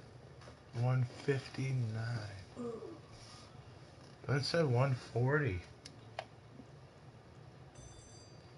Maybe I should sell it for 140 or 154.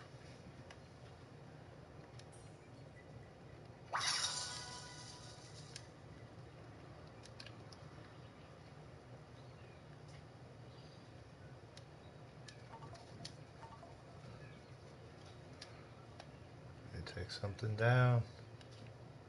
Get rid of that. Let's get rid of that.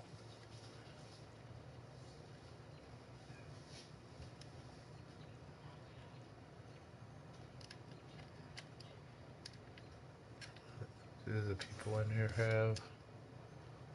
I got 100 million.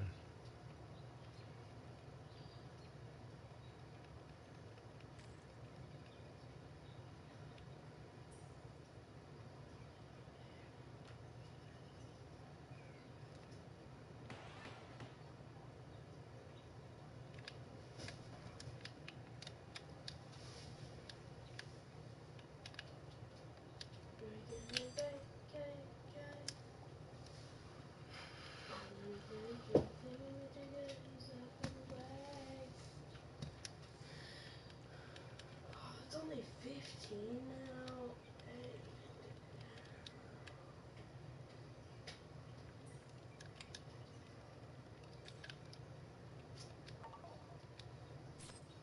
154 million.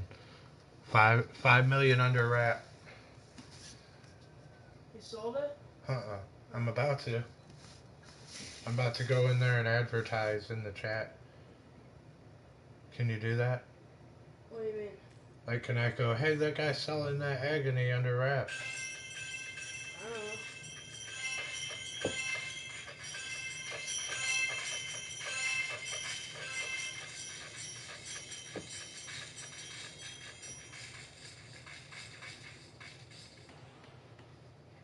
See what people say about it.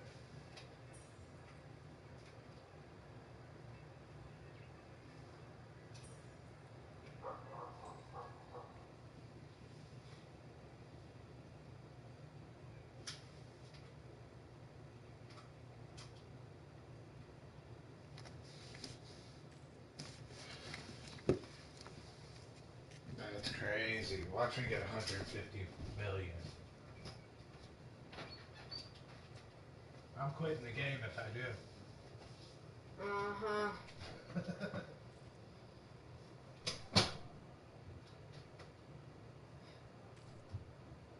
14.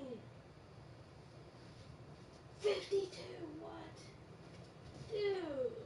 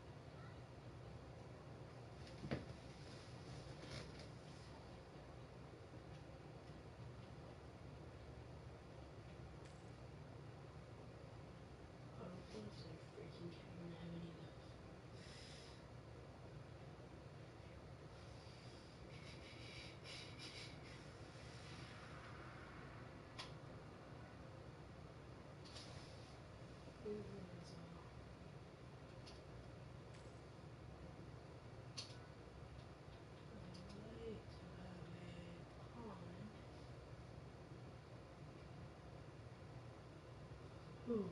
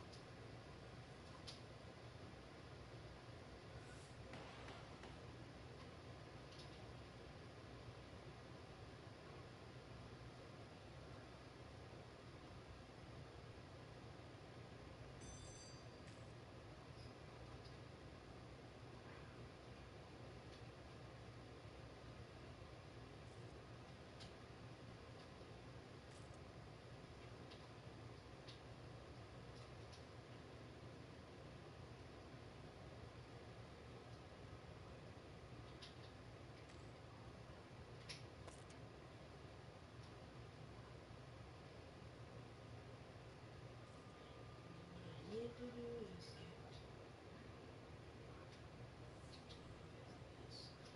I need to get the black.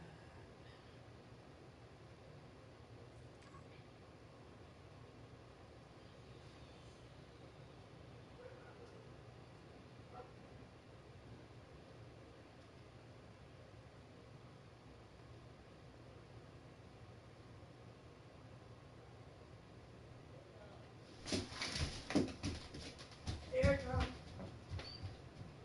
Yeah. Yeah. Alright.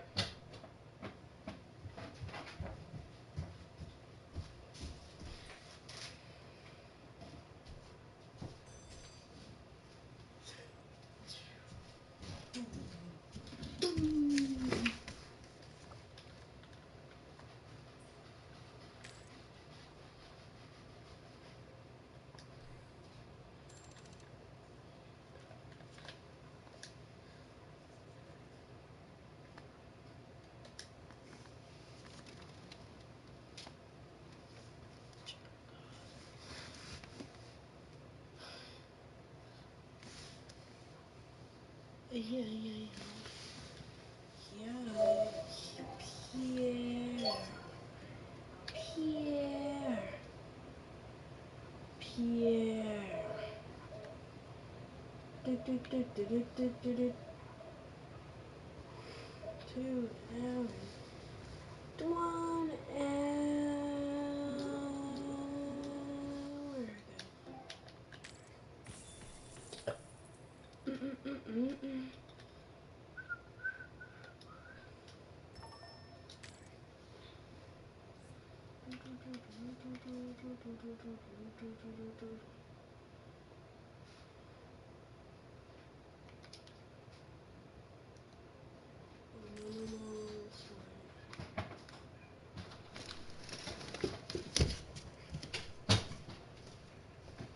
Mom said, you mean 15 million?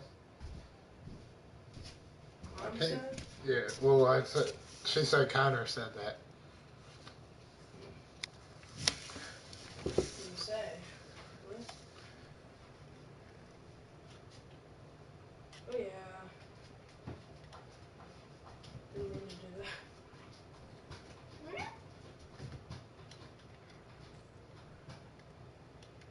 Putting it up on the auction for 1 diamond. No. That'd be crazy, huh? And it sold for like 2. There's a stealth cat up there for 100 million right now. How much is it worth? Like 1 maybe.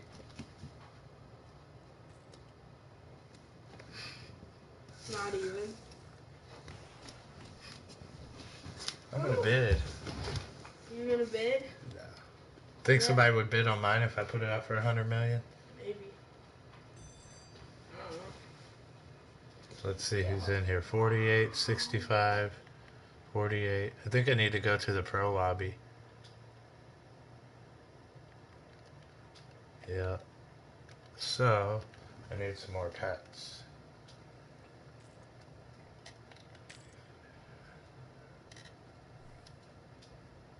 Let me go see what somebody else is selling those for.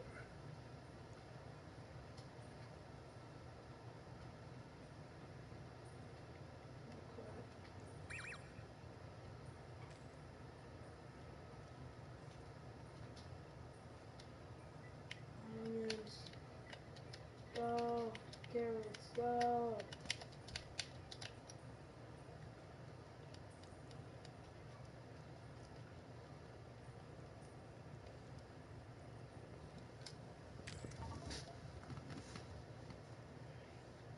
I bet they are for sale now. What? I bet a lot of them are for sale right now.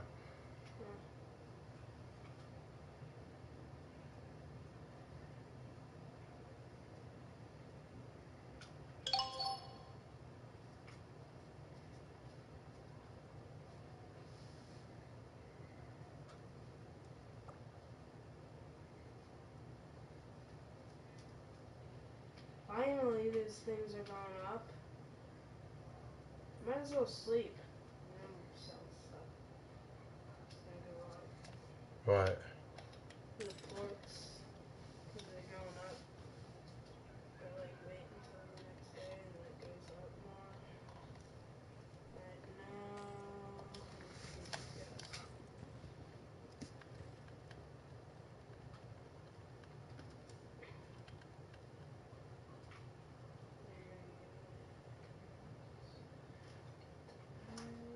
One person in here can afford it. You think someone's gonna buy your thing? What? My Cosmic Agony? Yeah. Yes. You think they really? If I put it up for 80 million. You think someone's gonna buy it? Yeah. Because that's half the rap.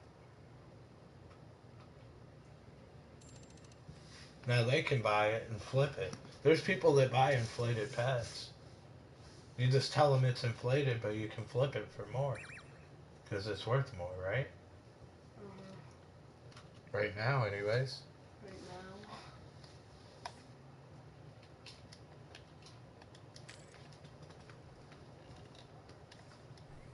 Well, somebody wants to give me 150 worth of pets, 150 million worth of pets. Then I'd take that.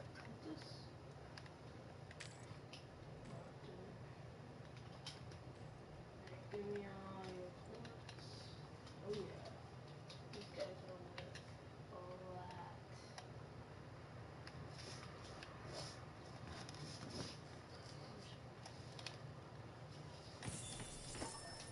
Really? You're trying to get this one and there's somewhere in there? Okay, there.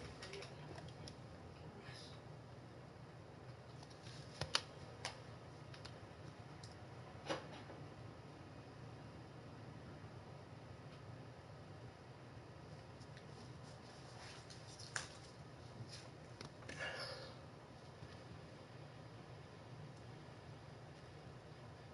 What the? What are you doing? Get back in there. The guy got out. I don't really know how. I have the net up. Why do you have them stacked like crabs in a barrel? Cause, like, That can't be healthy. probably not. I need money though. So. Oop. Is that what they do? Give you money? Yeah, I get their poops and I sell them. You sell their shit? Mhm. People sell cow poop. Yeah. Oh.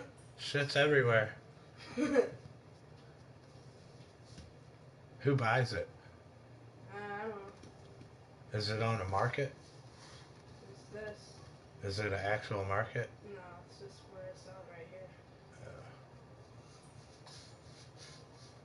That's all you can carry? I don't have to feed these guys. They just eat water. Their diet is water. And then you get their poop? Uh-huh. So I sell it. Right now, their poop is worth the most, at least that I have. So. What is this, Slime Rancher 2? No, it's the first one. Oh. I don't remember this. I thought you just killed stuff. No, you don't kill anything.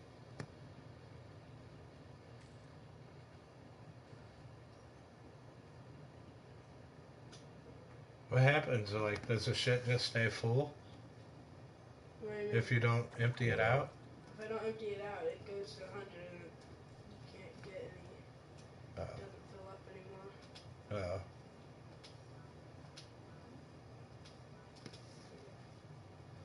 Now I can carry more.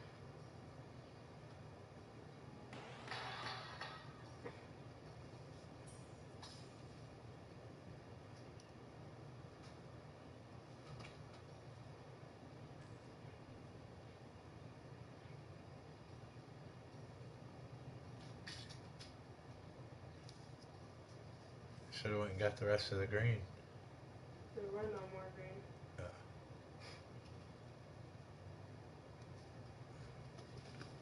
What's worth the most? Purple? No, the blue. The water ones. What do? You wait until you fill up and then sell it? Yeah, pretty much. It takes a while, huh? If I I don't feed them, they try to get out. Sometimes they do it when I do feed them, they just get out. Because there's so many. Where'd you get them? I, like, fed one of them, like, poop, and then it made them into a big guy. Like, so if I gave one of these guys, well, they would turn into a car, which would eat all the other ones, but Yeah. I gave, like, the crystal ones, green ones, so now that every time, because before it used to be like these guys where they would only have, like, one type, but this has two, so it fills up both of these instead of it being just one of them getting filled. Chickens. I don't really know why I have that. I guess you get hunter slimes.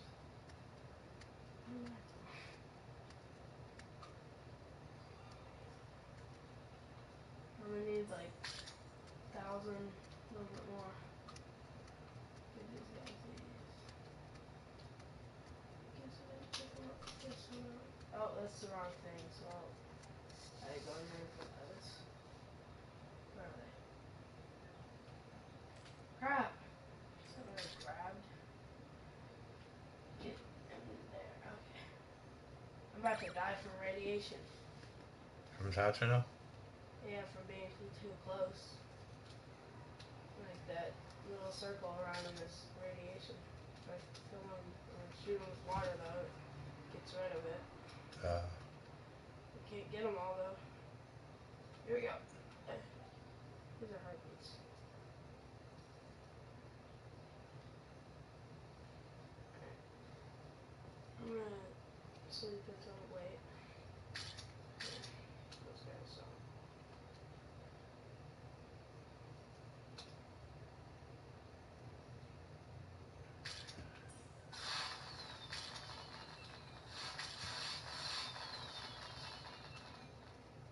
So now what? They drop a bunch of poop? What are you doing to them? I wasn't trying to pick them up, I was trying to pick up the bullets. The poops.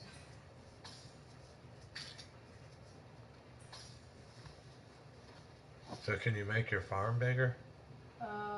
Sort of. I buy like different areas like this. I bought this earlier, so I can go in here. And I'm trying to get 10,000 so I can get the lab and do other stuff.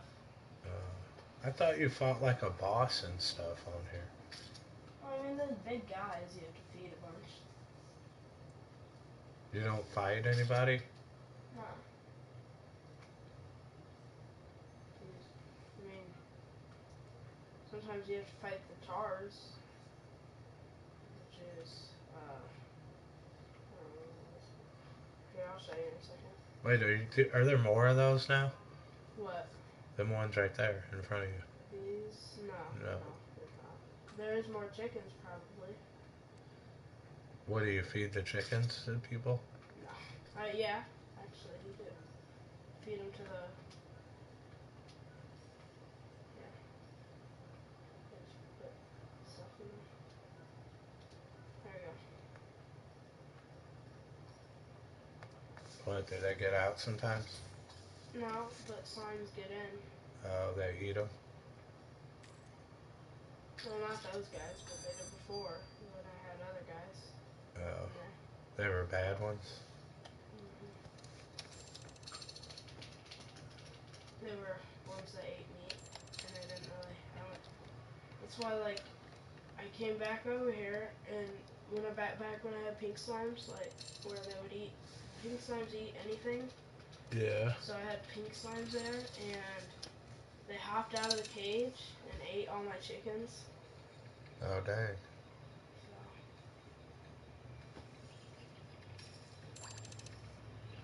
I don't know why I have... this kind of starter thing yet.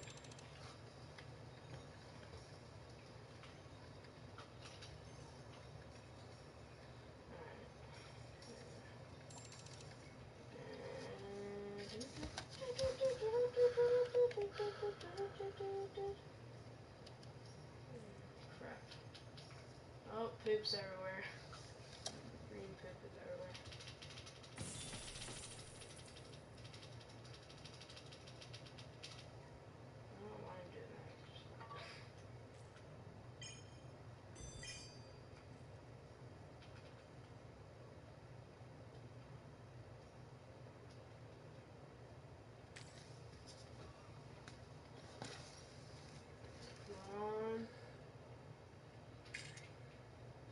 music, and this, boom, 10,000. And it's about to go all the way. But, oh yeah.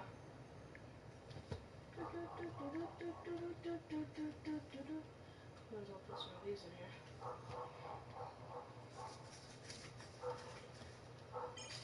I bought the lab.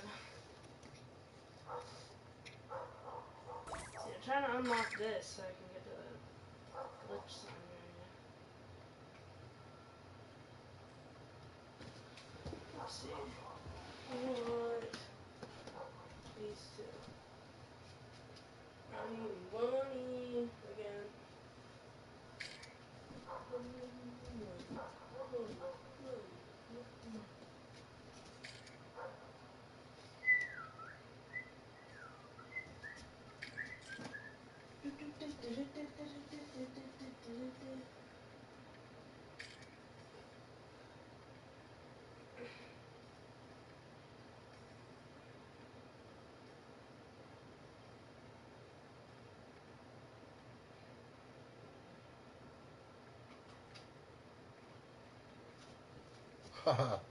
I wonder if this guy actually gets stuff.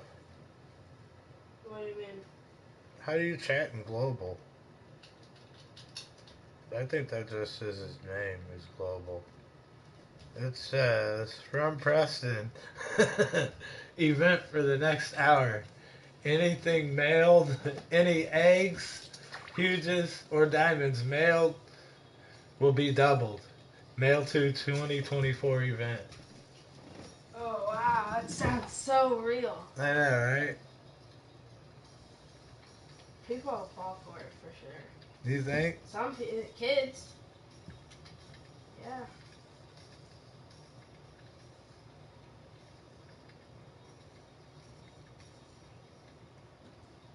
You don't think so? I don't know. Alright, you have to go, guys. I don't have any more ports. Here, make me do this now. Go get 50 ports. I would rather not shoot those ports in there.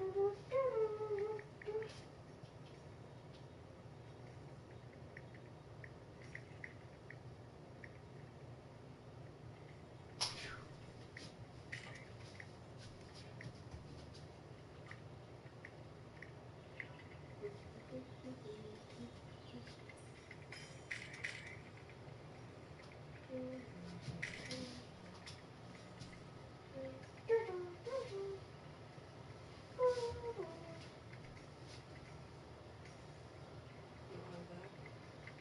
I mean, I can make it like that for sure. I have all of these.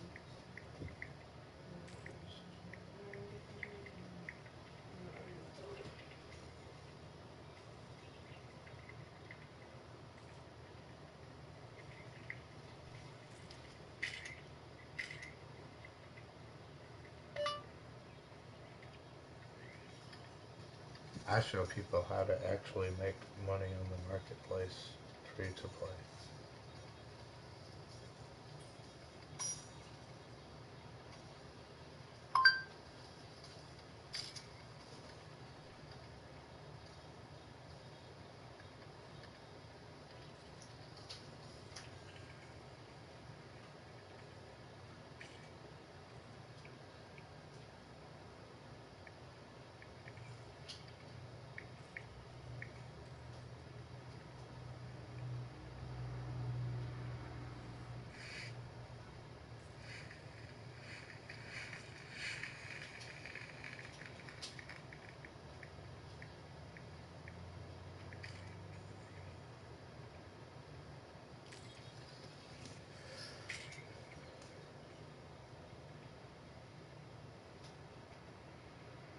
What's up, Flappy?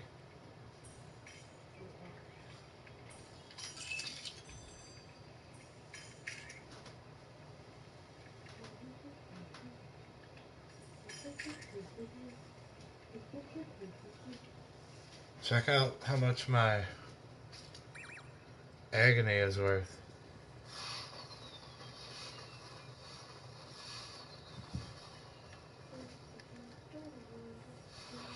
Here, you want it? What?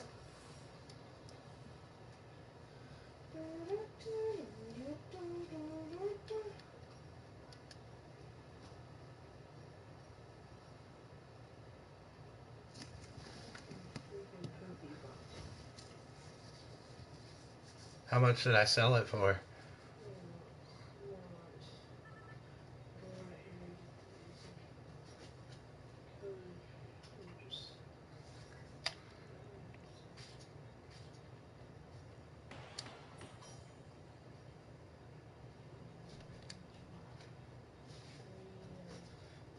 Give me a gem, I'll give it to you.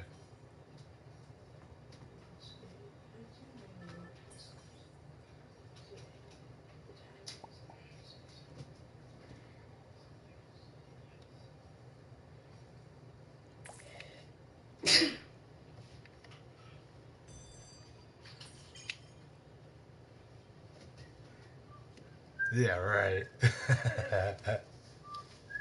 Cap.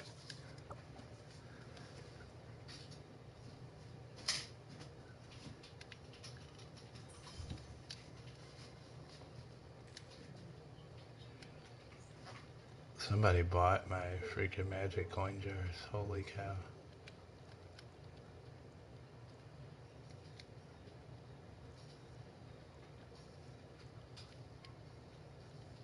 Is he gone? He's gone.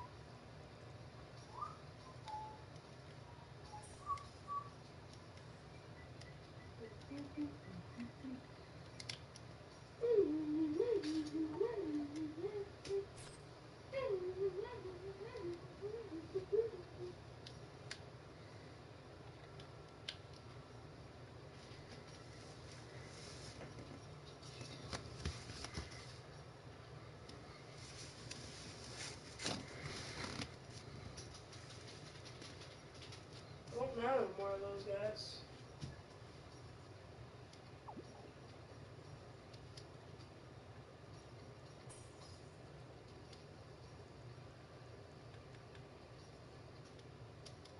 Good. Now it's a pencil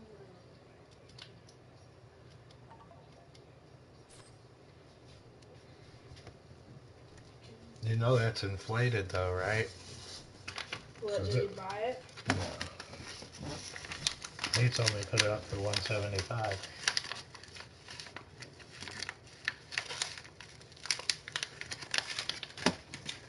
So it's gonna be dropping a lot. Why? Because it's inflated. Oh, I thought you were talking to me. You said put out for 175. And then you said so it's gonna be going down a lot. I was confused. Oh crap.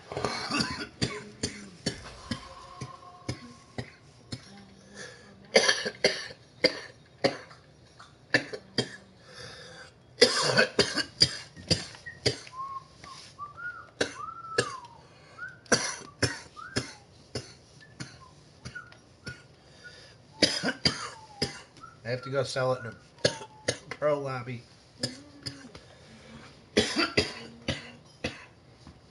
People are too broke in that lobby.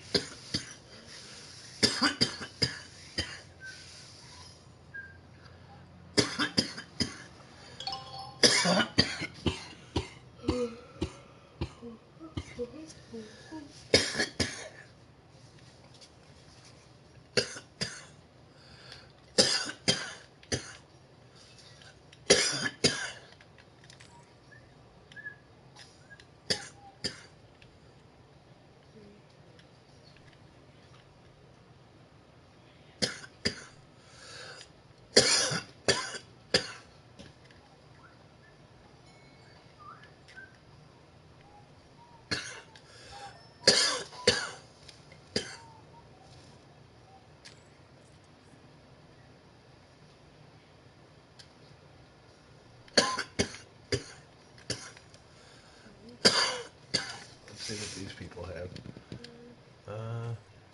There's 160.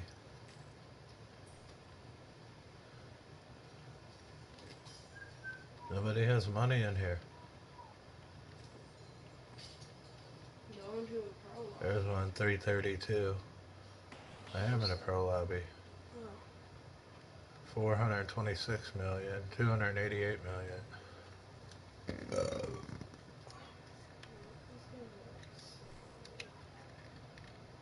So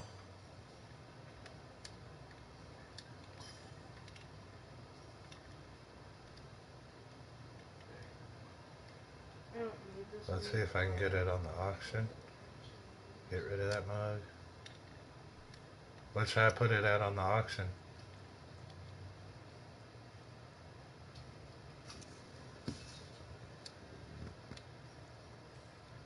$100 million. I was thinking that too.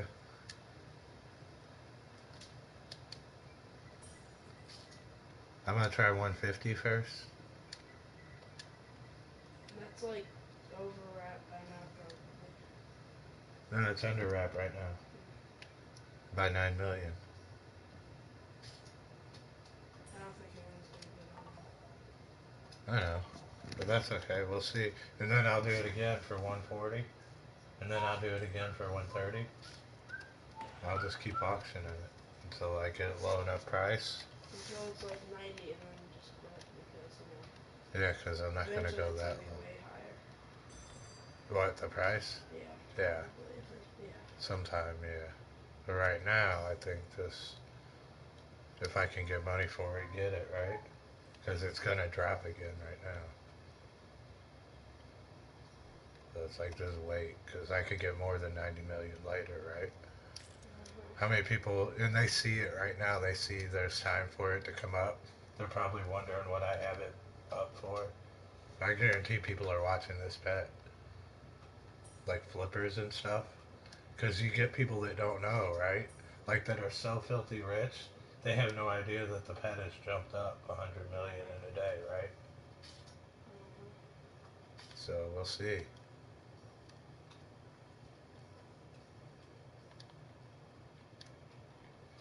If I get 150 for it, I'll take that. Because the only thing that's going to happen is the rack's going to go down for a little while. It'll be 90 million, but that's not for months away, right? The actual 90 million, right? This thing might sell.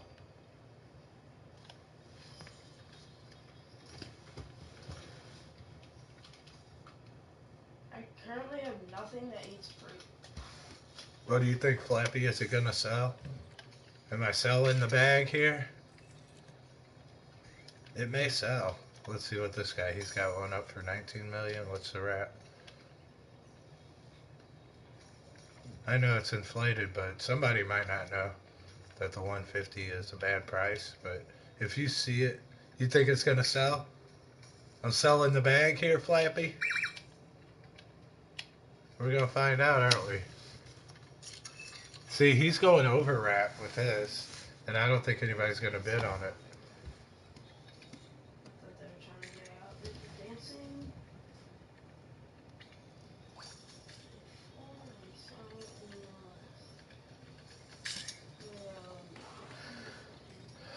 Alright, here we go.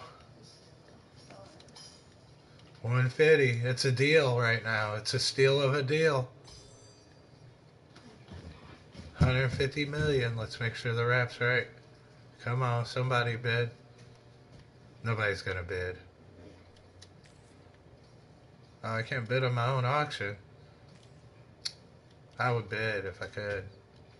Oh, you would bid on your own thing, really? You would lose 1%. I'm just letting the viewers know I would bid if I could. Yeah, that's true. I'd lose 1% to the system, huh?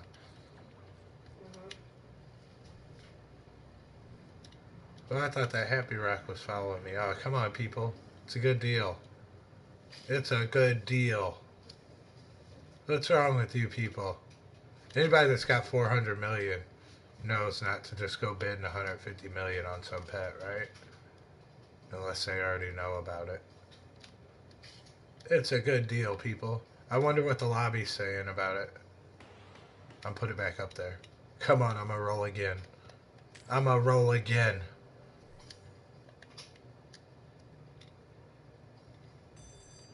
Could I be entertaining? That's me trying to be a tuber. Should I roll again, chat? I'ma roll again. Let's do a poll. Okay, Flappy. 100% of my viewers are leaving me now. What, Flappy left? He said he'll be right back. You ain't really leaving then. What do you think? He's going We poop? ain't got school Friday. He's going to poop. Flappy, you off school Friday in Canada? For George Jones Day? He's pooping, remember? Flappy, hurry up and poop.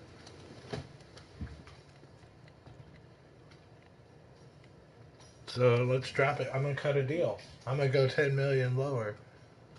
Somebody else put theirs up now.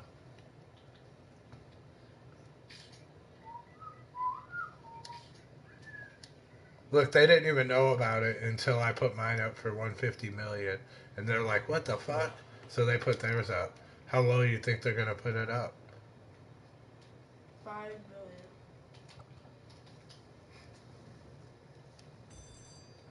Oh, I accidentally put mine up for 140,000. No. That would suck, right? Where's a few more rocks? He's got his up for 79 million. What the? What? This? There's one flying out of the thing. Look, this guy put his up for 79 million. I don't know. They're not yours. Yeah, scared so I got you.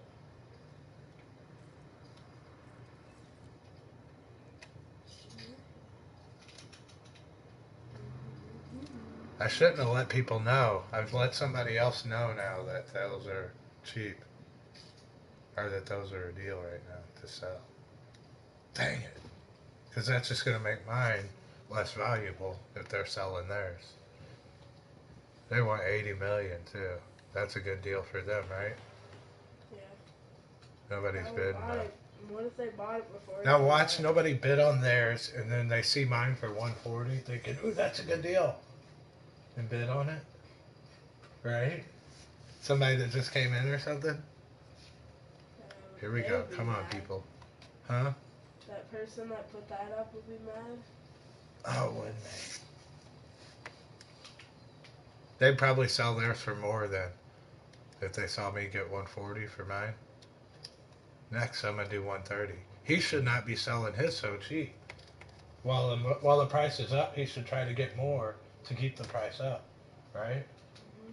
But he's willing to drop it to 80 million. You little bitch! You're just making it cheaper for everybody else now when they sell theirs. Don't be doing that shit.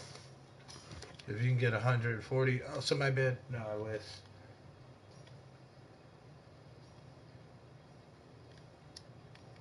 And now they're gonna be all over the markets. We're gonna see them for sale everywhere. Item was not bid on. Okay. I'm gonna do one more here, then I'm switching lobbies. Chat.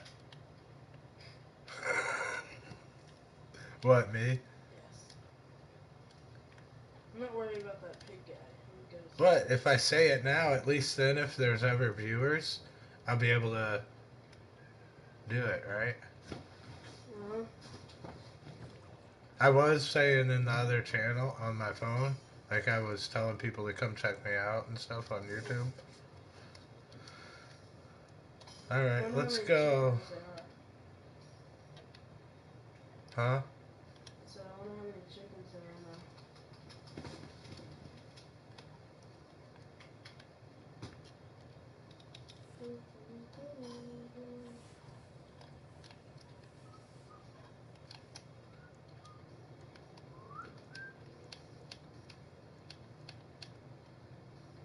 Well, if they're not bidding on the $80 million one, I think I should just switch to another lobby. Let's make sure I don't get the same one. Let's see here. Is that the egg booth? I can't even see what's at that booth. He's got 3 eggs. He's got 2 happy. I'm not gonna grow carrots over because I got enough carrots here with the odd onions. No point in growing them. I'm growing odd onions.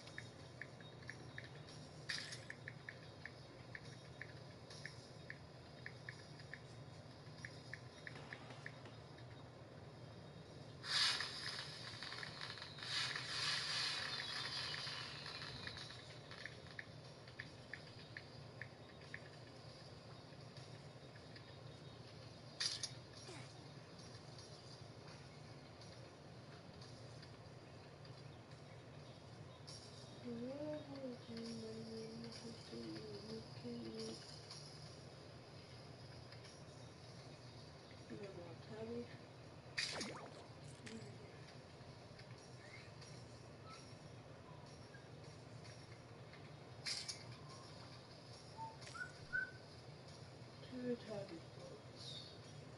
Easy.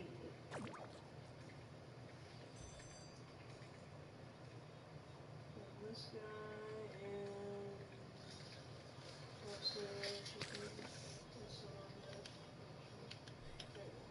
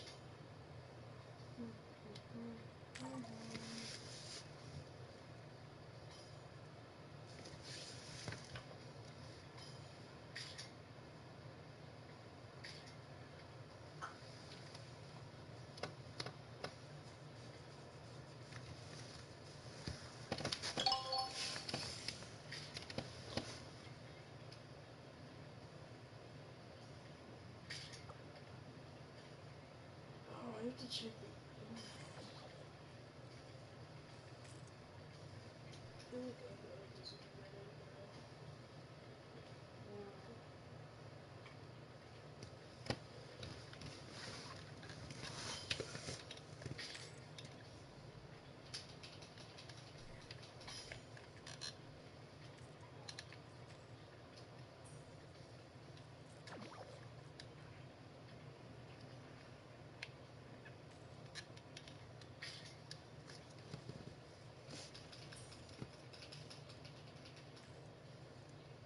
Ooh, if I could buy that, I would.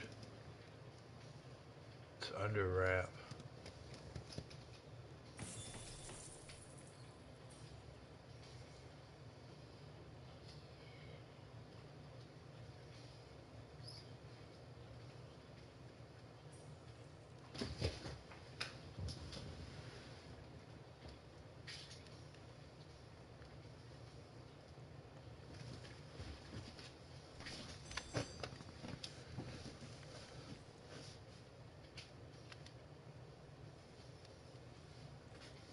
You know what? I'm gonna offer this guy a trade.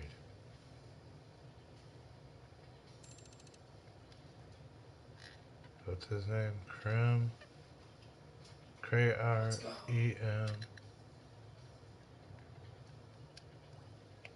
What if he would trade me equal wrap for... Let's go.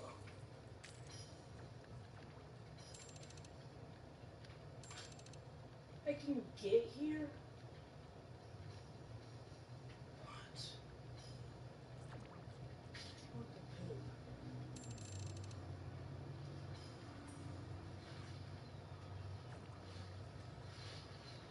I'm not jumping down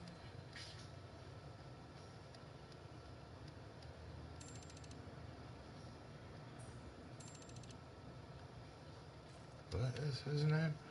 Krem. Oh,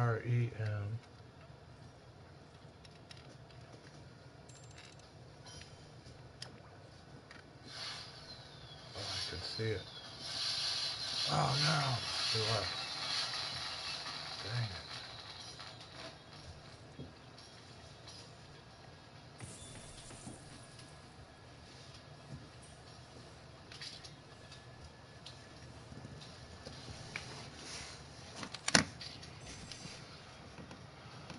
Whoa.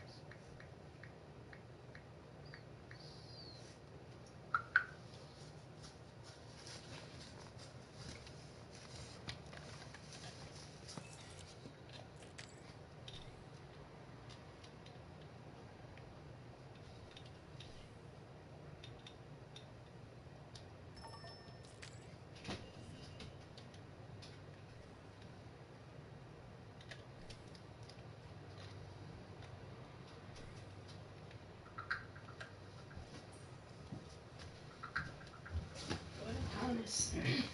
Right, there we go. 292 million. That's the only person in here rich enough. 204 million. Alright, we got some people. Alright, let's go.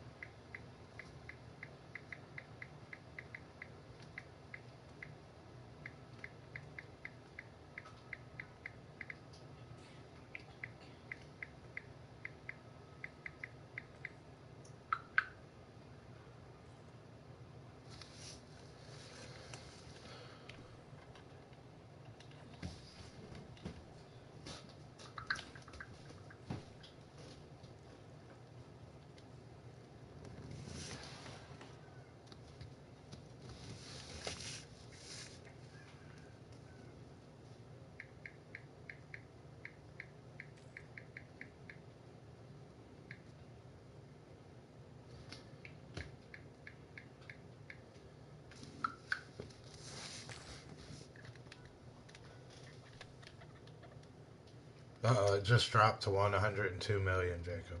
What? It just dropped to 102 million. Oh crap. I should have sold it for 90 million. I'm gonna go 80 on the market or on the auction.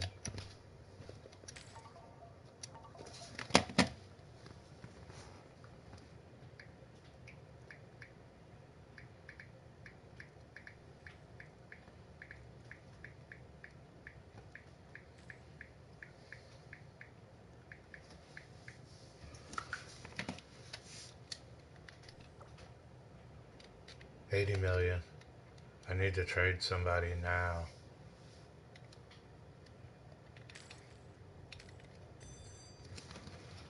Eclipse Strikers booth. Okay.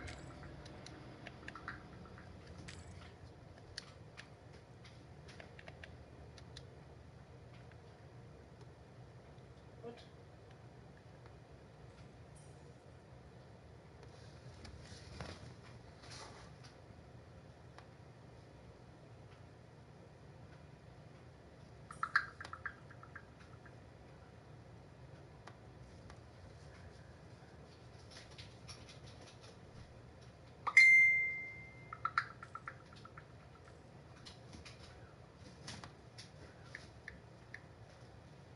Did you tell him it just went down to 102 million?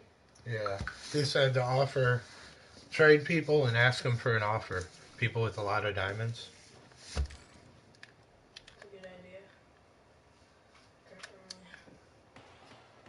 Oh, let's just hope these guys don't try to escape while I'm going again. Alright. Let's hope it. So, let's see, leaderboard.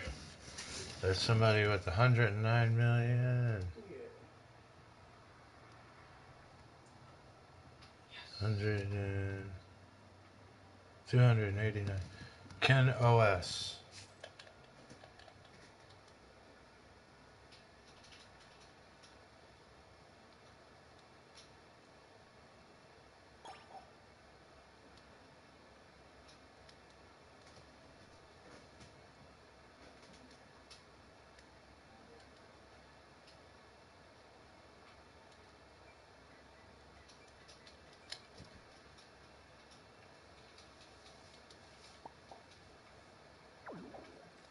He canceled the trade.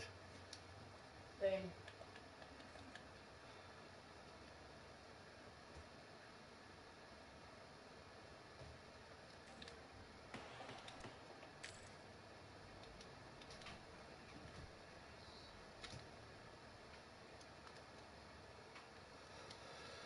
Alright, let's see. Rebirtha. I need to go to a different lobby, I feel like. Yeah. Huh? Uh-huh. After trying to do that.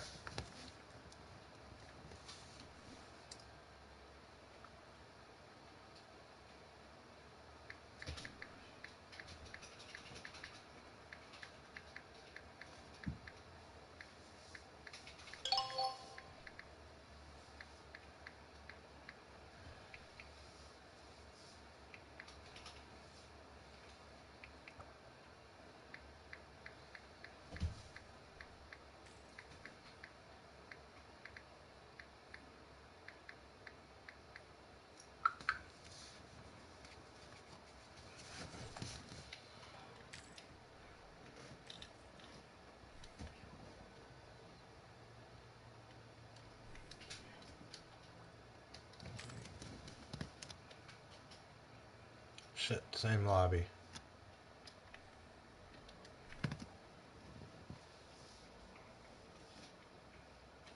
Oh, this is it.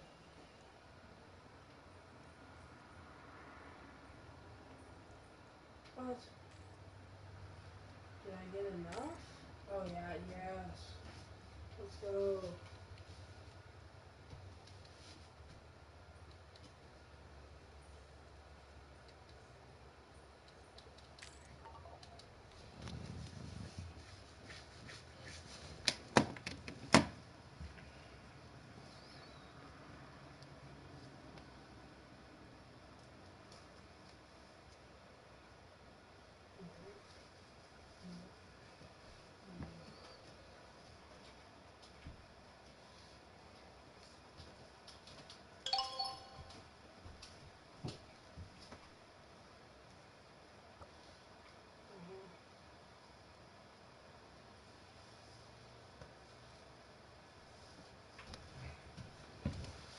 game is fun. Like mini game area, which I didn't even know about before.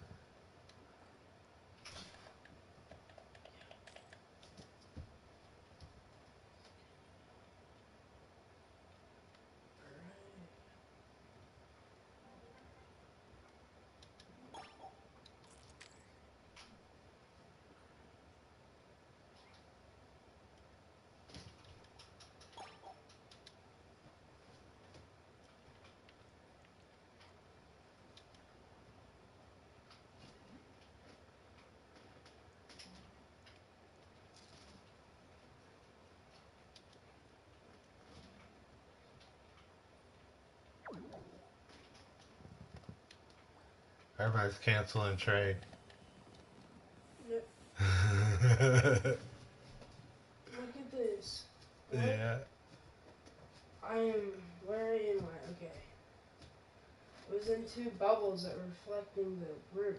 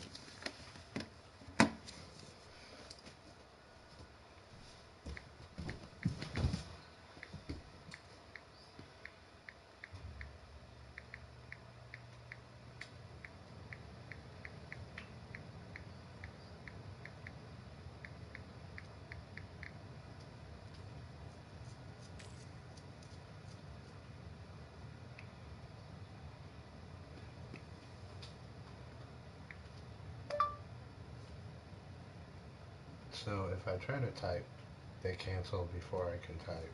So I just put my pet in, and before I can even say hi, they cancel trade. LOL.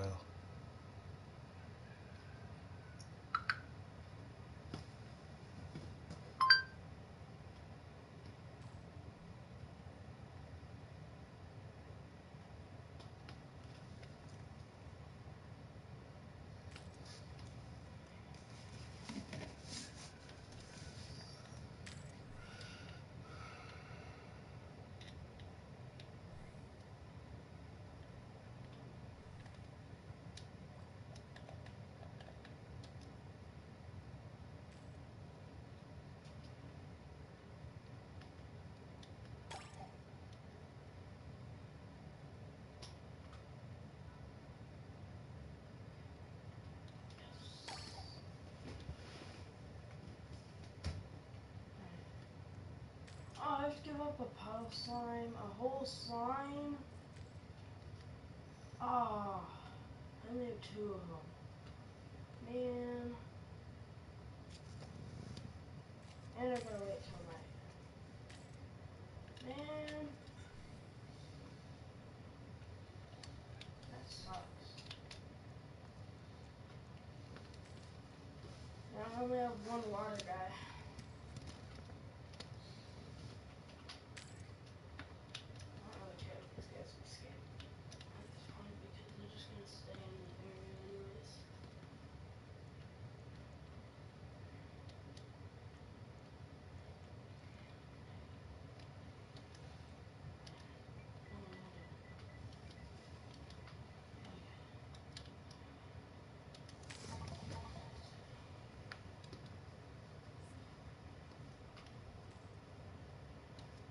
There are too many auctions at the moment. Oh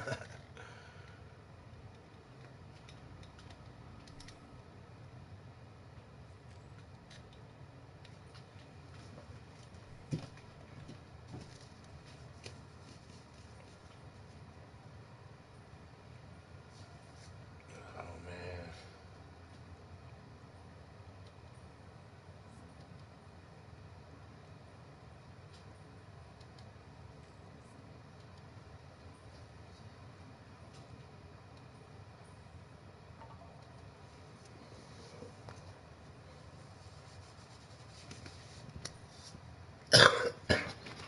This is tough. Yeah, so is this. What the? I missed all of them?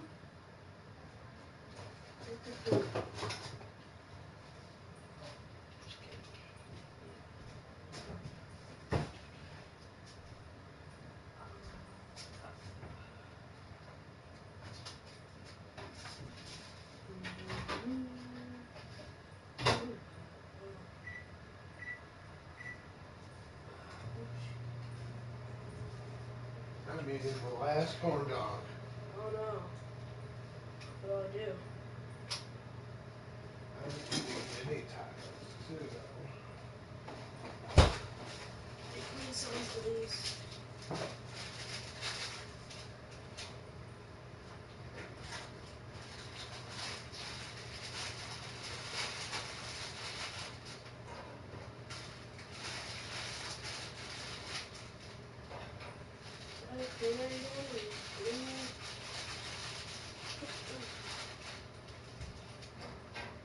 Oh my gosh. Oh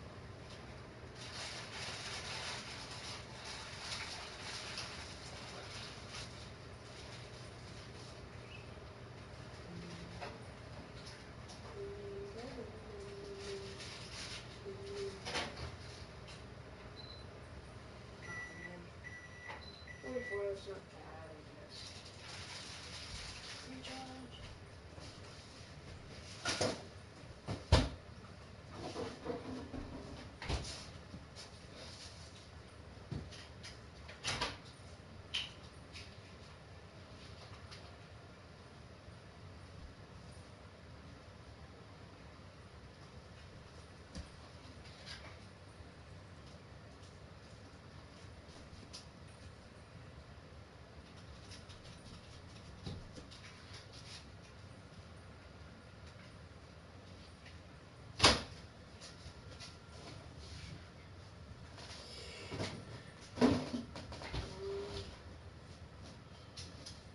Slow. Yes!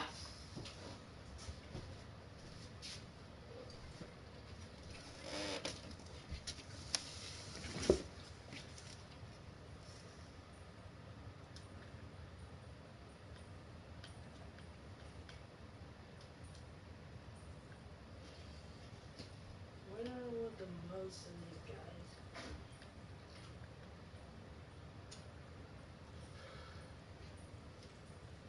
Right here. And here. Baboosh. Baboosh.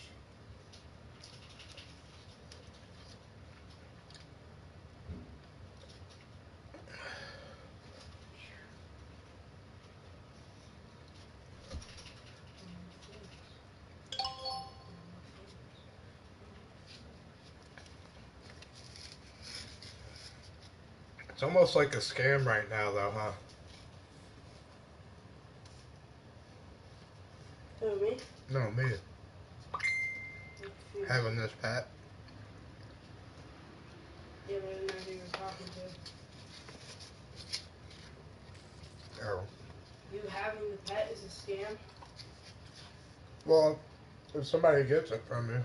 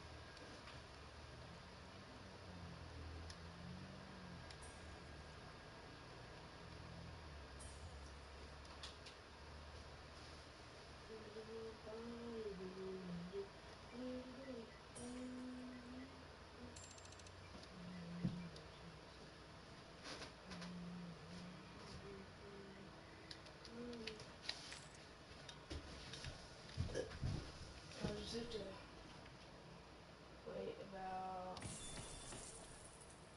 I don't know, 40 minutes. Is my timer on over there? It's blinking 5. Oh, okay.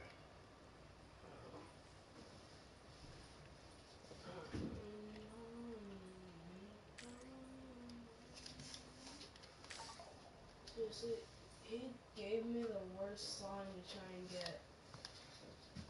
He made me try and get the phosphorus slime, but they only come out at night. Oh, really? But I can't sleep until night, so I have to wait. Hmm. Just trying to do that racing thing, trying to, you know. Yeah. Might as well do some farming. I realize that now, Kama. I'm gonna try and find a guy selling cheap pets, cheap huges, and see if I can get like a few different ones. Maybe like somebody with a chameleon or a Pegasus, and try and get that and like maybe 2 more huges with anything, and get rid of those.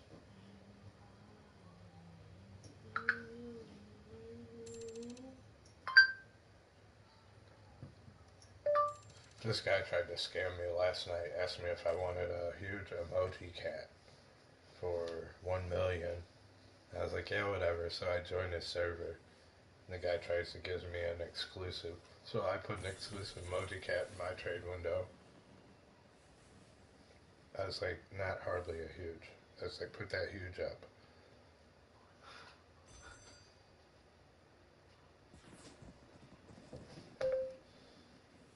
Put that huge up.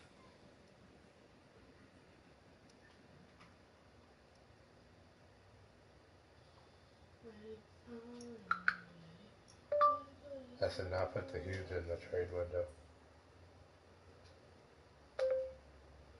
Now that I gave up, I had to give up on my. And I told him, okay, where's the huge? Now that I had to give up on my puddle slimes, it got a lot harder to get one water thing, water puddle ports, and now they're going up again. Yeah. I sold my puddle guy.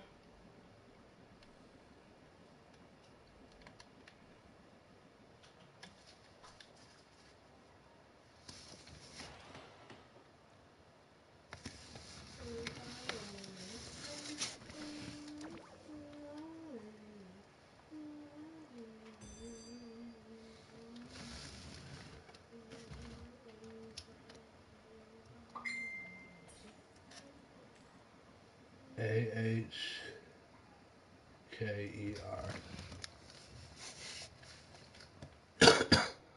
So what, a guy tried to give you an emoji cat? For 1 million. I had to leave my thing and accept him and shit. And then when I got to this thing, He does that, he tries to scam you. yeah. Was it someone in your stream? Yeah. He's like, hey, you want a huge for 1 million, an emoji cat? And I was like, yeah, sure. And he's like, okay, add me. And I tried to add him. He's like, no, that's not my name. And I was like, okay, whatever. And then,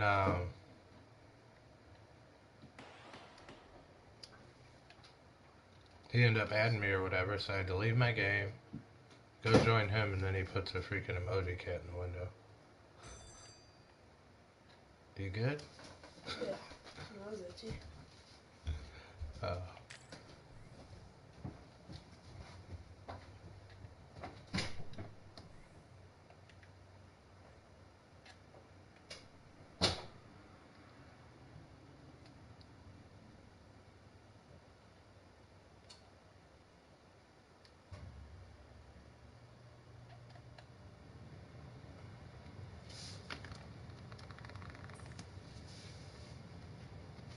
Definitely need to trade that bad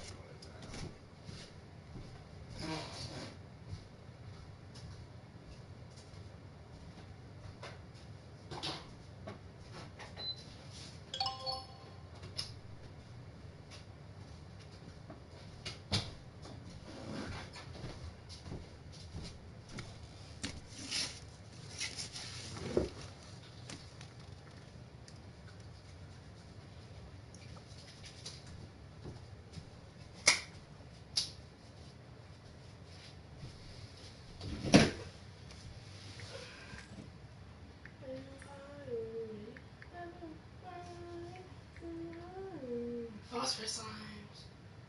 I don't really want it, but we'll just give them some. So 5, I think we like 8. Not even a 12. No, it's 10. 7.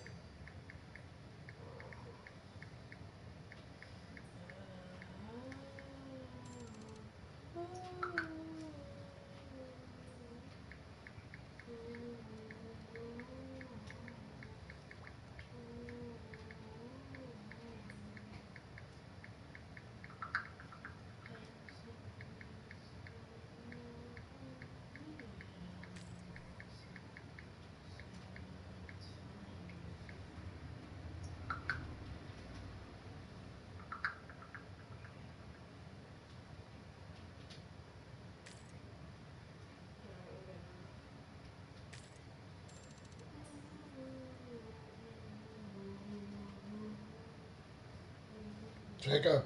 Yeah. You Matthew? I don't have Matthew. You better have it done. Connor's asking. It's done.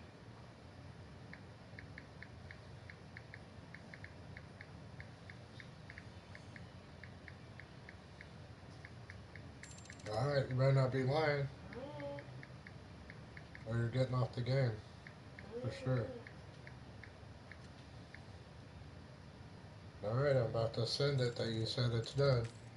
Okay. And that you don't have any. Okay.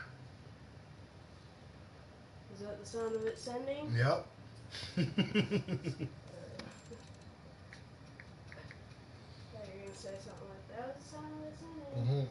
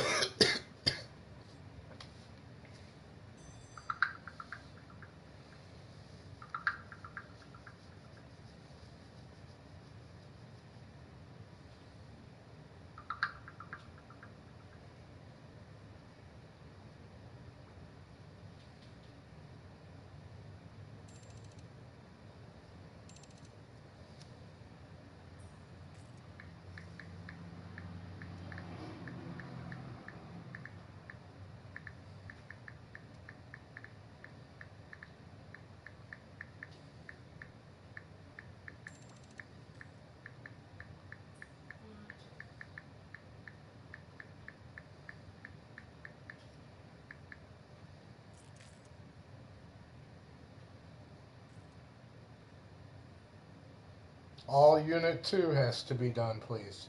It is. Mom said. It is.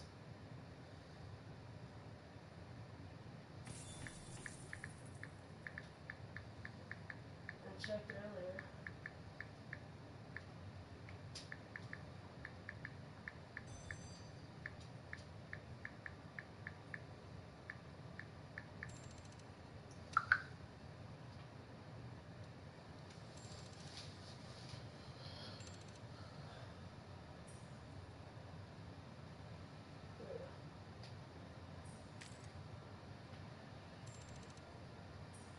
I waited that whole time and I didn't even get to, like, the lab thing.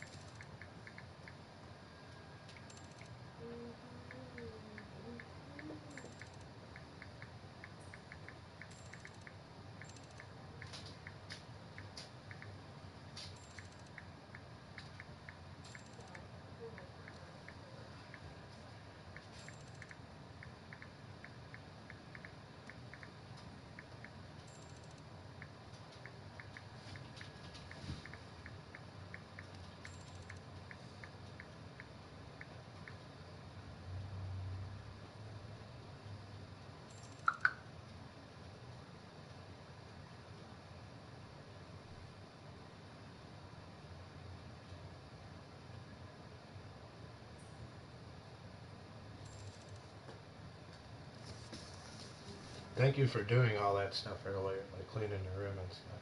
It does look better. And taking the trash out like I asked.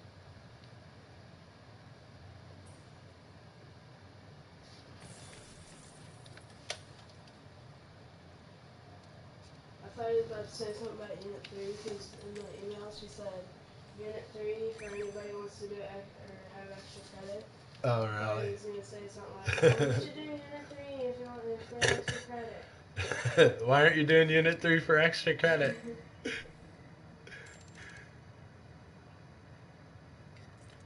Does it seem like something he would say? Yeah.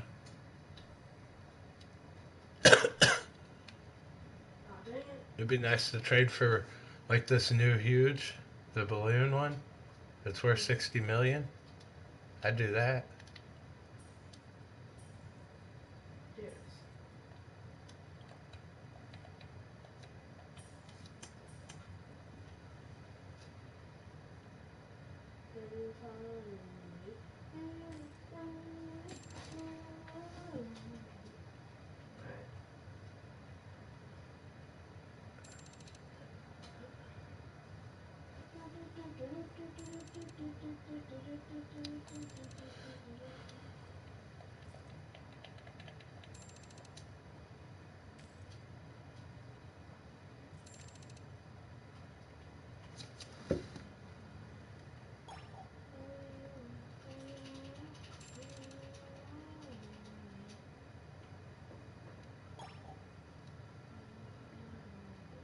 Let's go. Static Flamer is really good. No.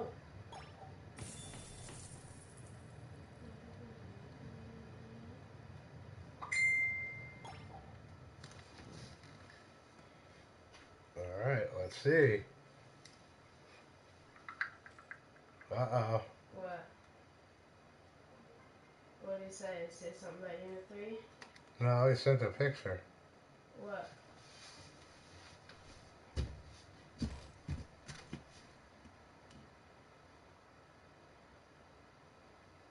He sent a picture of what?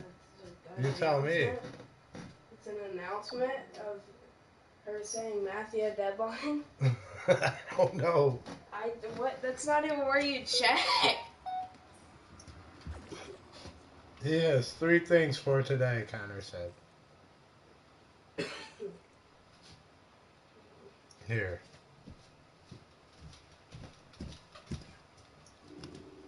You better talk, because this is bull. You better pause your game, too. Hello? Hold on.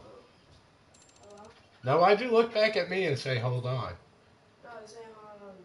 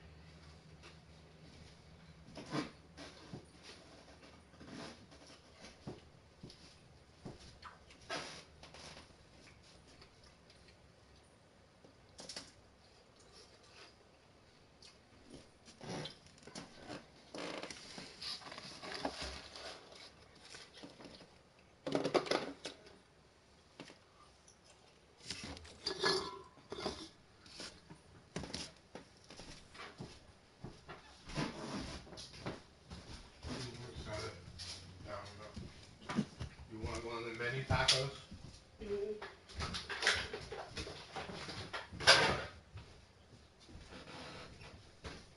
I guess you gotta finish your homework. I don't have homework.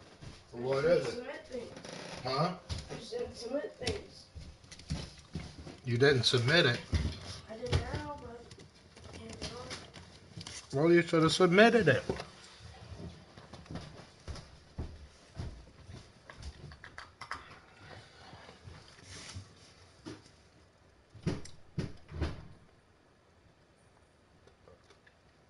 Are the cats in there?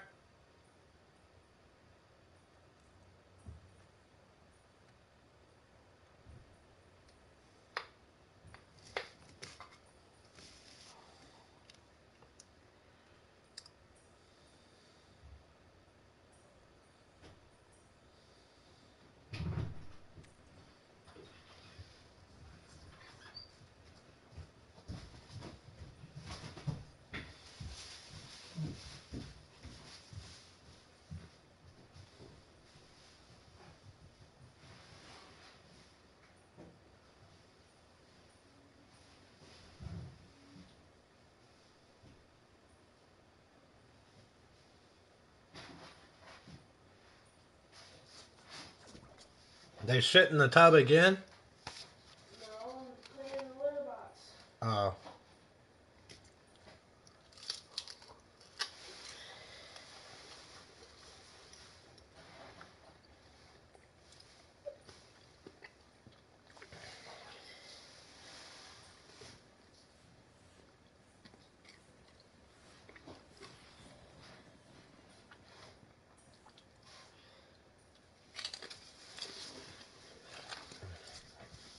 Just going in there smells, huh?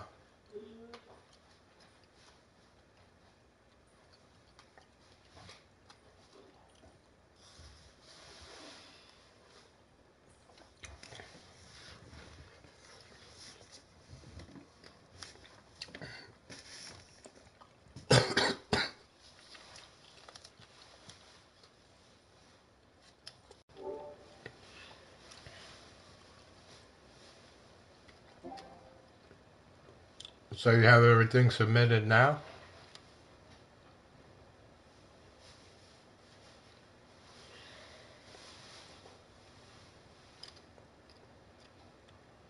Jacob. What? You have everything submitted now? Yeah. Did you explain that to Connor? Uh-huh. What'd he say? He said I still can't play. Oh.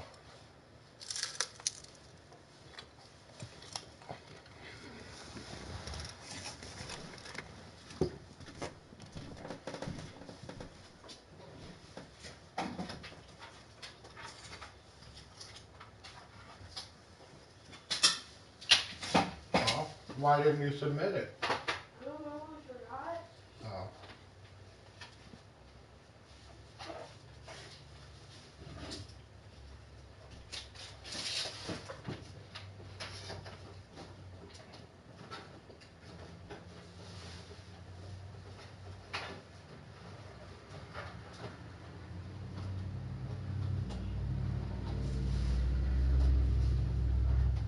Well, I think the lesson there is that you just need to remember things like that. Then you can play and stuff. When I asked you if your homework was done, you should have said, yeah, but I didn't submit it. And I would have suggested submitting it before it was considered complete. That would have been an easier route for you, right? Alright.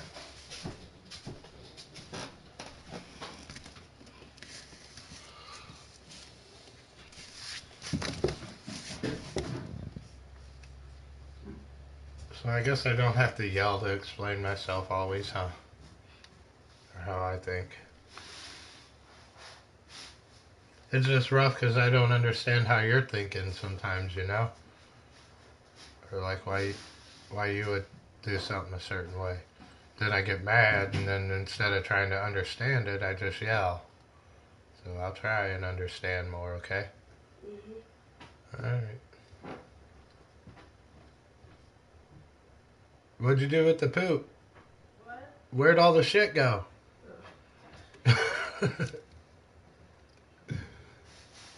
You about forgot that shit, huh?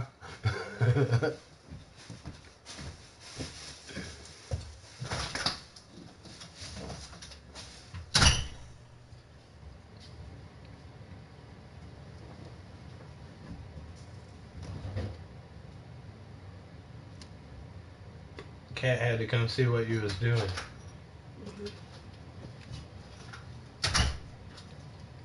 You want some of these things now?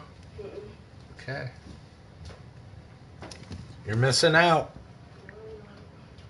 I have cheese and barbecue sauce and sour cream.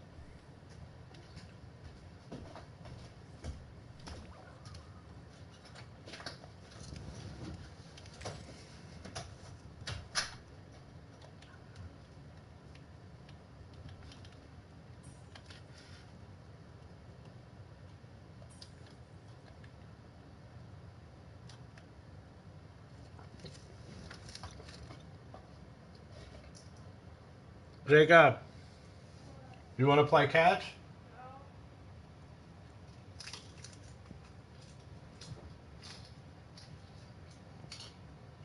What are you doing? Oh, okay.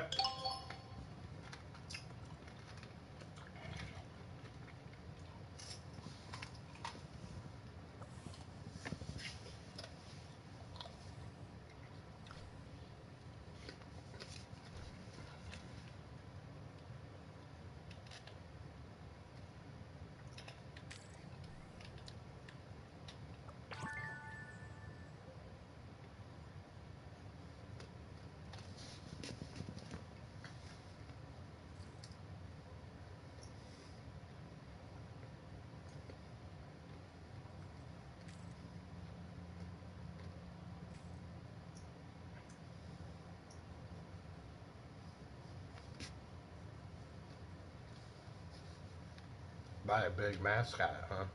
Does it? I don't have money for a mascot.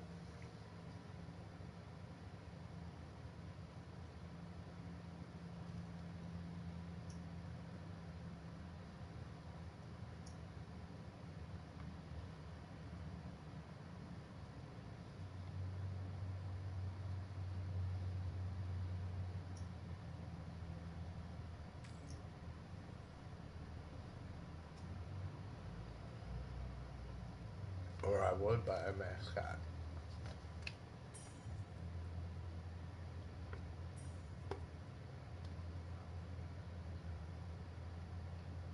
I'd like to trade this guy.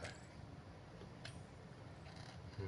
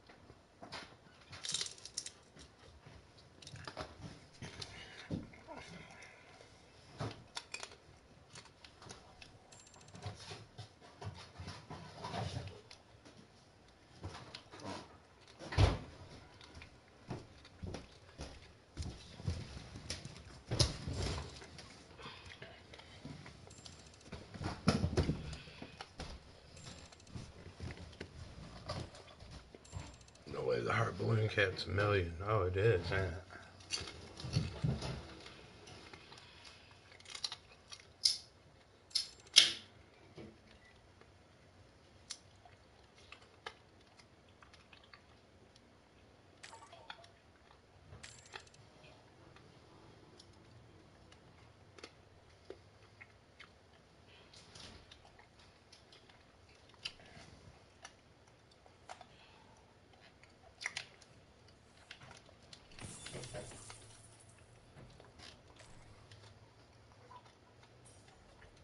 That are good there.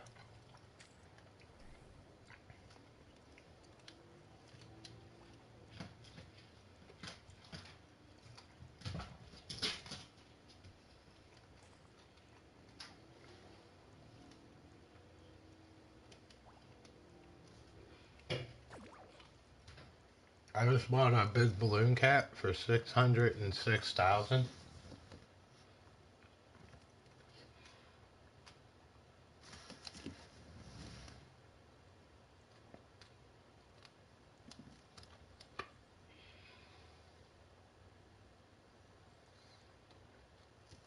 I think that was a good deal.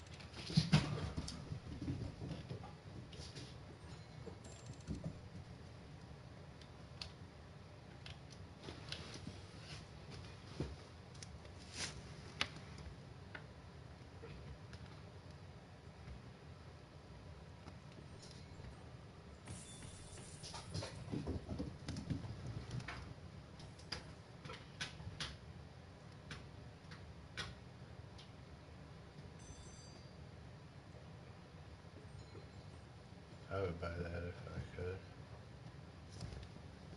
This is got GTR.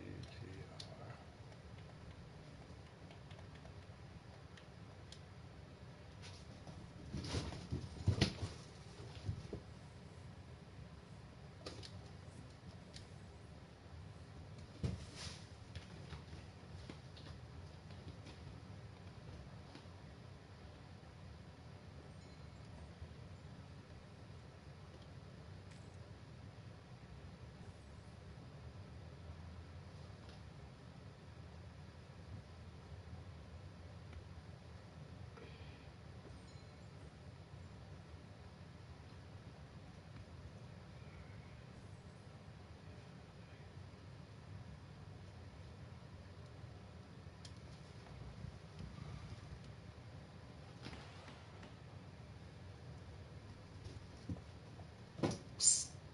Quit.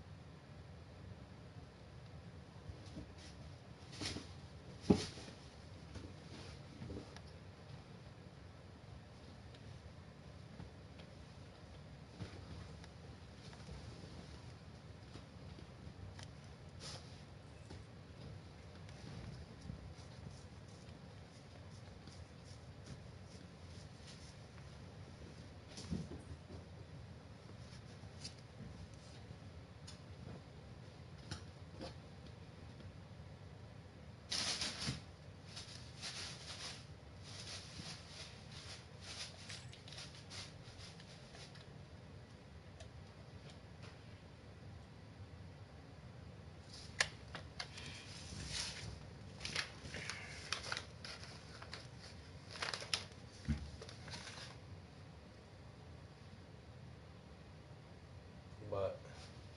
Hmm? What, you bored? Yeah. Not bad. You wanna go play catch? No. Why not? Cause. You're just gonna look at me? You wanna sell my thing for me? Can't play the game.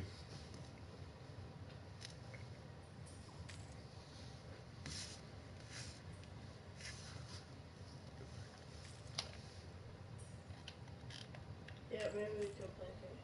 Go play catch. You want to? I must have played go catch. Sure. Okay. In the front or in the back in the dark? In the front. Alright.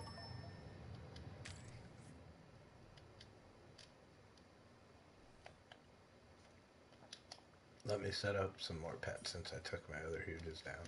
Because I don't want all my other ones to be real expensive and then have this one cheap, you know? So, but if somebody comes by and sees that it's a wrap, maybe I'll buy it. I'm just selling everything. What do I got? Let's sell these. What are they worth? 61K. Man, I think I could almost get more than it. Let's go 180. What? You said you think you can almost get more. Well, I almost think I can get more than that. Is that right? Or wait, dude, you can't almost think something, huh? I think I can almost get more than that. Wait, you can't almost get more than something. You either get more than it or you don't, huh? And you either think it or you don't. So I'm like, yeah, okay. I think I can get more than that, almost. Huh? No? Watch me, though. You could, like, almost catch something. Almost, I think I can get more than that. Finish. No. There's no almost anywhere. Either you can get more or you can't, huh? Well, no, you can almost catch stuff. Yeah. You can't almost get more, though. You either got that amount or you didn't. I mean, if I would have raised it higher, I would have got more, but is that like almost getting more? If I sold it too cheap? Because I could only, if I would have sold it higher, then I would have got more. So since I sold it a little bit below that, I almost got more. I almost got more, but I sold it too cheap. Right?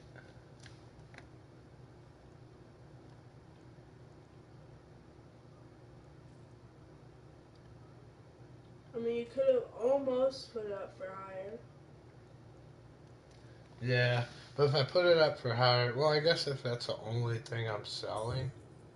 Well, I thought it sold. Something sold. Something else sold.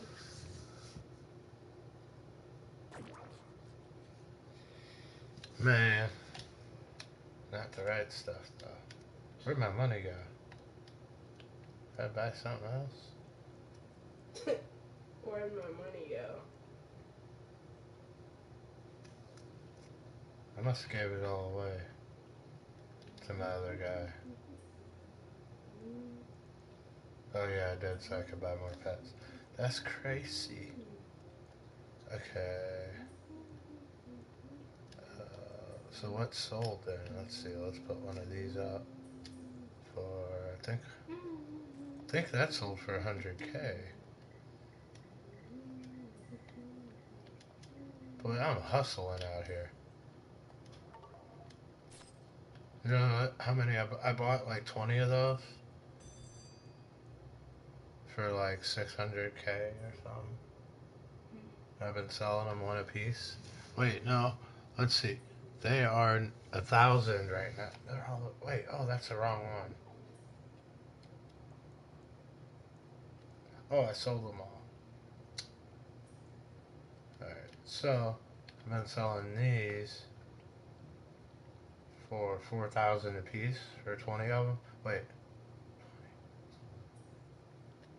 Let's go 10 for 50K. I think I can get that. You know how much they're worth? My whole stack is only worth 32,000. And I'm selling a quarter of my stack for 50K. Why aren't you selling that sun? Because, which one? The normal one? Do I not have one? What do you mean? I don't have one up for sale. I don't think so. You have one in your inventory. Just one? You're right. I don't have any for sale there. I'm gonna start selling them for more. Because I always sell them and don't realize it.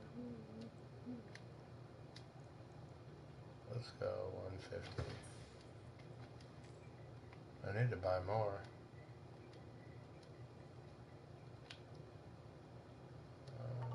That's gonna sell. Find out though. You ready? Yeah, let me put one more item up, I think. 10. Yeah, one more item.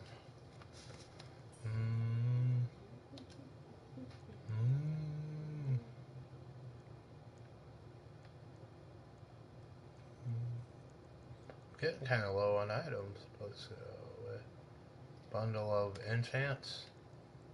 Man, those I almost want to keep. I wonder if I could get more by selling. 40,000. 20,000. Let's go.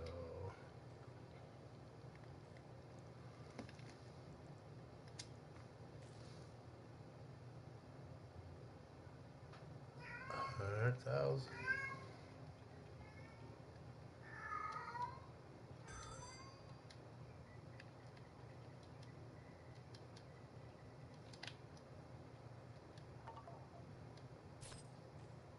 My other stuff sell. Those presents. So that stuff doesn't sell. Then I raise the price. 5, 9, 14. Oh shoot, 2 more items. Do one more.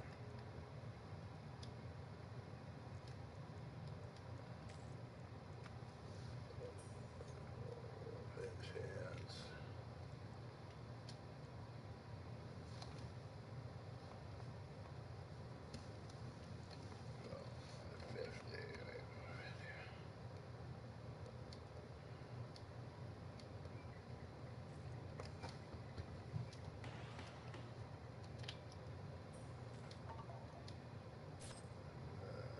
Griffin, so.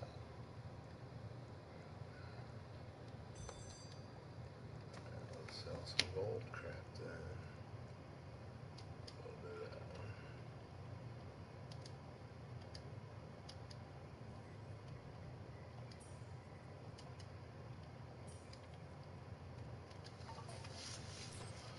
one. Is it cold out?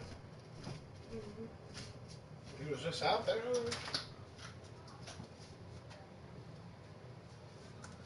A little bit cold. There's a football. Alright by you. Look at that. Oh, really? Where did all the air go? I'm wondering. What, airing it back up? What is it? I don't know. See if it wow. throws. It is flat, huh? No, it's not. It's how it looks.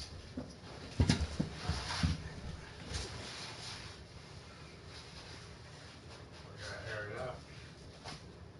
Mm-hmm.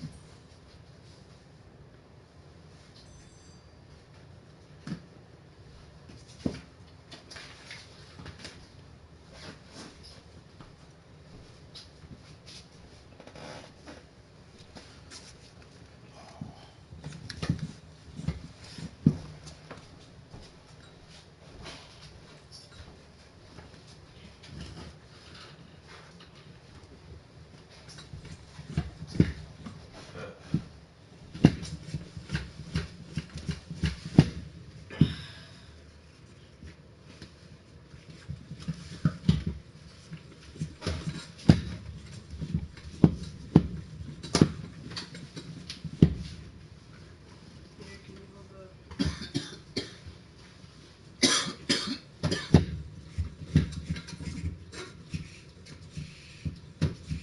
Is it or not?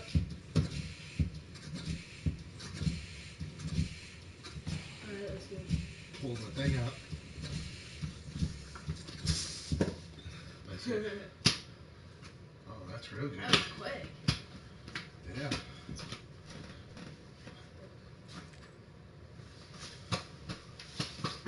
Where's your shoes? In my pocket. You don't want this last one of these? Yes. What do you get? No sauce? Well, I don't need sauce. But it's good. The cheese is good with it. It's a chill. Well, we throw that away from me. Very closely. Now let's step over that box.